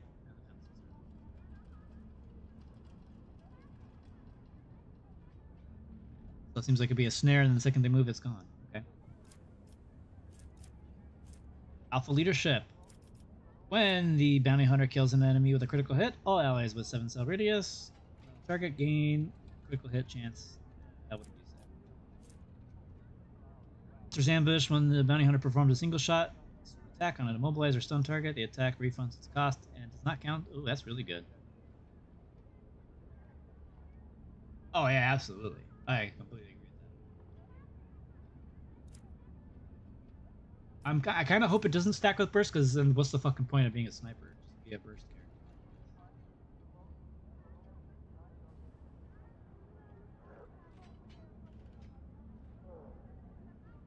Yeah, that's crazy. I guess that's true.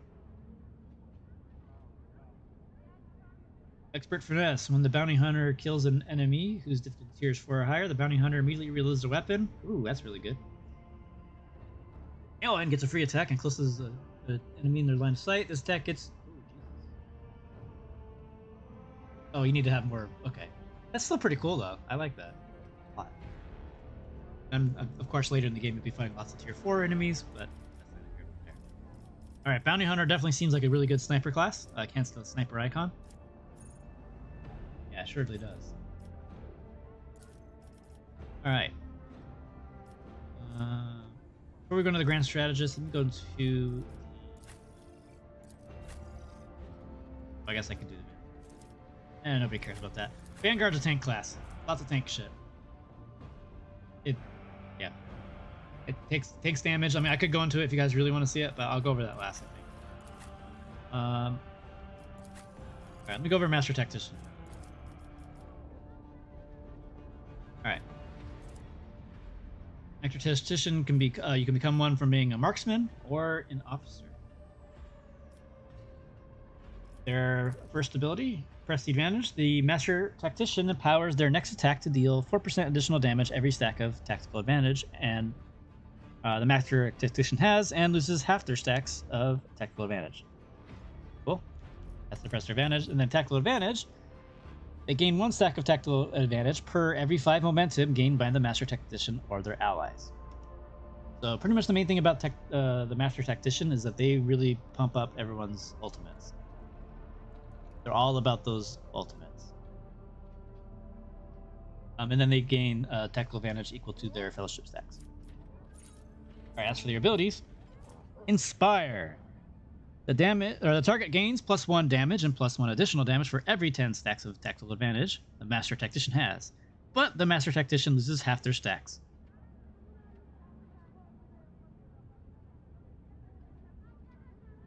When does it make sense for that? Depending on what kind of weapons they use, honestly, and you'll see why in a moment.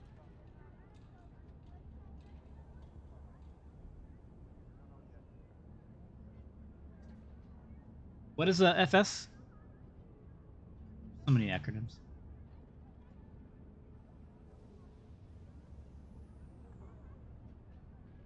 Oh, fellowship. Got you. My bad. Well, it only stacks. It only you only just get the fellowship off the get go. You'll see why you might consider going marksmanship. In a moment. All right. But honestly, yeah, this is a fellowship class. But there are times where you might go with a certain marksman, maybe a commissar marksman, or some other stuff. We'll get into that in a moment.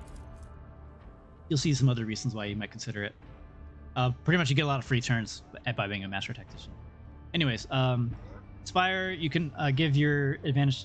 You give your additional damage for every 10 stacks of tactical advantage to a target. And if the target uses a heroic attack before the beginning of the next turn, they gain 25 momentum. Linchpin. The target ally or Master Tactician gains +1 resolve for every 5 stacks of the advantage. And then you lose your stack, blah, blah, blah. Until the beginning of the Master Tactician's next turn, the Master Tactician gains stacks. Total all momentum the target gains. Okay.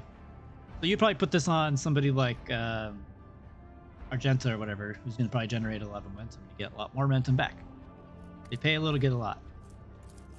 Strong point. Target gains +2 temporary wounds and +1 additional temporary wound for every stack of tactical advantage. And then you lose half of it rounded up. Till the end of turn, the Master Tactician's next turn, whenever the target loses temporary hit points from the damage, the target gains momentum equal to the number of temporary wounds lost. Okay? Okay, ability. I don't think I'd ever use it. I mean, I guess, maybe. Get some free momentum. Master Tactician. I guess we'll have to see what the talents do for each of these abilities as well. The Master Tac marks an enemy. If that enemy is killed by one of the Master Tactician's allies before the beginning of the next turn, so maybe by the Bounty Hunter, for example, you get more resolve and momentum. Or no, you get more momentum and you get bonus stats. Cool. Probably good. Probably a really good combination with the Bounty Hunter, honestly. Fervor. The Master Tactician's suffering direct damage equal to 20% of the max wounds. You gain more stacks and resets the cooldown of your abilities. Until the end of the Master Tac turns, these abilities can only target... Oh, that's interesting. It can only target the main person. If you use Strong Point. Or Fervor, I mean. Finish the job. Can only be used on enemies. with the unfinished business effect. The effect is applied to enemies which are attacked by the Master Tactician's allies, but not the Master Tactician himself, and have less than 50% of their wounds remaining. The Master Tactician immediately attacks the target with a single shot or strike. This attack does not count towards the attack's per limit, dealing half the damage of the maximum damage in additional, plus the additional weapon skill damage. Cool. So that's another free attack right there.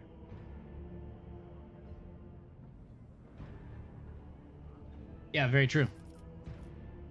Very true. But that's just these weird abilities. Let's see what the rest of their talents do. Hidden advantage. All the tactician's abilities work as if they had double their fellowship bonus. More stacks of tactical advantage. So right here, I got 60. So I have six fellowship bonus. So that means I'll have able trick active as if I had 6 more stacks of advantage. Cool. Join offensive. For every enemy hit by the Master Tactician, the Master Advantage gains 1 stack of advantage. Okay, so that's the reason why you might want to do a burst attack weapon on them. For enemy every hit. So any kind of AoE attack would be great. Or grenades even. Definitely pick up grenades.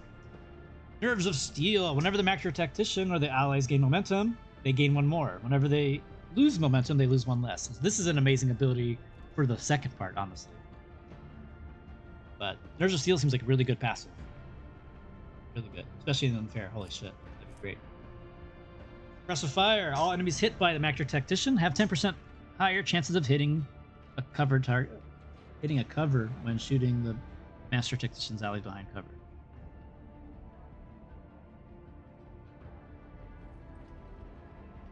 Oh, okay. I see. So it has more of a chance for them to hit the wall instead of hitting you. Got it. Hopefully it doesn't break the cover. Yeah, basically. Master Tactician begins combat with additional stacks of advantage. The number of enemies, okay. There'll be a lot of enemies, so that might be alright. At the edge, Master Tactician deals 12% more damage to targets with less than half their health and heals. Ooh, and heals more wounds for targets with less than 50 wounds. Okay, so that's going to be a good choice to be a healer type character.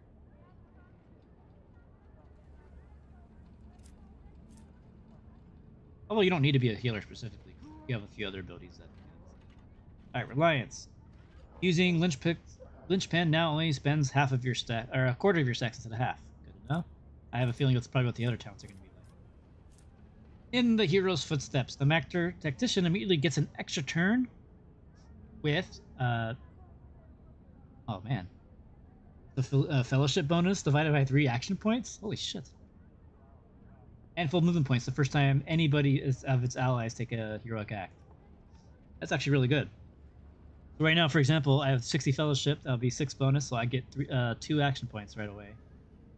If I have 90, that'll be 3. If you got 120, that'd be 4. That's good. Free extra turn, why not? And that stacks with some other shit later too. Personal improvement. Every enemy killed by the Master Tactician increases the Master's Tactician resolve by +1 until the end of combat. Salvation. Using medkits on an ally under the effects of Tactician's Doctrine. Abilities heal the target for additional wounds equal to your fellowship bonus and the target's toughness bonus, and removes 1 extra injury without any tests. Cool. That's, I guess, another way if you want your marksman to help with that, because they get that really cool healing, I guess. But honestly, why would you be healing on a marksman when you could be shooting things? Tactical Respite. Whenever the Master Tactician reloads a weapon, all allies within the 3-cell radius around the... Well, actually, I just realized that Salvation actually might be good for when you're out of combat. Because you can still use medkits out of combat, so that might be useful then. Tactical Respite. When the Master Tactician reloads a weapon, all allies within a 3-cell radius around the Tactician Master... Oh my god. So you just give everyone a reload for free? That's pretty good if you're nearby everybody. Cost effective. Grenades and medkits cost 1 less action point. Minimum of 0. Oh yeah, I guess that makes sense. You won't get bonus points for it. That'd be cool if you could though. Stand resolute. When the Master Tactician heals an ally, the ally gains an additional resolve until the end of combat. This effect stacks up to the maximum fellowship. Okay. Too impressed with that, but it might be good. Support the advance at the beginning of the Master Tactician's turn. If their momentum is higher than 125, first burst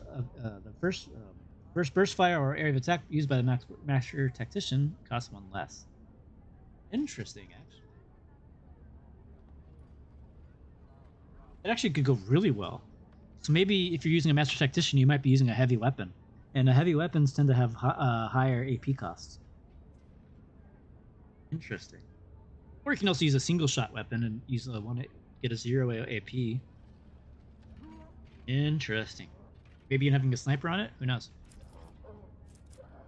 Ally coordination. Allies have 25% dodge against attacks made by allies. Wait. Okay, yeah. Deal 25% less damage to allies, so it just basically helps with friendly fire. Got it. Well, don't put your people in harm's way, but sometimes you can't prevent that. Press the advantage, ignores cover, and dodge. Cool. The first ability the Master Tactician uses after every first heroic used in combat will cost 0 action points. Till the end of combat. Logistical superiority. Whenever the Master Tac or the Master Tac allies uses consumable items or reloads, you gain extra tactical advantage. Okay, cool. Comfort and conformity. Whenever an ally grants the Master Tac stacks of tactical advantage, they also heal 1 wound for every stack gained. Okay. That might... Oh, I see. So then this would combo with the other healing abilities. Alright, that makes more sense. Okay, that's actually pretty good. Stacking the deck. When the Master Tac spends, tactical advantage stacks on abilities, and the critical damage dealt by the Master Tactician increases by 1% for every stack spent until the end of turn. So that kind of also makes me lean towards having a really big heavy weapon on the character. Dawn of Victory. Every critical hit the Master Tactician makes grants them momentum equal to half their resolve. Except for 3 times per turn. Cool. Unwavering Motivation. The target of Inspire effects grants +1 additional damage for every 10 stacks of tactical advantage until the end of Master Tactician's next turn. Okay. Primary Objective. Assign objective also makes the target suffer +7% more damage from any source until the beginning of your next turn. Okay. Pretty solid. Stronghold. Strong Point grants half the amount of temporary hit points to the closest ally target. What does that one do again? Oh, yeah, someone just gives... Okay, maybe that might be worth it. I don't know. And what was that last one? Sorry. Perfect Finish. Finish the job, gain 75% chance to critical hit. Ooh.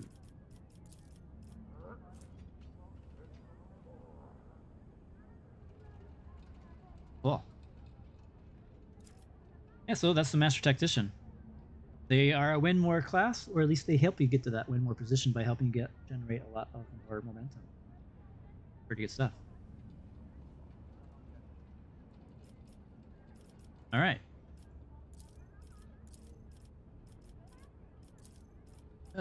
Before we go on the Grand Strategist, I want to go to the Arch Militant first, because the Grand Strategist is weird. Yeah, exactly. Like I can see some stuff for it too, but this is where I really think the marksman should go. This is crazy. The Arch Militant, a warrior or a marksman can be it. Marksmen make really good choices for it. Commissar warriors can make a good choice for it, but I think Commissar officer going into Vanguard is probably cooler. Oh, I guess we probably should cover Vanguard after the Grand Strategist, because there is some Fellowship stuff in there too. So, anyways.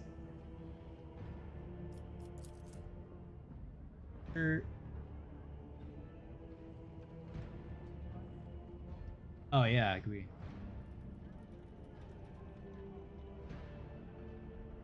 Oh, you know, I never thought about having Cassia be a Vanguard. That actually could be really good, because she has some crazy talents that help her restore health for free and things like that. And making her tanky could be a very good idea.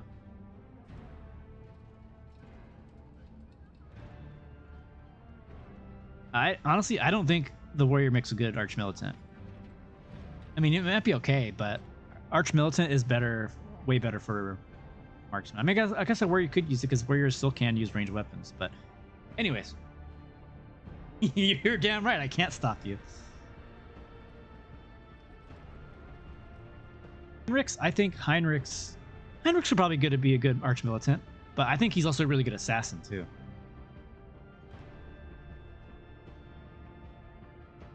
Oh no, I agree with that, Jake. Maybe you can lean towards the more melee oriented officer stuff. Sorry, I can't speak. Something I didn't even consider. I usually make Cassia my my grand strategist though, and we'll get into that in a moment. Anyways, arch militant, right tool for the job. Whenever the arch militant uses an attack that is a different type from the previous attack, they gain a stack of this. The types of attacks can be single shot, single melee, attack, area shot, or burst. So for the instance of Argento here, you can cycle between going single shots and burst shots in between. You'll gain +5 ballistic skill for every stack of right tool for the job. If the arch militant has 4 or more stacks of right tool for the job, they get additional damage based on their ballistic or weapon skill, whichever's highest. Pretty cool. As for their abilities, I like this last one because it's funny. Anyways, devastating attack. The next attack, if hit, will cause targets to make a toughness resistance test. If failed, the targets will suffer a negative effect based on whatever the attack type. Impact damage, that knocks the target prone for a round, which is always really good. If it's piercing, so like from a shot, piercing and rending damage inflict bleeding and slowed on the target. So that could combo with those bleed builds. Reckless Rush. Excuse me. Oh, absolutely. If the arch militant has stacks of right tool for the job, blah, blah, blah. Oh, immediately gains movement points. Okay, whatever. Those stacks are doubled. So this is for the melee side of things. I mean, I guess you could use it on rate, but you wouldn't use that. Now, Wildfire. This is where things start getting a little crazy. The next arch militant attack will cost 0 AP and will not count for the limit. And will grant a stack of right tool for the job, even if it's the same attack as the last one. The cost of this ability is reduced by 1 for every 4 stacks of right tool for the job.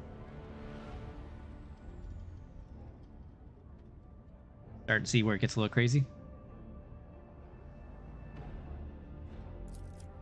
Cautious Approach. This is also a really good one too. The arch militant gains the Cautious Approach effect until the end of combat. Instead of the usual bonuses from right tool for the job, you'll gain more dodge and parry for every attack, or every stack. If the arch militant already has 4 or more stacks of right tool for the job, the arch militant removes all of these negative conditions that you can see here, and becomes immune to those effects as well as stun and prone. Really good. Yeah, you might lose a little damage from it, but yeah, you get prone and stun immunity. Fuck yeah, sign me up. Confident Approach. The arch militant gains confident approach effects until the end of combat, or until the ability is used again, or until using cautious approach. Oh my god, I can't speak. Instead of the usual bonuses from right tool for the job, the arch militant gains 5% dodge reduction, parry reduction, and ignores 5% enemy cover for the stack. All the arch militant attacks score critical hits, but the critical strike damage of those attacks is modified by your crit chance. If the arch militant already has 4 or more stacks for right tools for the job, the attacks always deal maximum damage. As long as you keep your confident approach active. Still want to be a bounty hunter? They are. Yeah, it specifically says right here, until this ability is used again, or if used cautious. So you can kind of go back and forth between it. All right, now Kick. Now this is a funny ability. The first boss at the end of Act 1 uses this on your characters. Makes a melee attack with a kick, dealing toughness and strength damage instead of the weapon damage. This attack does not count towards an amount of limit, blah, blah, blah. Counts as a single attack for purposes of other things. This target cannot be parried and will push the target 2 cells away and will make him receive damage if they collide in anything. I just like it because it's funny. Yeah, Confident Approach, Cautious Approach, and Wildfire. Those are the 3 I would pick. Alright. What is their heroic ability? Steady Superiority. Until the end of combat, the Arch-Militant can make one additional attack each turn, including this one, and it will cost 0 AP. So even after your heroic act is over, your first attack every turn will be 0 AP. This is what combos with heavy weapons. This is crazy. And then combine it with other shit too. Like, I'm not sure if this stacks with Never Stop Shooting from Fortress World. I really want to test it, but I think it might. And that's gonna make heavy weapon users crazy, even after they nerfed my little bug I figured out with the. Yeah, exactly. It's fucking crazy. And that's just that. Like, we haven't even looked at the talents yet. This is just these abilities. All right. Let's get into this. Exploit weakness. Arch-Militant attacks targets that have their armor reduced by any effects.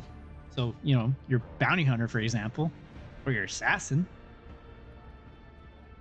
No, there's not.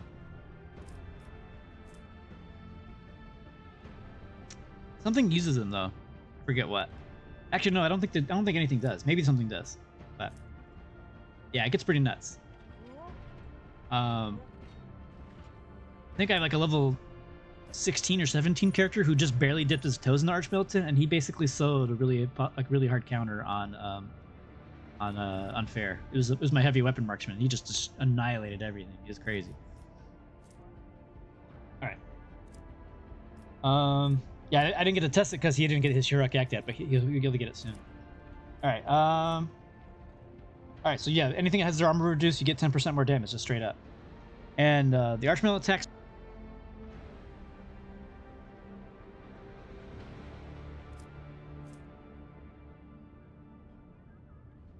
I don't care about that. You're gonna get it so easily. I don't care.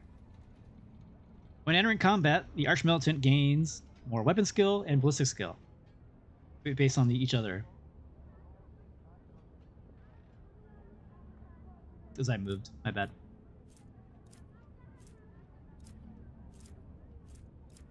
All right, broad expertise. So that kind of helps you make. This kind of helps your warrior be able to actually shoot shit. Although I wouldn't be attacking things with your range character into melee though. But this is good for the warrior side of things.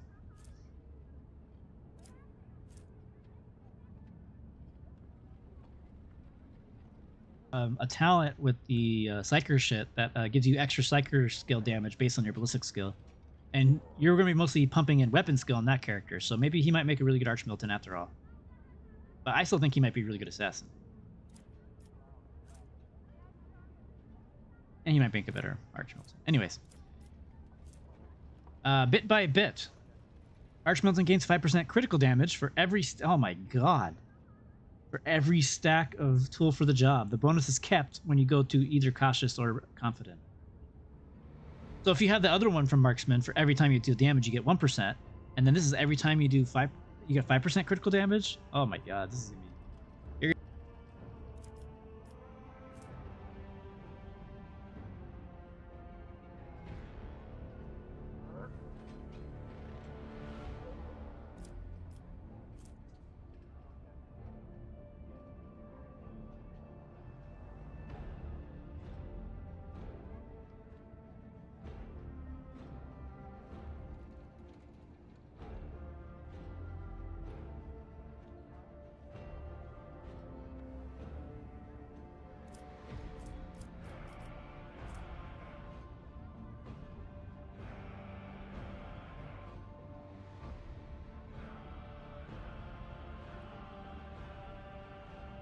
There you go.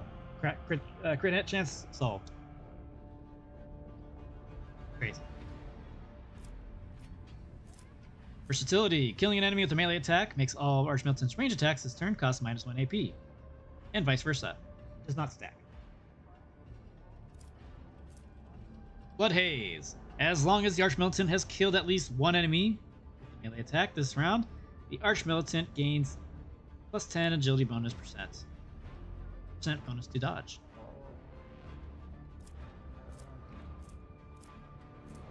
Genius. Enemies that were forced to make a resistance test by the Arch-Militant will make any resistance test from any source the penalty. Close quarters training. Arch-Militant using two-handed ranged weapons within melee range. Oh my god. Oh, I misread that. Okay, you can use a two-handed range weapon within melee range, but at -10 ballistic skill. I don't care. I will shoot you with a point-blank heavy gun in your face. Yeah, that's true. That's true.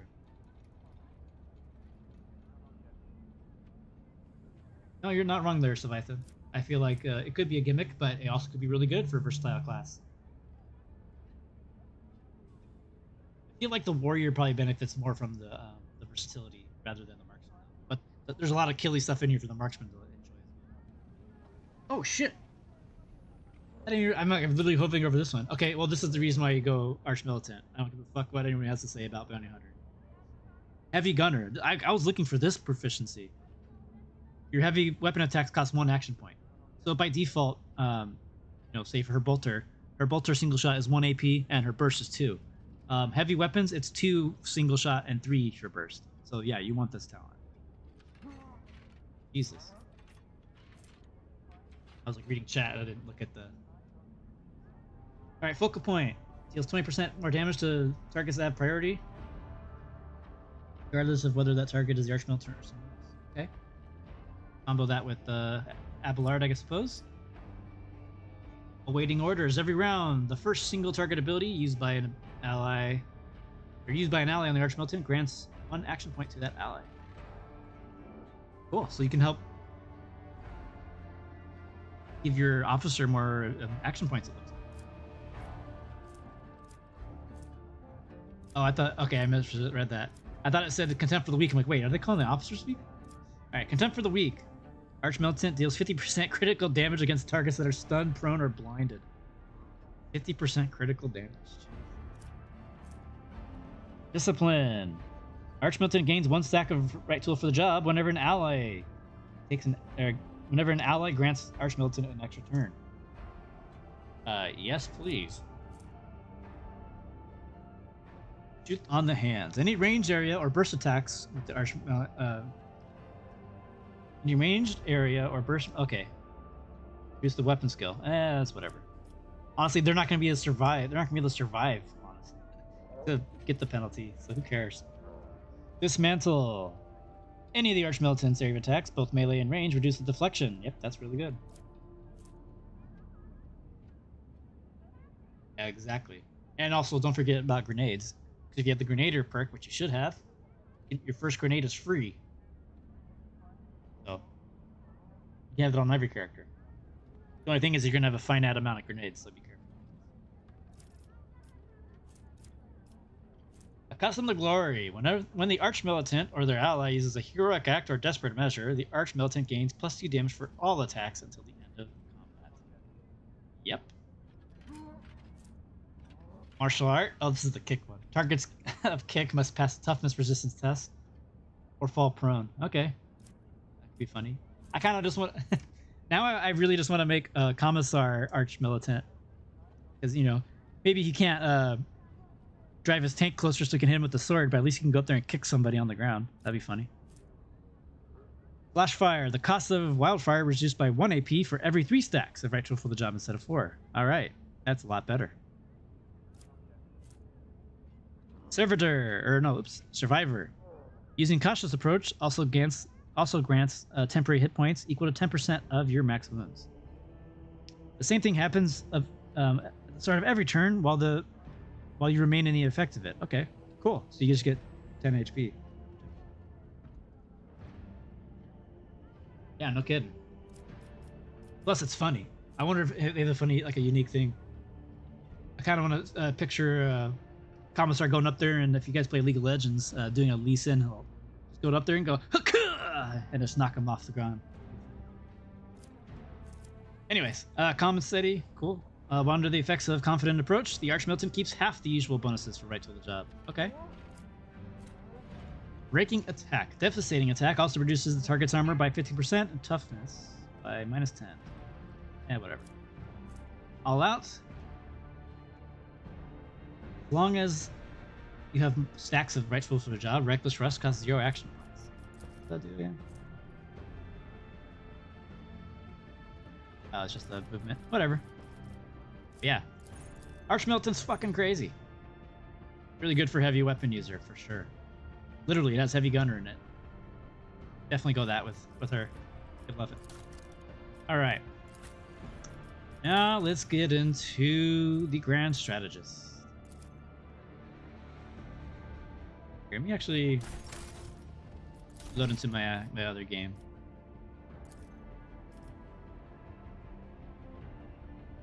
It is that. Was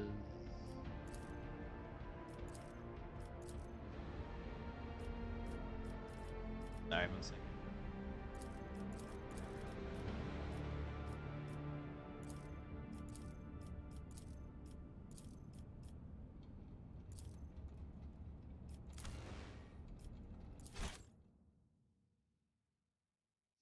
Sorry, I had to look for the right one. That you're, I want just mean an open or a certain area already, so I can just show you what the abilities look like.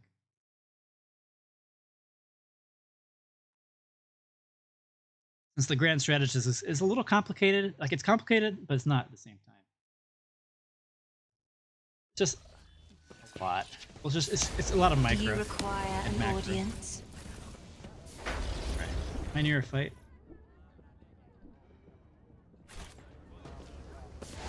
You are in the presence of House Orcelio. Can't show it to you. All right.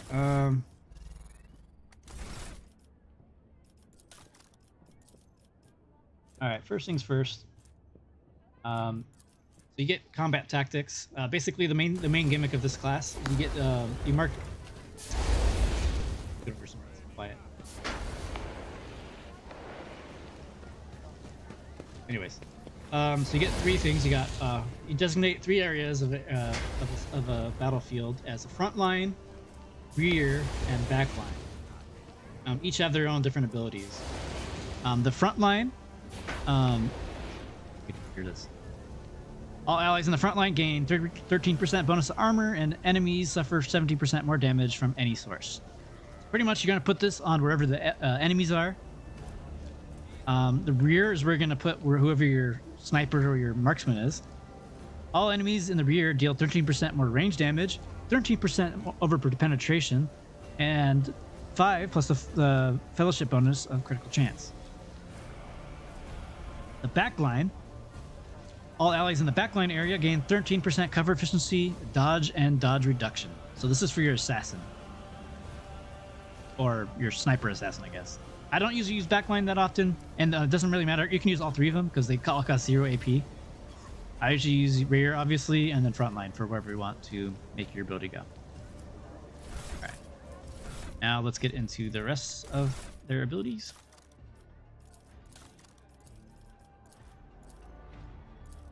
Alright. Kill Zone Stratagem. The Grand Strategist chooses one of the combat areas for 1 round, or combat tactics areas for 1 round. All enemies in that area are forced to re-roll successful dodge and parry tests against all attacks. So basically, you're imposing disadvantage on everyone. Enemies that suffer damage are left with less than the Grand Strategist's intelligence and fellowship bonuses wounds immediately die. That's pretty cool. So right now, it wouldn't be that much. It would be anything less than 9 hit points die. Cool. Overwhelming Stratagem. The Grand Strategist chooses one of the combat tactics areas. For 1 round, all attacks by the allies in the area gain covering against any enemy that fails a willpower test. And covering is enemies suffer... Is that it? Oh, it's going to scroll down. Enemies suffer the ballistic skill, blah, blah, blah. Weapon skill, okay. Additionally, melee enemies have their movement reduced, and range enemies try to get into cover. An enemy counts as a melee enemy if they have at least 1 melee weapon. That's interesting.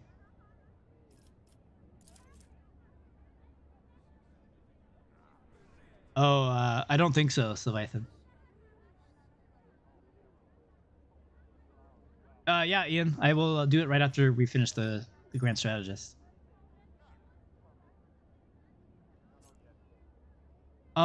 It might be good because you force them into cover, but you force attacks for opportunity, I'm guessing. That's my guess.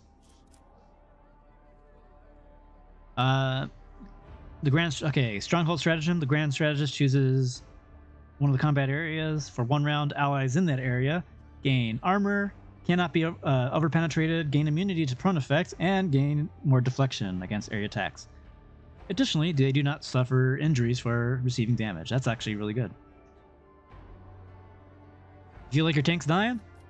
You need to put this on him. The Blitz stratagem. This is probably for, I guess, your up-close assassin person. Choose one of the areas. All allies within the range of the Grand Strategist cells gain the ability to move to that area. The movement does not provoke attacks of opportunity and do not spend MP. Interesting. So it can help you get all your people into the ranged area. Or whatever.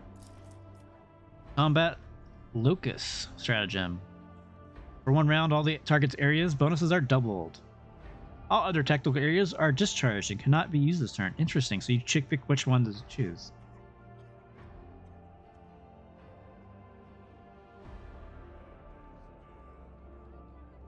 Let's see.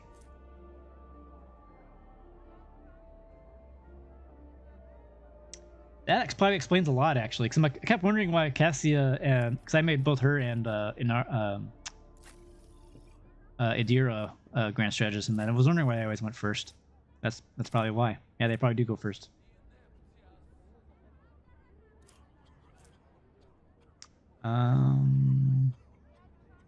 Yeah, regardless of the abilities used, the Grand Strategist always acts first in combat, so that makes them really good for officers.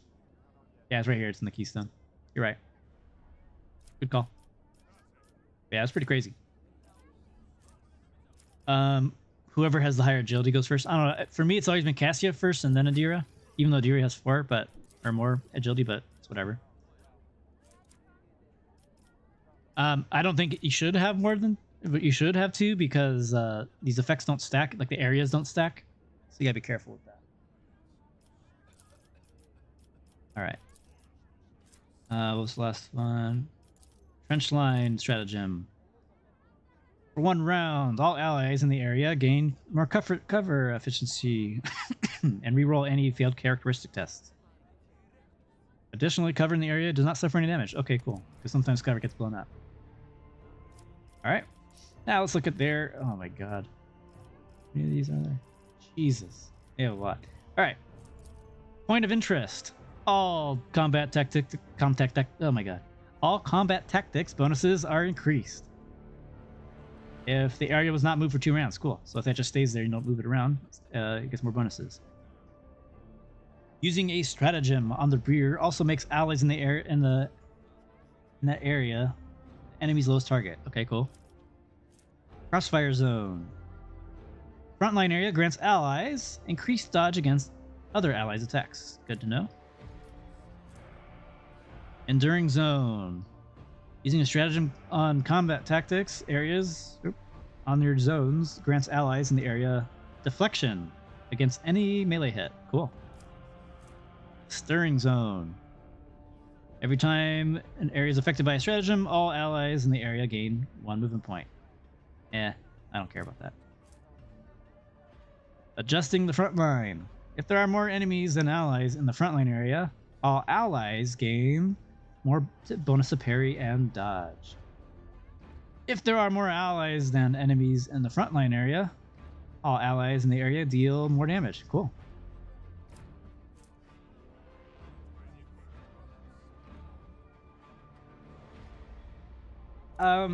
Yeah. That's true. But I mean, I guess if you're playing more of a supportive operative role, I guess that could work. But it seems that you get bonuses from both your intelligence and your fellowship, not just one or the other. I guess that's not true. Well, some of them do, yeah. Some of them are really good with intellect, some are bonuses with fellowship.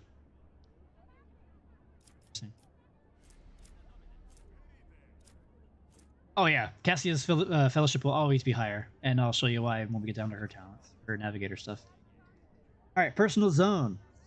Allies, including the Grand Strategist in the same combat tactics area, with the get a bonus to perception and agility. Strong point. Using a stratagem on a combat tactic area for the second time in a turn refunds 1 AP. You know what? Honestly, the more I'm reading this stuff, maybe the operative is a better use for the grand strategist rather than the officer.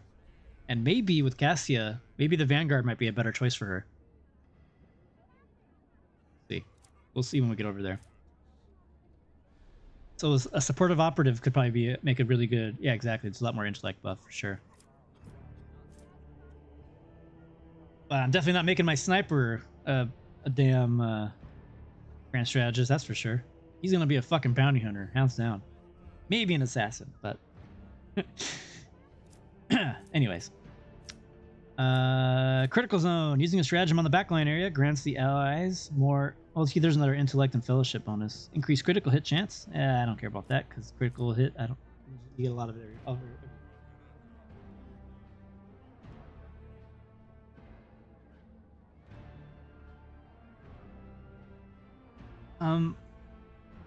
I don't know if that's true, because you use your intelligence instead of your fellowship.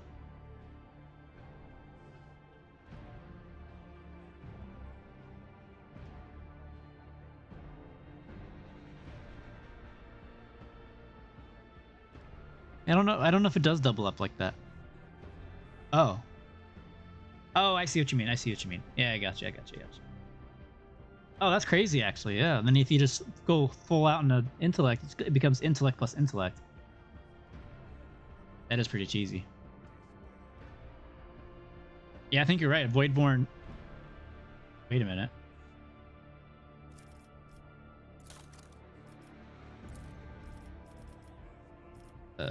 She's Voidborn. Cassia's Voidborn, I just realized.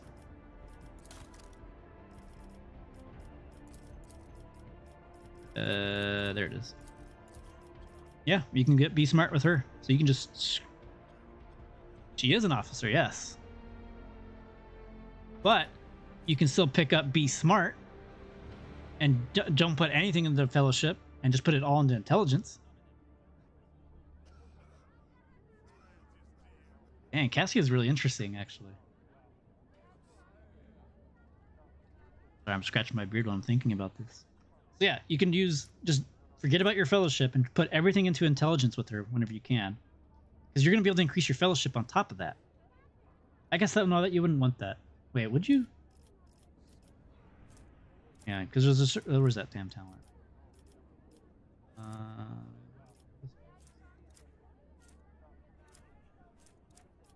Wait, I have it in the back here. This one.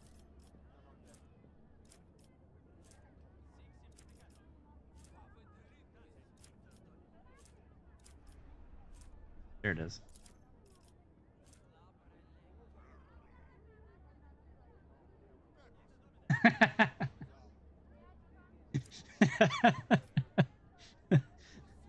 Doesn't matter. She's getting willpower and using spooky warp powers. No time for strategy. True.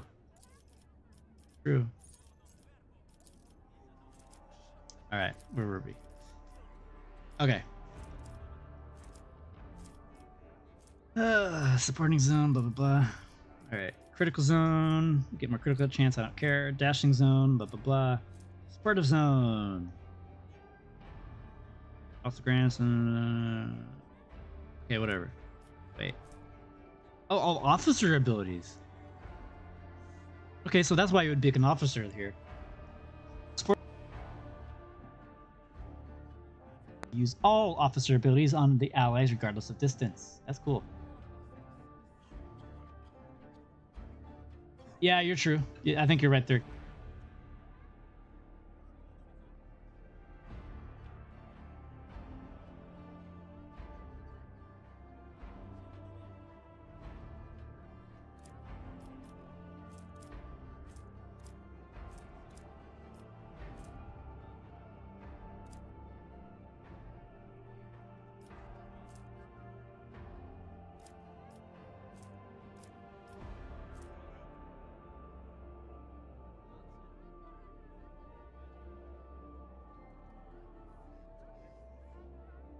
Each time uses a stratagem, they gain a stack of strategic perfection. At 6 stacks of the perfection, The next stratagem applies to all of them. That's actually kind of cool. Ah, shit.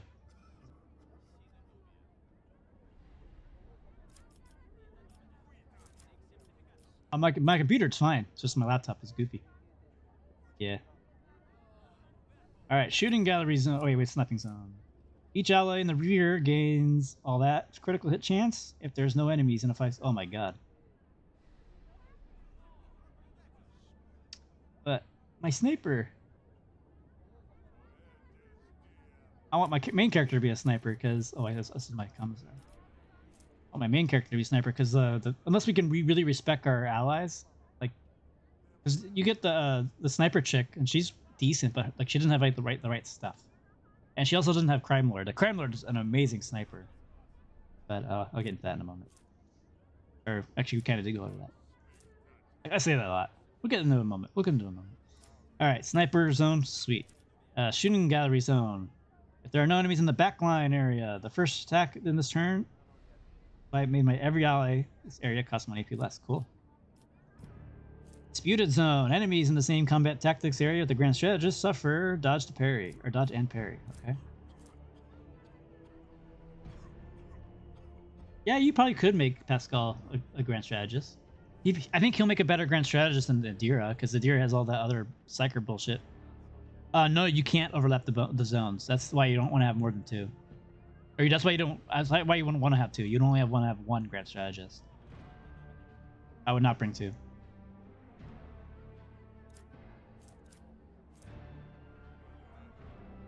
Honestly, you'd probably just bring 1 of each of the secondary archetypes. If I'm honest. Oh, like front and backline? No, you can't overlap any of them. They won't. They will not allow you to. You can put them next to each other, like touching, but they can't overlap. I was hoping this playthrough had a combat nearby, but it's going to take too long for me to go look one. I mean, not that long, but longer than I want to spend looking for a fight. So I can show you what the placement looks like. Dear God, how long I have been streaming? My voice is getting a little hoarse. That's all right. We'll finish this out. We're almost done. Strategic offense. We already did that. Wait, did we? Every enemy kill increases all bonus to tactics areas by... Okay, that's cool. Cool. The respite zone. All areas in the rear are healed by medkits. Oh, for more. Oh, okay. Okay. It's only if you're in there. Okay. That's cool. It also reduces the area cost of medkits. That's good.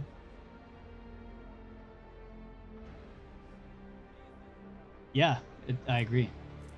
Get that. Rerolls forcing the kill zone stratagem are made with a menace fence. Oh, that's fucked up. That's pretty good. Fortress zone. All allies in the trench of effects of the trench line stratagem will dodge area of effects attacks.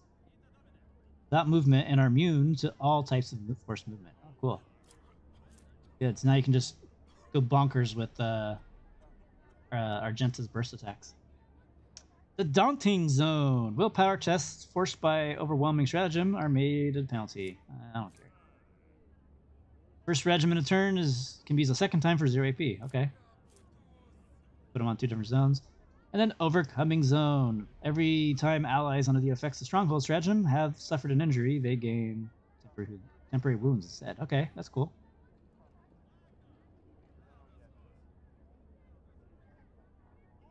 Yeah, no kidding. And then on top of that, the front line also increases damage they take. That's crazy. All right, and then Blurred Locust. After you use Combat Locust, can we reactivate it? All right, that's the Grand Strategist. Definitely some interesting stuff here. I would not bring 2 of these for sure. One of them is more than enough and really makes your other characters better. Yeah, you can move around. You can move the front around to more enemies, right?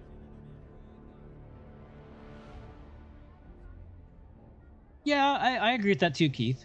You could also play without it. Like, I feel like these are more like icing on your cake. I don't think it makes the cake. It's just more stuff on top. It's just nice. Maybe like the buttercream in between the cake layers, but it's not necessary to eat your damn cake. You definitely play the game without one if you don't want to play this class. All right, let's move on to all of her bullshit navigator stuff. She has a lot of stuff. All right, let's go to the navigator spells first. All right, let's just go. I don't remember what order is which because we're not in the. It doesn't show that stuff, but we'll just go down the list. Glimpse of Fate. The target gains an increased hit chance on their next attack, dodge, or resistance, and blah blah blah. Each of these bonuses disappear independently from each other after being successfully applied. Cool. Kind of ties into the void shit too. She can also get that since she's a voidborn. Not from other talents, but this is an ability. So, Mind Rend. Navigator decreases veil degradation by willpower points. This is good. All allies gain deflection, and all warp damage and damage from the psychic powers until end of turn. So this is good against. Yeah, basically Cassie is going to be one of your main characters on your damn team. I don't care what you guys say. She's a weirdo, but she's your weirdo. Reveal the Light. The target ally gains more to their willpower and toughness until in combat, whatever. Probably good if you have other psychers. One of your other psychers.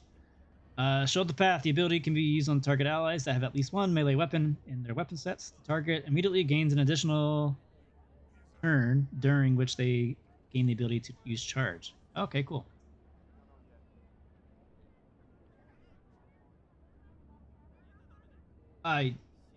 No, they do not degrade. They should. Well, actually, hang on. No, her ability should not degrade the veil.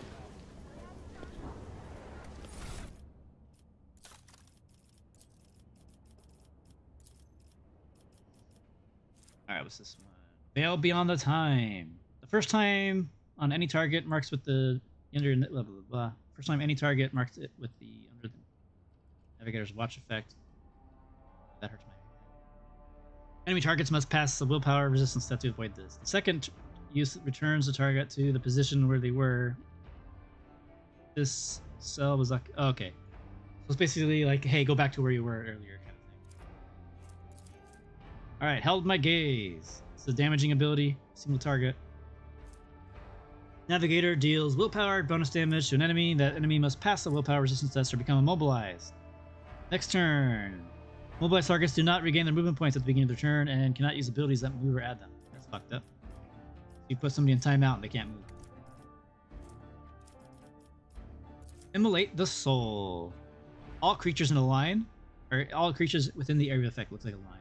Unlimited range. Deals 3 damage, or 3 to 10 willpower plus willpower damage to all targets in lines and effects. Inflicts a Soul Burn. Soul Burn targets suffer damage at the start of their turn. At the end of their turn, they must pass a willpower test that removes flames. When burning, Psychers suffer additional damage every time they use psychic powers. So that's cool. And Daemons, and every time they attack or use psychic powers. Cool. Yeah, so she's definitely your anti-psycher, anti-chaos lady. Scourge of the Red Tide creates a 3x3 zone. Every creature that's in it enters it or begins their turn in the area suffer damage. Zone remains for 3 turns or until the Navigator casts it again. Cool. Visions of Hell. All enemies within a 4-cell radius suffer your willpower and toughness. Okay, good for debuffing things for your psychers. Warp Curse Unleashed. The enemy becomes cursed until the end of combat. Oh, it does damage to 1 as well. Damn, that's big damage. Okay.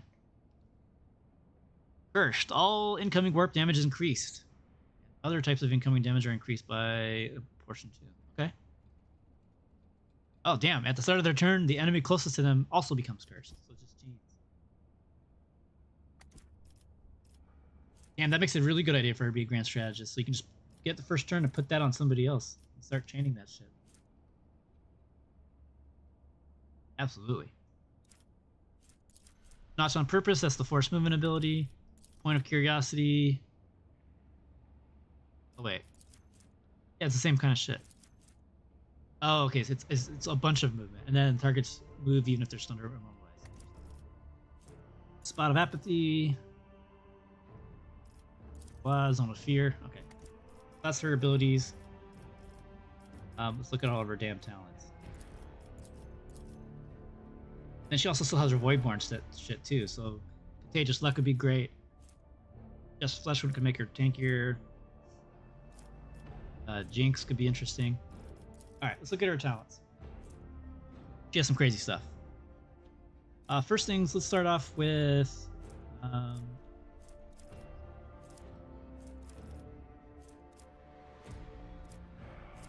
the name of it, give me a second.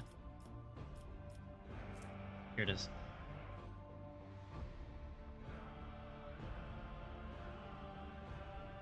Oh, maybe. We'll see in a moment. Alright, so this one right here, this is what also kind of makes her a little bonkers. She gains +5 to Fellowship and additional +1 Fellowship for every Navigator talent or power taken. And these are in the general feats, so every level up, you could start putting stuff in Navigator things. I don't fully recommend that because there are some juicy things you want from Officer and your other archetypes, but that's still an option.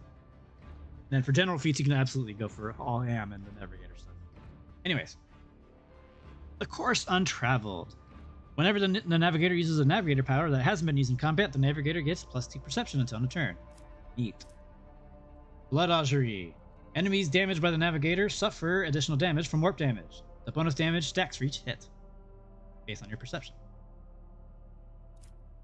Ebb and Flow. This is a really good one. Every even turn, the Navigator gains an extra action point. Every odd turn, they gain 20 Perception. Really good. They don't stack, by the way. They go away at the end of the turn, by the way. Eye of Oblivion. Every enemy the Navigator has in their line of sight has its dodge and hit chance reduced by your perception bonus. Good. Tonicity. Navigator's powers deal +1 additional damage for every 5 bonus characteristics of the Navigator's currently equipped staff. Castigating, infusing, and devastating count as characteristics for this talent.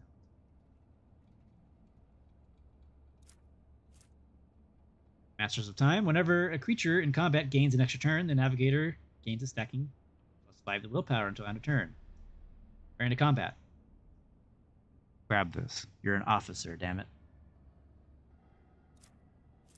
Mind over matter. Mind over matter, rather. The Navigator makes all resistance and tests with their willpower if it is higher than the base characteristic for such a test. If the Navigator's willpower is higher than their toughest, the Navigator's wounds are calculated through willpower. So obviously, you'll be pumping everything into willpower, and then will Fellowship. Your 2 main stats as this character.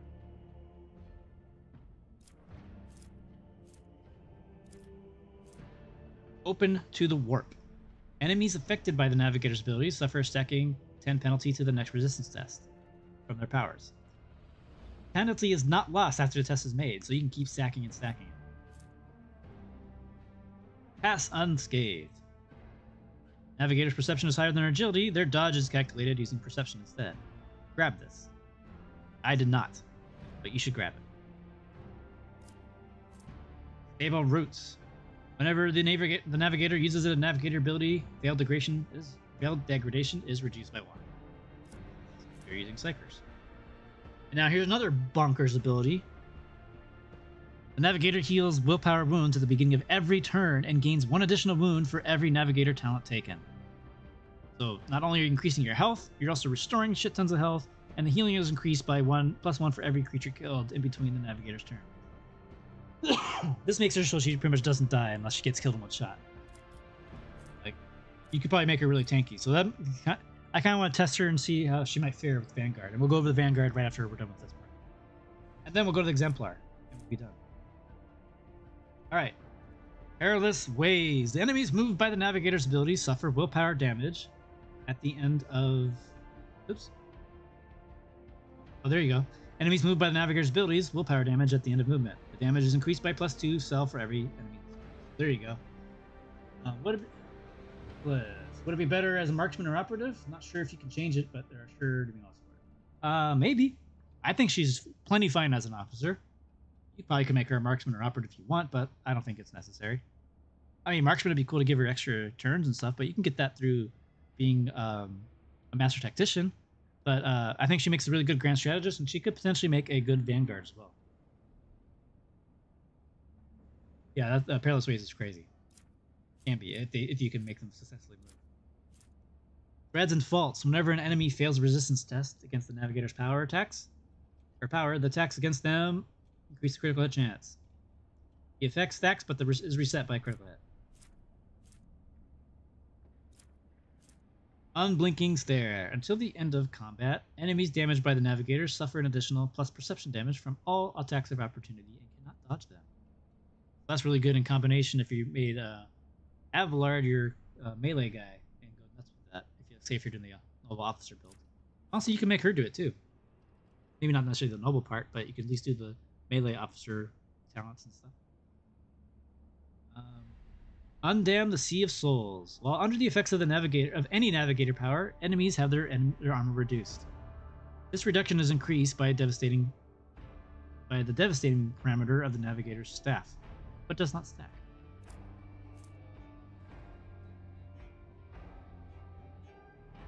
You certainly can do that. Yes, you can herd them into the front line for more bonus damage. Making them take damage on top of that while they walk over there. That's fucking brutal.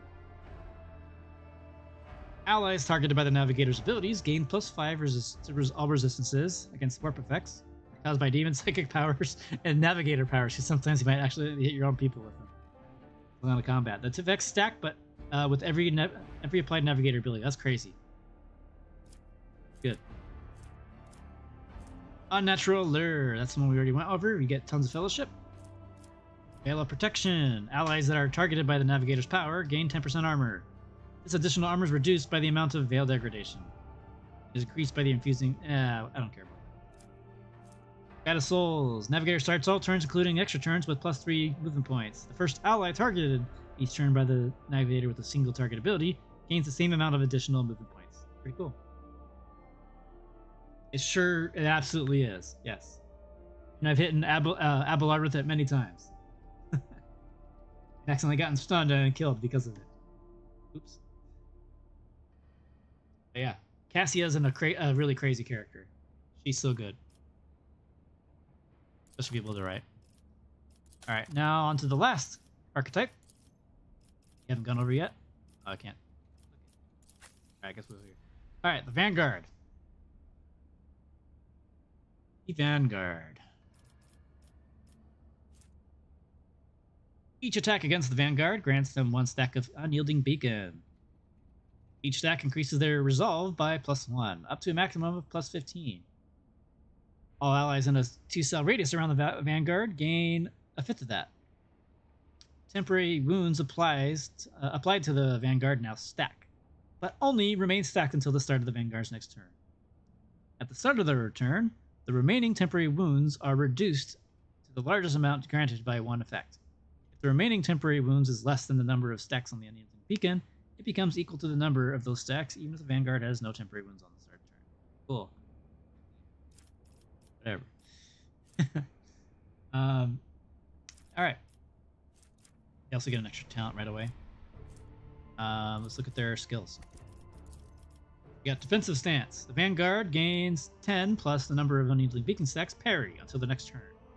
Whenever the Vanguard parries an enemy's attack, they immediately make an attack of opportunity with a -20 penalty to weapon skill.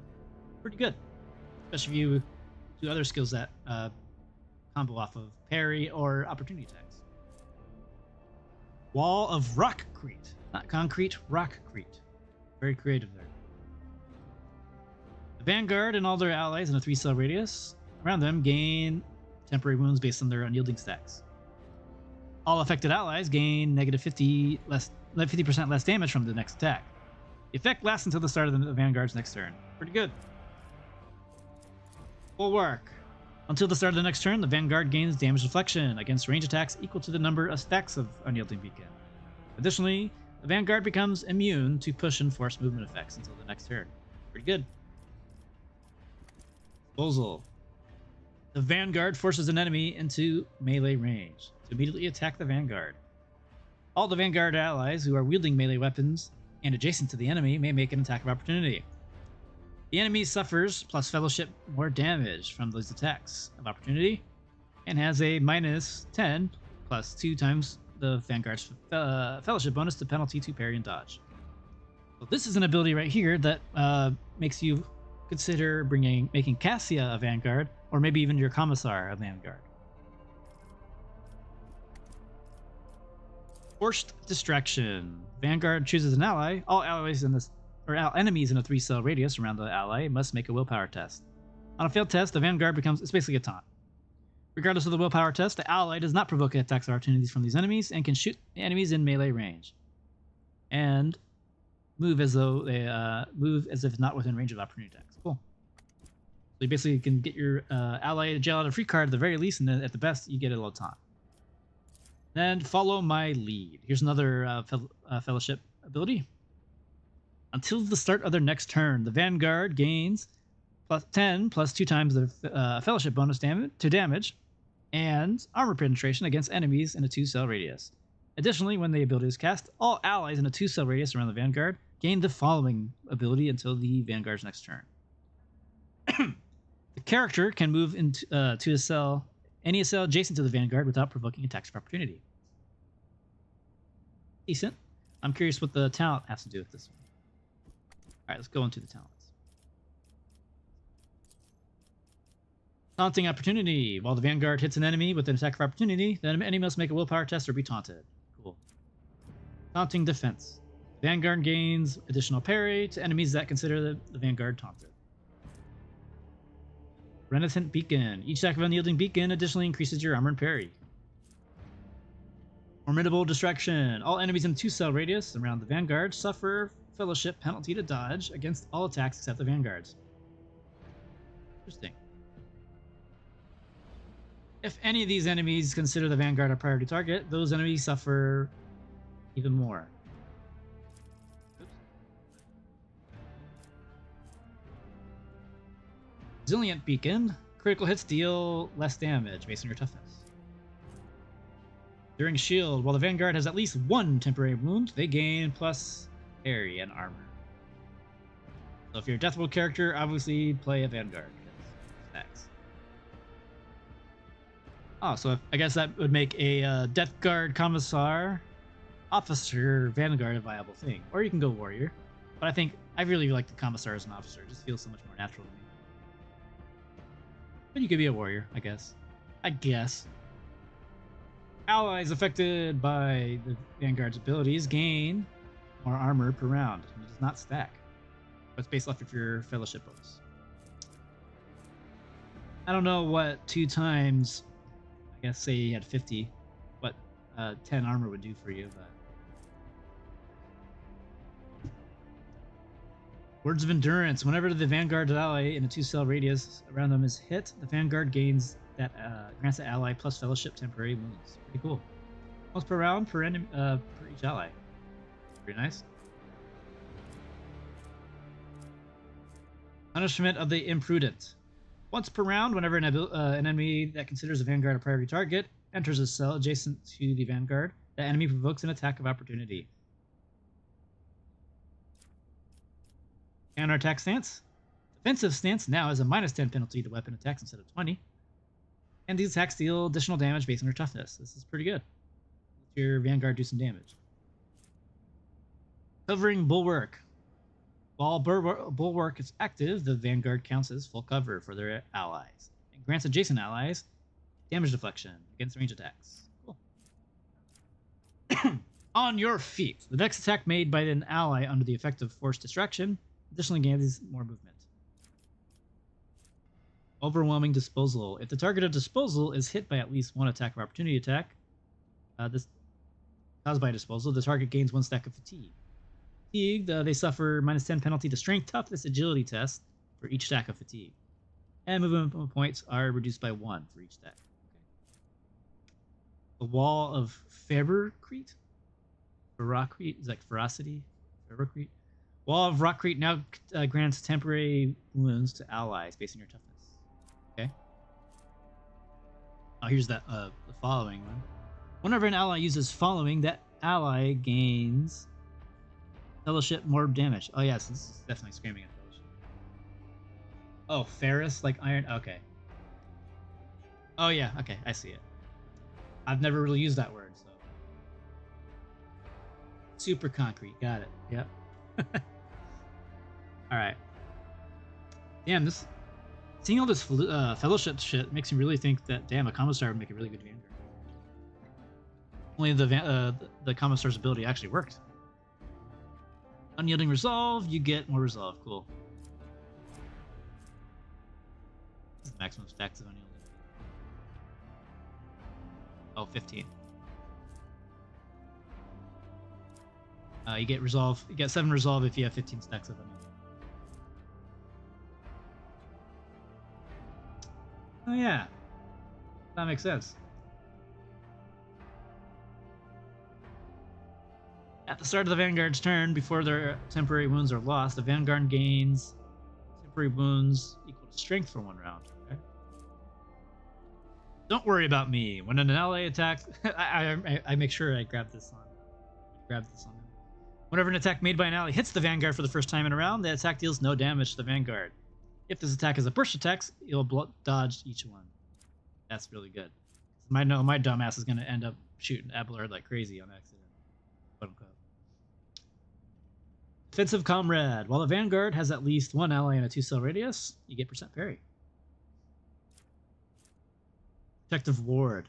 All allies affected by the Vanguard's abilities, but not the Vanguard themselves, are -% likely to suffer critical hit based on fellowship. Cool.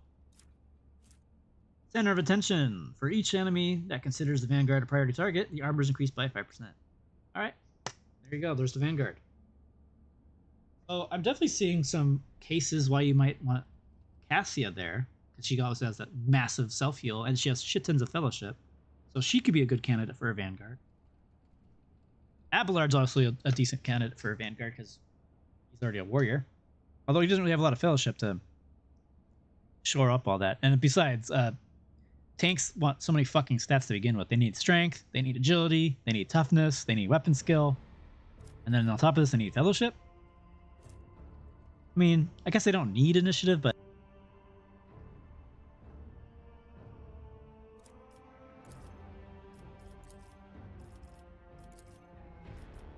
check out what the exemplar at.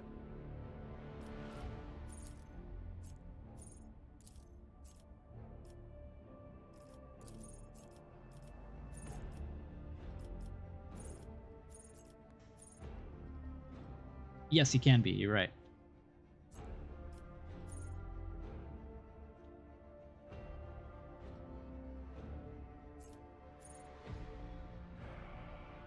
Suiting, like if you guys played the game and actually paid attention to what they're saying, I just love going to each area and like, Abelard,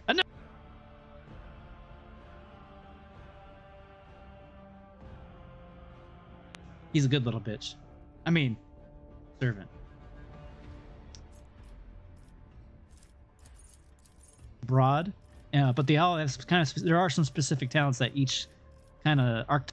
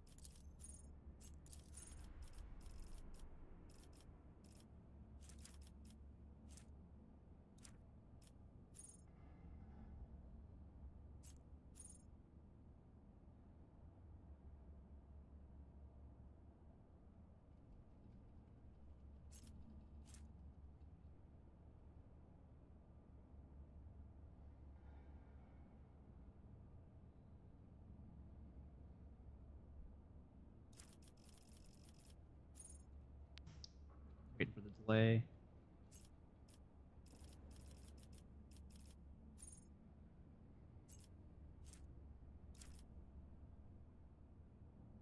Can y'all hear me now? Is it fixed or not?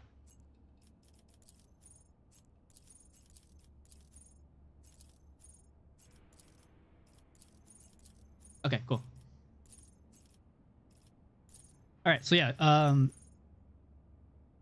okay, cool. Yeah, sometimes the mic cuts out. All right, so the so yeah, you can have 5 active abilities from one tier or from one archetype and 4 from the other. All right, now let's go into the exemplar talents. Some of these get pretty crazy, and you can.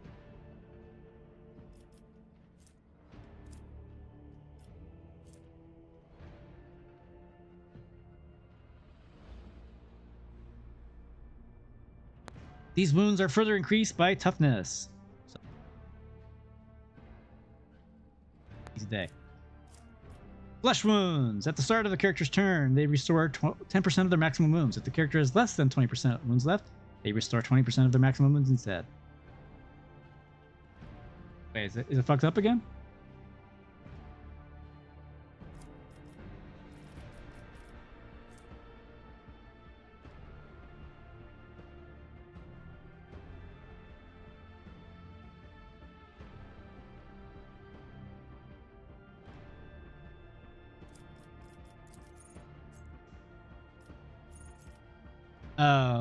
Oh, I know what it's doing.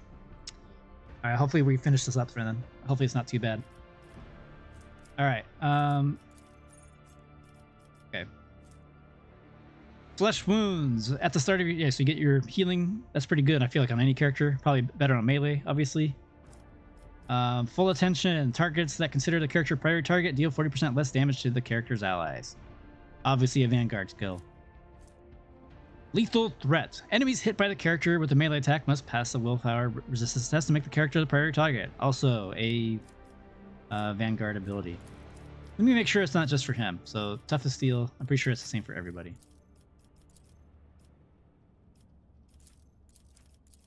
Click it. Okay, yeah, it's not just for them. Okay, so it's just in. That's just how it is. All right. I was making sure it wasn't exemplar Vanguard talents. All right, full attention, lethal threats, priority, tricky defense. As long as the character wears light armor, their dodge is increased by half of the armor bonus of that armor. That's pretty cool. Critical velocity. The character's critical hit chance and critical damage are increased by 7% of their dodge. Damn. That's crazy. It's critical hit damage? Yep. Okay. Damn, that's insane.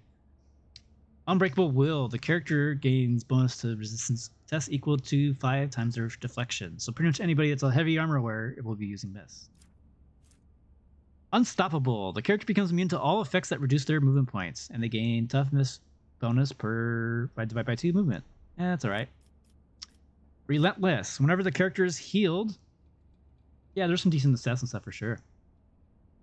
Whenever the character is healed, they gain more wounds. This is probably good on everybody. But I would not prioritize this on everyone. I would prioritize this on tanks and melee for sure. Martyrdom. When the character is attacked by an enemy, they gain momentum equal to the difficulty tier of the attacking creature. Probably good for assassins to run around. Steel Shell. Character's deflection is doubled against single target attacks. Yep. Tanks. Peak Condition. The character gains a bonus to their strength equal to 12% of their maximum wounds. All right, tanks. Revenge. The character loses wounds from their. Whenever the character loses wounds, their next melee attack gains +1 damage for every 2 stacks the character has lost. Or every 2 wounds the character has lost in the stacks. Cool. Obviously, it's a melee. All right, eager for battle. During the first turn of combat, the character has +2 additional action points. That's good on everybody. That was Death Dealer. Or no, it's eager for battle. Death Dealer. Every round after the character kills the first enemy, the character immediately makes an additional second attack or single attack against the closest enemy they can. This attack deals 30% of the base damage with a 10% bonus for every difficulty tier for the first enemy killed. That's pretty good. Pretty good. Destroyer. Every character's melee attack reduces the target's armor by strength % until the end of combat. Really good. Grievous Wounds. Enemies that have 0 deflection or 0 armor against the target or against the character's attack suffer 10% additional damage from that character. If the enemy has both 0 deflection and armor, those bonuses stack. So this is obviously an assassin perk. I guess anybody really, but mostly the assassin. Pinpoint accuracy. The character ignores. Damn it. Character ignores ballistic skill bonus divided by 2 of enemy deflection. Rounded down. Really good. Extermination. Any damage the character deals is increased by +1 for every attack they have made this combat. Does not affect damage over time effects, such as bleeding, burning, etc. Decent. There's a lot of fodder in the game, so it could be useful. Especially if you make tons of attacks too, you just get shit tons of extra damage. Cataclysm. All damage dealt by the character is increased by 3% until the end of combat. For every new enemy damaged by them. Damn. That's really good. Hello, Argenta. Eager subordinates. When allies take actions on extra turns given by the character, they deal 15% more damage. Hello, officers. Attention! After an ally takes an extra turn provided by the character, the ally gains 7% armor, 7% dodge, and 3 movement points. I'm sorry, Leviathan. Maybe I should do some live actions of, or not live action. We'll do some live streams of me playing it, and you guys can play along with me, huh? How about that? Maybe next weekend. Oh wait, what is next week?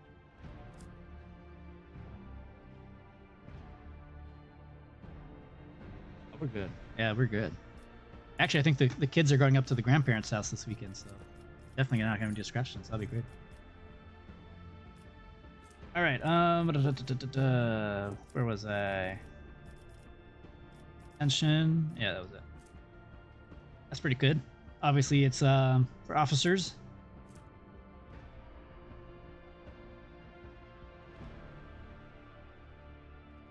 Need a Theorycraft an optimal party. You guys are more than welcome to join my Discord. They're posted on my YouTube videos. Feel free to join in there. I have a section to Theorycraft. Nobody's been talking shit about it because most people in my Discord are from Baldur's Gate 3. But ideally, I want to make a community of just Theorycraft.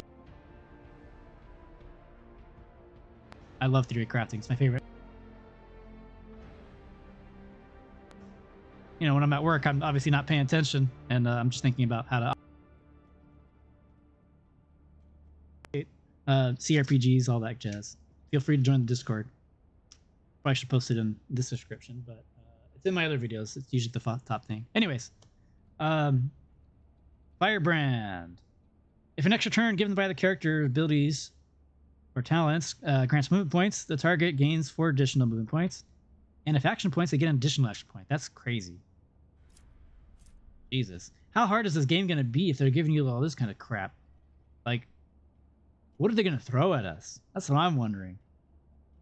Like, from the sounds of it, your enemies have no chance, even on unfair. Like, this is insane. Anyways. Flagbearer. Allies within 2 cells of the character deal additional fellowship bonus, more damage, and suffer less by toughness. If multiple characters have this talent, the effect does not stack. And this makes me really want to make a fellowship melee character, honestly. Makes me really, man, this makes me really want to be a commissar. It just feels very thematic for them. Degraded defense. Whenever the character deals damage to an enemy, the enemy suffers +1 stack of degraded defense effect for every 6 damage that the character was dealt. Whenever an ally detects the enemy, they now deal additional damage equal to the number of degraded defense stacks.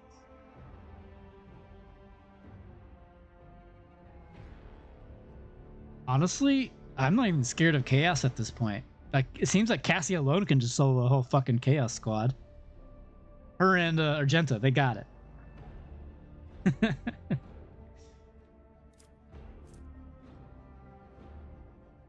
Oh, that's true. The Zinch Big Bird, you're right.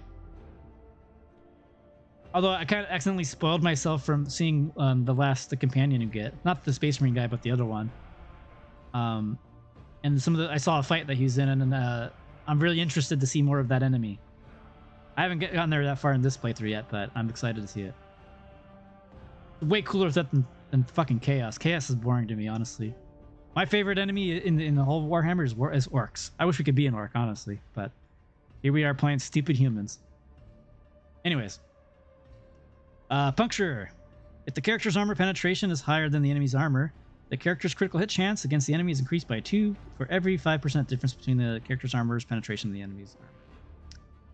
That's whatever, because I feel like critical hit chance is going to be so high anyways. If it's damage, that'd be great. But deadly aim. If the character's dodge reduction is higher than the enemy's dodge, the character's damage against the enemy is increased by 1% for every 5% difference between the character's dodge reduction and an enemy's dodge. This bonus damage is tripled for critical hits. Yikes. That's definitely a sniper or a... that's a sniper. Yeah, it's dodge reduction, so that's perception. That's...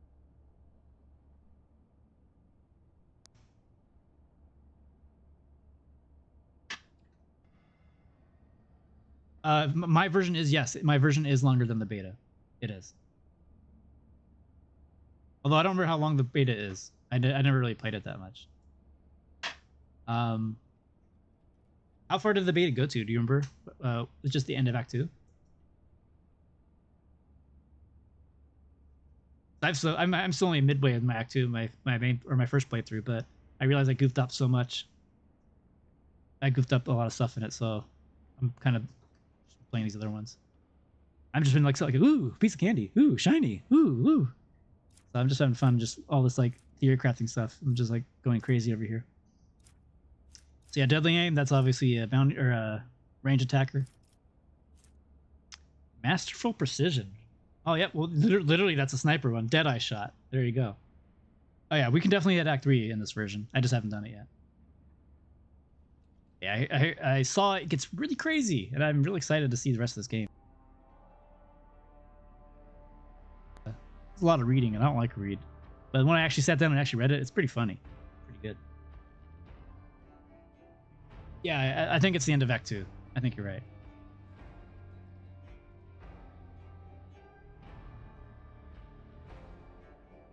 Oh. The beta stops at the end of Act 3? Guess we'll find out.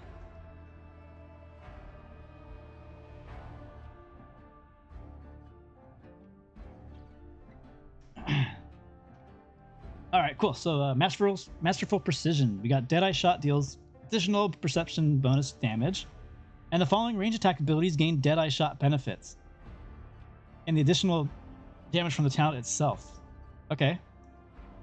We got bounty hunters slay the game, master tacticians finish the job, 3 different assassin abilities, operatives dismantling attack, and bounty hunters wild hunt.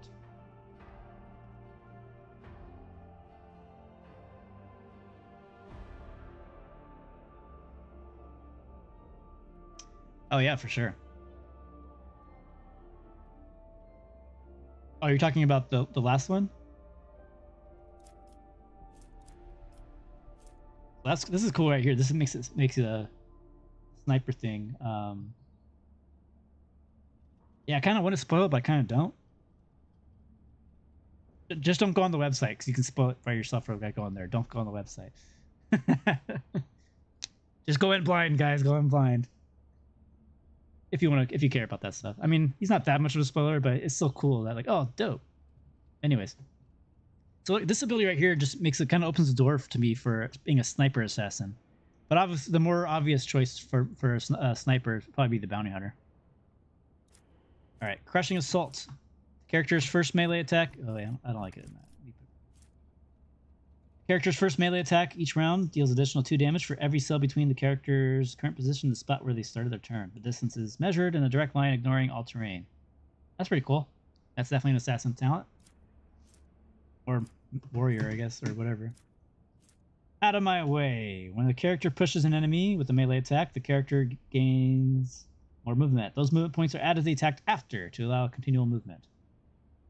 Damage dealt by collisions from pushes are increased by even more percent strength.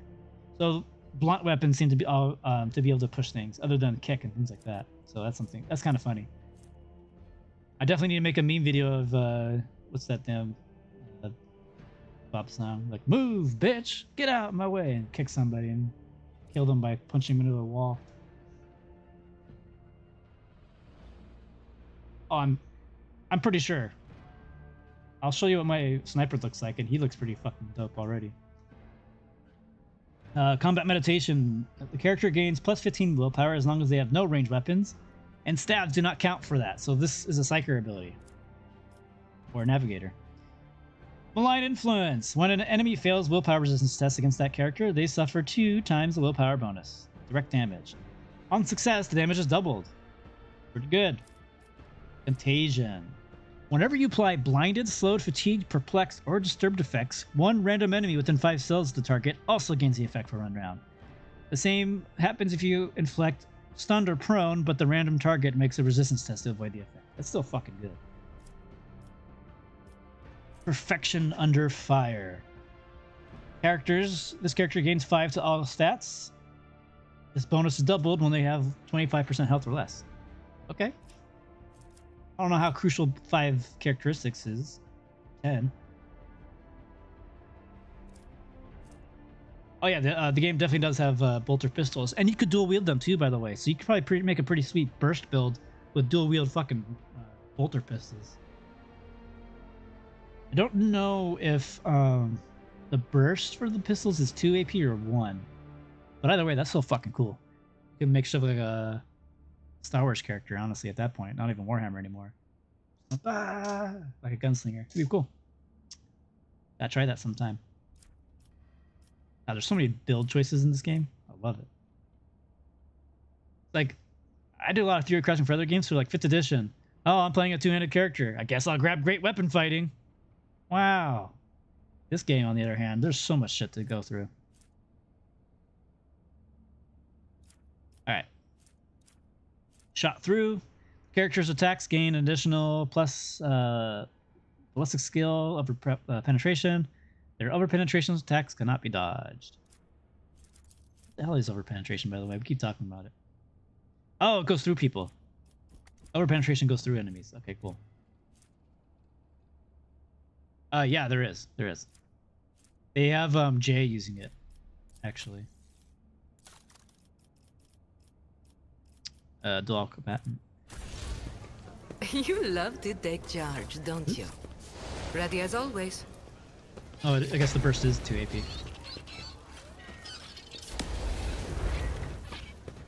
Let me just... Tell me, and it is done.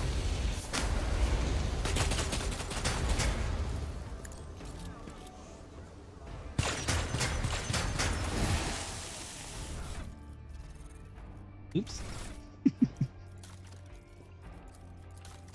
Alright, let me finish up the exemplar so I can get the hell out of here. My throat's hurting. Alright, contagion, smell through, shot through. So you can shoot them more things. Note all the character gains a +2 plus intellect bonus to bonus armor penetration, dodge reduction, critical chance. That's fucking good. If you're a nerd, you pick this. Holy shit. Carnage. The damage from the character's over penetration attacks does not decrease. Wow. Disastrous collision. When a target is pushed by this character collide with enemies or covers, both the target and the object they collide with suffer additional strength damage. God damn. I just want to kick people in the walls now. And then Masterful Display. When the character's single shot deals damage to targets other than their main target, target gains +5, or they gain +5 plus 6 skill until end of turn. Yeah, Overpen's good on everybody. Hey, what's up, Blood Running? How you doing? I'm doing well, man. Doing really good. Been streaming all fucking day, going over all these damn talents for this game and spells. It's gonna be a really fun game. Holy shit, I've been streaming for 5 hours. I don't even think I monetized this either. Oh well. No biggie. I'm glad you guys are here and you guys are enjoying it. And glad the few of you guys are... Dang, we're at 14? Surprised you all stuck around this long. Glad you guys did. But yeah, that's basically all the talents and the spells right now so far available in the game. And that's only one facet, or I guess a few facets of the character creation and all that stuff. This is not even going in consideration for like all the different conviction abilities and the other where I'm looking for. conviction abilities, and items. So like, look at this, for example. Commander's Monocle. Whenever an ally is under the effect of the Voice of Command ability, makes an attack during the extra turn, the attack deals an additional fellowship bonus damage. Like, it's crazy. Hey, not a problem, Blood Running. Yeah, there's so much cool equipment and cool abilities like that. Like, here's stuff for snipers. I don't know why I was using on my I guess I was using a sniper earlier. Now I'm using a plasma gun on this character. More fellowship and enemies in range. So that'd be good for like a Vanguard, but that's not even a good cape for a Vanguard anymore, because like there's another one over here. A Heroic Act in battle makes your dodge better. Got something else over here. So. That doesn't matter. Here's some Vanguard built boots. All allies with a 2-cell radius gain bonus resolve whenever the ally beacon ability, or from the whatever, instead of, yeah, whatever, you can read it. I'm just getting a little too excited. But yeah, there's so many fucking items in the game, and there's also the conviction stuff. I guess we can go over the conviction stuff real quick before we end. Where is it? Here it is, also in summary. So you get, here, go to my character. So you got Hereticus, you got Benevolentia, and you got Imperialis. Oh, I 100% agree with that, Sasaki. Like, the art is really good, and wait till you guys hear the music. Some of the music in this game, holy shit. I can't wait for the OST. Like, some of the battle themes are so good. I'm loving it. All right, so here's an example. So for Benevolentia, oh, there's another fucking item I got too somewhere. Hang on. Oh yeah, like right here. So this also gives me an idea of being doing that Commissar Vanguard build. This, when you wear this helmet, you gain 2 times your fellowship bonus into armor, and the helmet also grants a bonus of fellowship equal to 2 times your Benevolentia rank. And so like that, I got 35 armor. Putting this on, bam, I'm almost 50%. Ugly helmet for the Commissar, but you know, it is what it is. I think I like the other one better though, the Voice of Command. Oh yeah. There is conviction. I didn't even see. I wasn't reading chat. Sorry. I don't know if the convictions changed at all in since then, but here's the first one of getting a follower. You got Above Thundering Guns. What does that do? The Rogue Trader and 2 random allies start combat with temporary wounds equal to their own resolve. Yeah, you gotta rock the Commissar hat. It's a sin if you didn't. So I mean, as cool as that helmet is, you gotta have the fucking hat, man. Master of Command. The first round of every combat, the Rogue Trader and their allies gain 2 plus their Benevolentia rank into MPs. And Benevolentia is benevolence, or being a good guy, so not being a dick. Obviously, being a Commissar, I'm kind of torn on going Imperialis and Benevolentia. I think I did a little bit of Imperia. Oh, I didn't do anything so far. I'm pretty sure, because this is level 18. I'm like level 20 something on my actual playthrough on this. I definitely started going more Imperialis, because like some of them I'm like, you gotta. In combat, you will serve on the firing line. All right. What's the next one? Courage and Steel. The Rogue Trader and their allies need 30 less momentum to activate a Heroic Act. Dope. Sky is not the limit. Once per battle, the Rogue Trader may choose an ally. The target ally may immediately use their Heroic Act without spending momentum. And not applicable with allies whose Heroic Act are on cooldown. That's so fucking cool.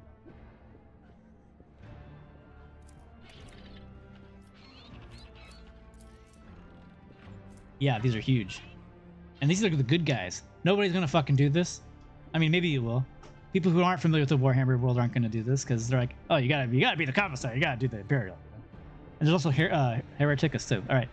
Careful ally. Any attacks from allies that hit other allies will be dodged if possible. Any allied ability that may target an ally and it has a resistance test will be resisted by those allies. That's okay, I guess, but I feel like we already get talents that do that, so whatever. Imperialis. This is when you worship the Emperor and everything pro Emperor or Imperial. Yeah, you probably will. All right, Grim Determination. The Rogue Trader and their allies gain a 10% chance to survive with 1 wound instead of falling unconscious. That's going to be good for any tank. Absolution. In the first round of combat, all critical hits scored by the Rogue Trader's party inflict burning. In addition, all fire damage suffered by enemies is increased by 1 for each conviction in Imperialis. So, yeah, if you're going to be a Pyromancer or have a Pyromancer in your build, make sure you're going Imperialis. Holy shit. And honestly, you don't have to just stick with one line. You can have multiple lines, by the way. So, like, you can probably do a Heretic run in Imperial, or you can do eventually Imperial, whatever. You can do all 3. Obviously, there's a maximum, though, I think. So, that's something to consider. Path of Redemption. Any moment or momentum expenditure by the Rogue Trader and their allies, including Heroic Acts, is reduced by 20%. Piercing Resolution. Once per battle, the Rogue Trader may choose an ally. For 1 round, all the target's attacks ignore armor. Okay. And then Lux Perpetua. Until the end of the next turn, the Rogue Trader becomes immune to any attacks from demons, Xenos, and all demons and Xenos in a 5-cell radius. Consider them a priority target. There is not an Inquisitor class per se, but one of the characters you have is technically an Inquisitor. Maybe they'll give him some unique stuff. That'd be cool if they did, but we'll see. I don't think they will, though. All right, we got Hereticus, Resource Preservation. Oh. Rogue Trader and their allies gain a 20% chance to save a combat stimulant or medkit after using it. That's actually really good. Since everything in this game, all your consumables are finite. You don't have ways to keep getting them. Yeah, right? Flip the narrative, no, it's just... Oh, absolutely. There actually is. I don't know what's the difference so far between beta and this, but I've seen some stuff already with the different choices. Like, I let some people go and they came back and bit me in the ass or something like that. Yeah, there already is consequences based on your actions. Some of the time it's immediate, sometimes it takes a bit. Alright, Destroy the Weak. The first round of combat, everyone in the Rogue Trader's party gains a 25% chance to regain 1 AP after killing an enemy. However, this effect immediately manifests psychic phenomena. Oh, Jesus. And if I get psychic phenomena are those little minor things that mess things up. But still, that could be interesting. Gifts of the Warp. Any psychic phenomena increases the momentum of the Rogue Trader's party by +2 to 10 instead of decreasing it. So that's actually pretty good. So if you go Hereticus and you say, fuck it, let's go all crazy in the psychic stuff. And then Demonopathy? Demonopathy? I don't know how you would pronounce that. Once per battle, the Rogue Trader may choose an ally and grant them and themselves a including themselves, and grant them +20 bonus to all characteristics for 2 rounds. After the effect fades, the target falls prone. And then you can laugh at them in the face of that if you have the prone immunities. Power from Beyond the Veil. All weapons on the battlefield become warp imbued for 1 round. Excuse me. Gaining bonus damage equal to Veil degradation level and an additional Veil degradation armor penetration. Yeah, so those are the convictions. Just from the abilities alone, I do agree with you, Brandon, that Benevolence seems OP. But there are items that are tied to these convictions that could also be equally insane. I mean, obviously, we saw those Benevolence stuff right away, some of those things. But there is a weapon you get off the first boss in the last act, which is a Hereticus sword. I'm just using it because it's a stronger sword. It's a really cool sword, especially for melee characters. It's one-handed, though, so be careful with that. It's not two-handed. On a successful hit, the sword target must possess or pass a toughness strength. Or oh my god, I can't even talk anymore. Toughness resistance test to equal to a -5 penalty. On failure, they get bleeding, and the Veil degradation is increased by 1. So you can use this on anybody, but in order to get the conviction bonus, you have to be Hereticus. The wielder will restore wounds equal to 25% of the damage dealt to the bleeding target. So that's something to consider. I don't know why it says all this crap about all these things that you need to... I think it's a typo. But yeah, so that's actually an example of some crazy stuff you can get in the game. Alright, friends. Oh, wait, here, before anything done, I also want to show off the sniper. I mean, he's not too crazy looking, because he's not that far in the game, but...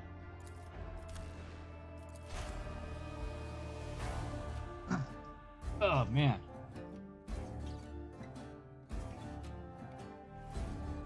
Oh, I completely agree, BP. Like, I had no idea anything about this rogue trader system, so that's another reason why I was testing it at first. When I first started playing the beta, I'm like, what the fuck is all this? I was just super overwhelmed. And on top of that, I had to read everything, like in terms of like the dialogue and all that stuff. So I'm like, I was really put off on the game. But then I finally beat Baldur's Gate 3 and I started giving this game a chance, and holy shit, dude, I'm loving it. Like all these different choices. Yeah, there's gonna be so much replay value. It's gonna be great. And also all the different kind of builds. All right, so yeah, check this out. Look at that guy. I think he looks fucking badass as hell. And if I put some armor on him, I think it's this one. No, it's not that one. There we go. Look at that. That looks kind of cool. I'm only level 15 here. It's like the beginning of Act 2. And also, oh shit, I forgot. There's also, so right here, there's also armor that's supposed to be for specific homeworlds. Like this one, it says Homeworld Origin. I don't know what the hell that is. Fortress, but you can still get the effects of it, as you see, plus 5%. So I'm wondering if that's going to be, I'm sure that's going to be, anybody can use it, but you don't get the world property unless you are that world.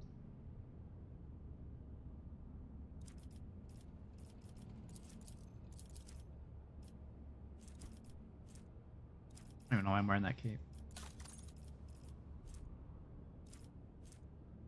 I guess that's okay.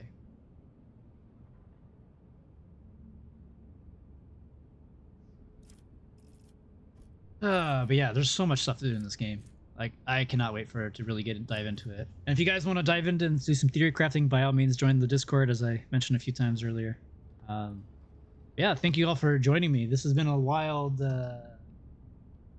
it's not that wild.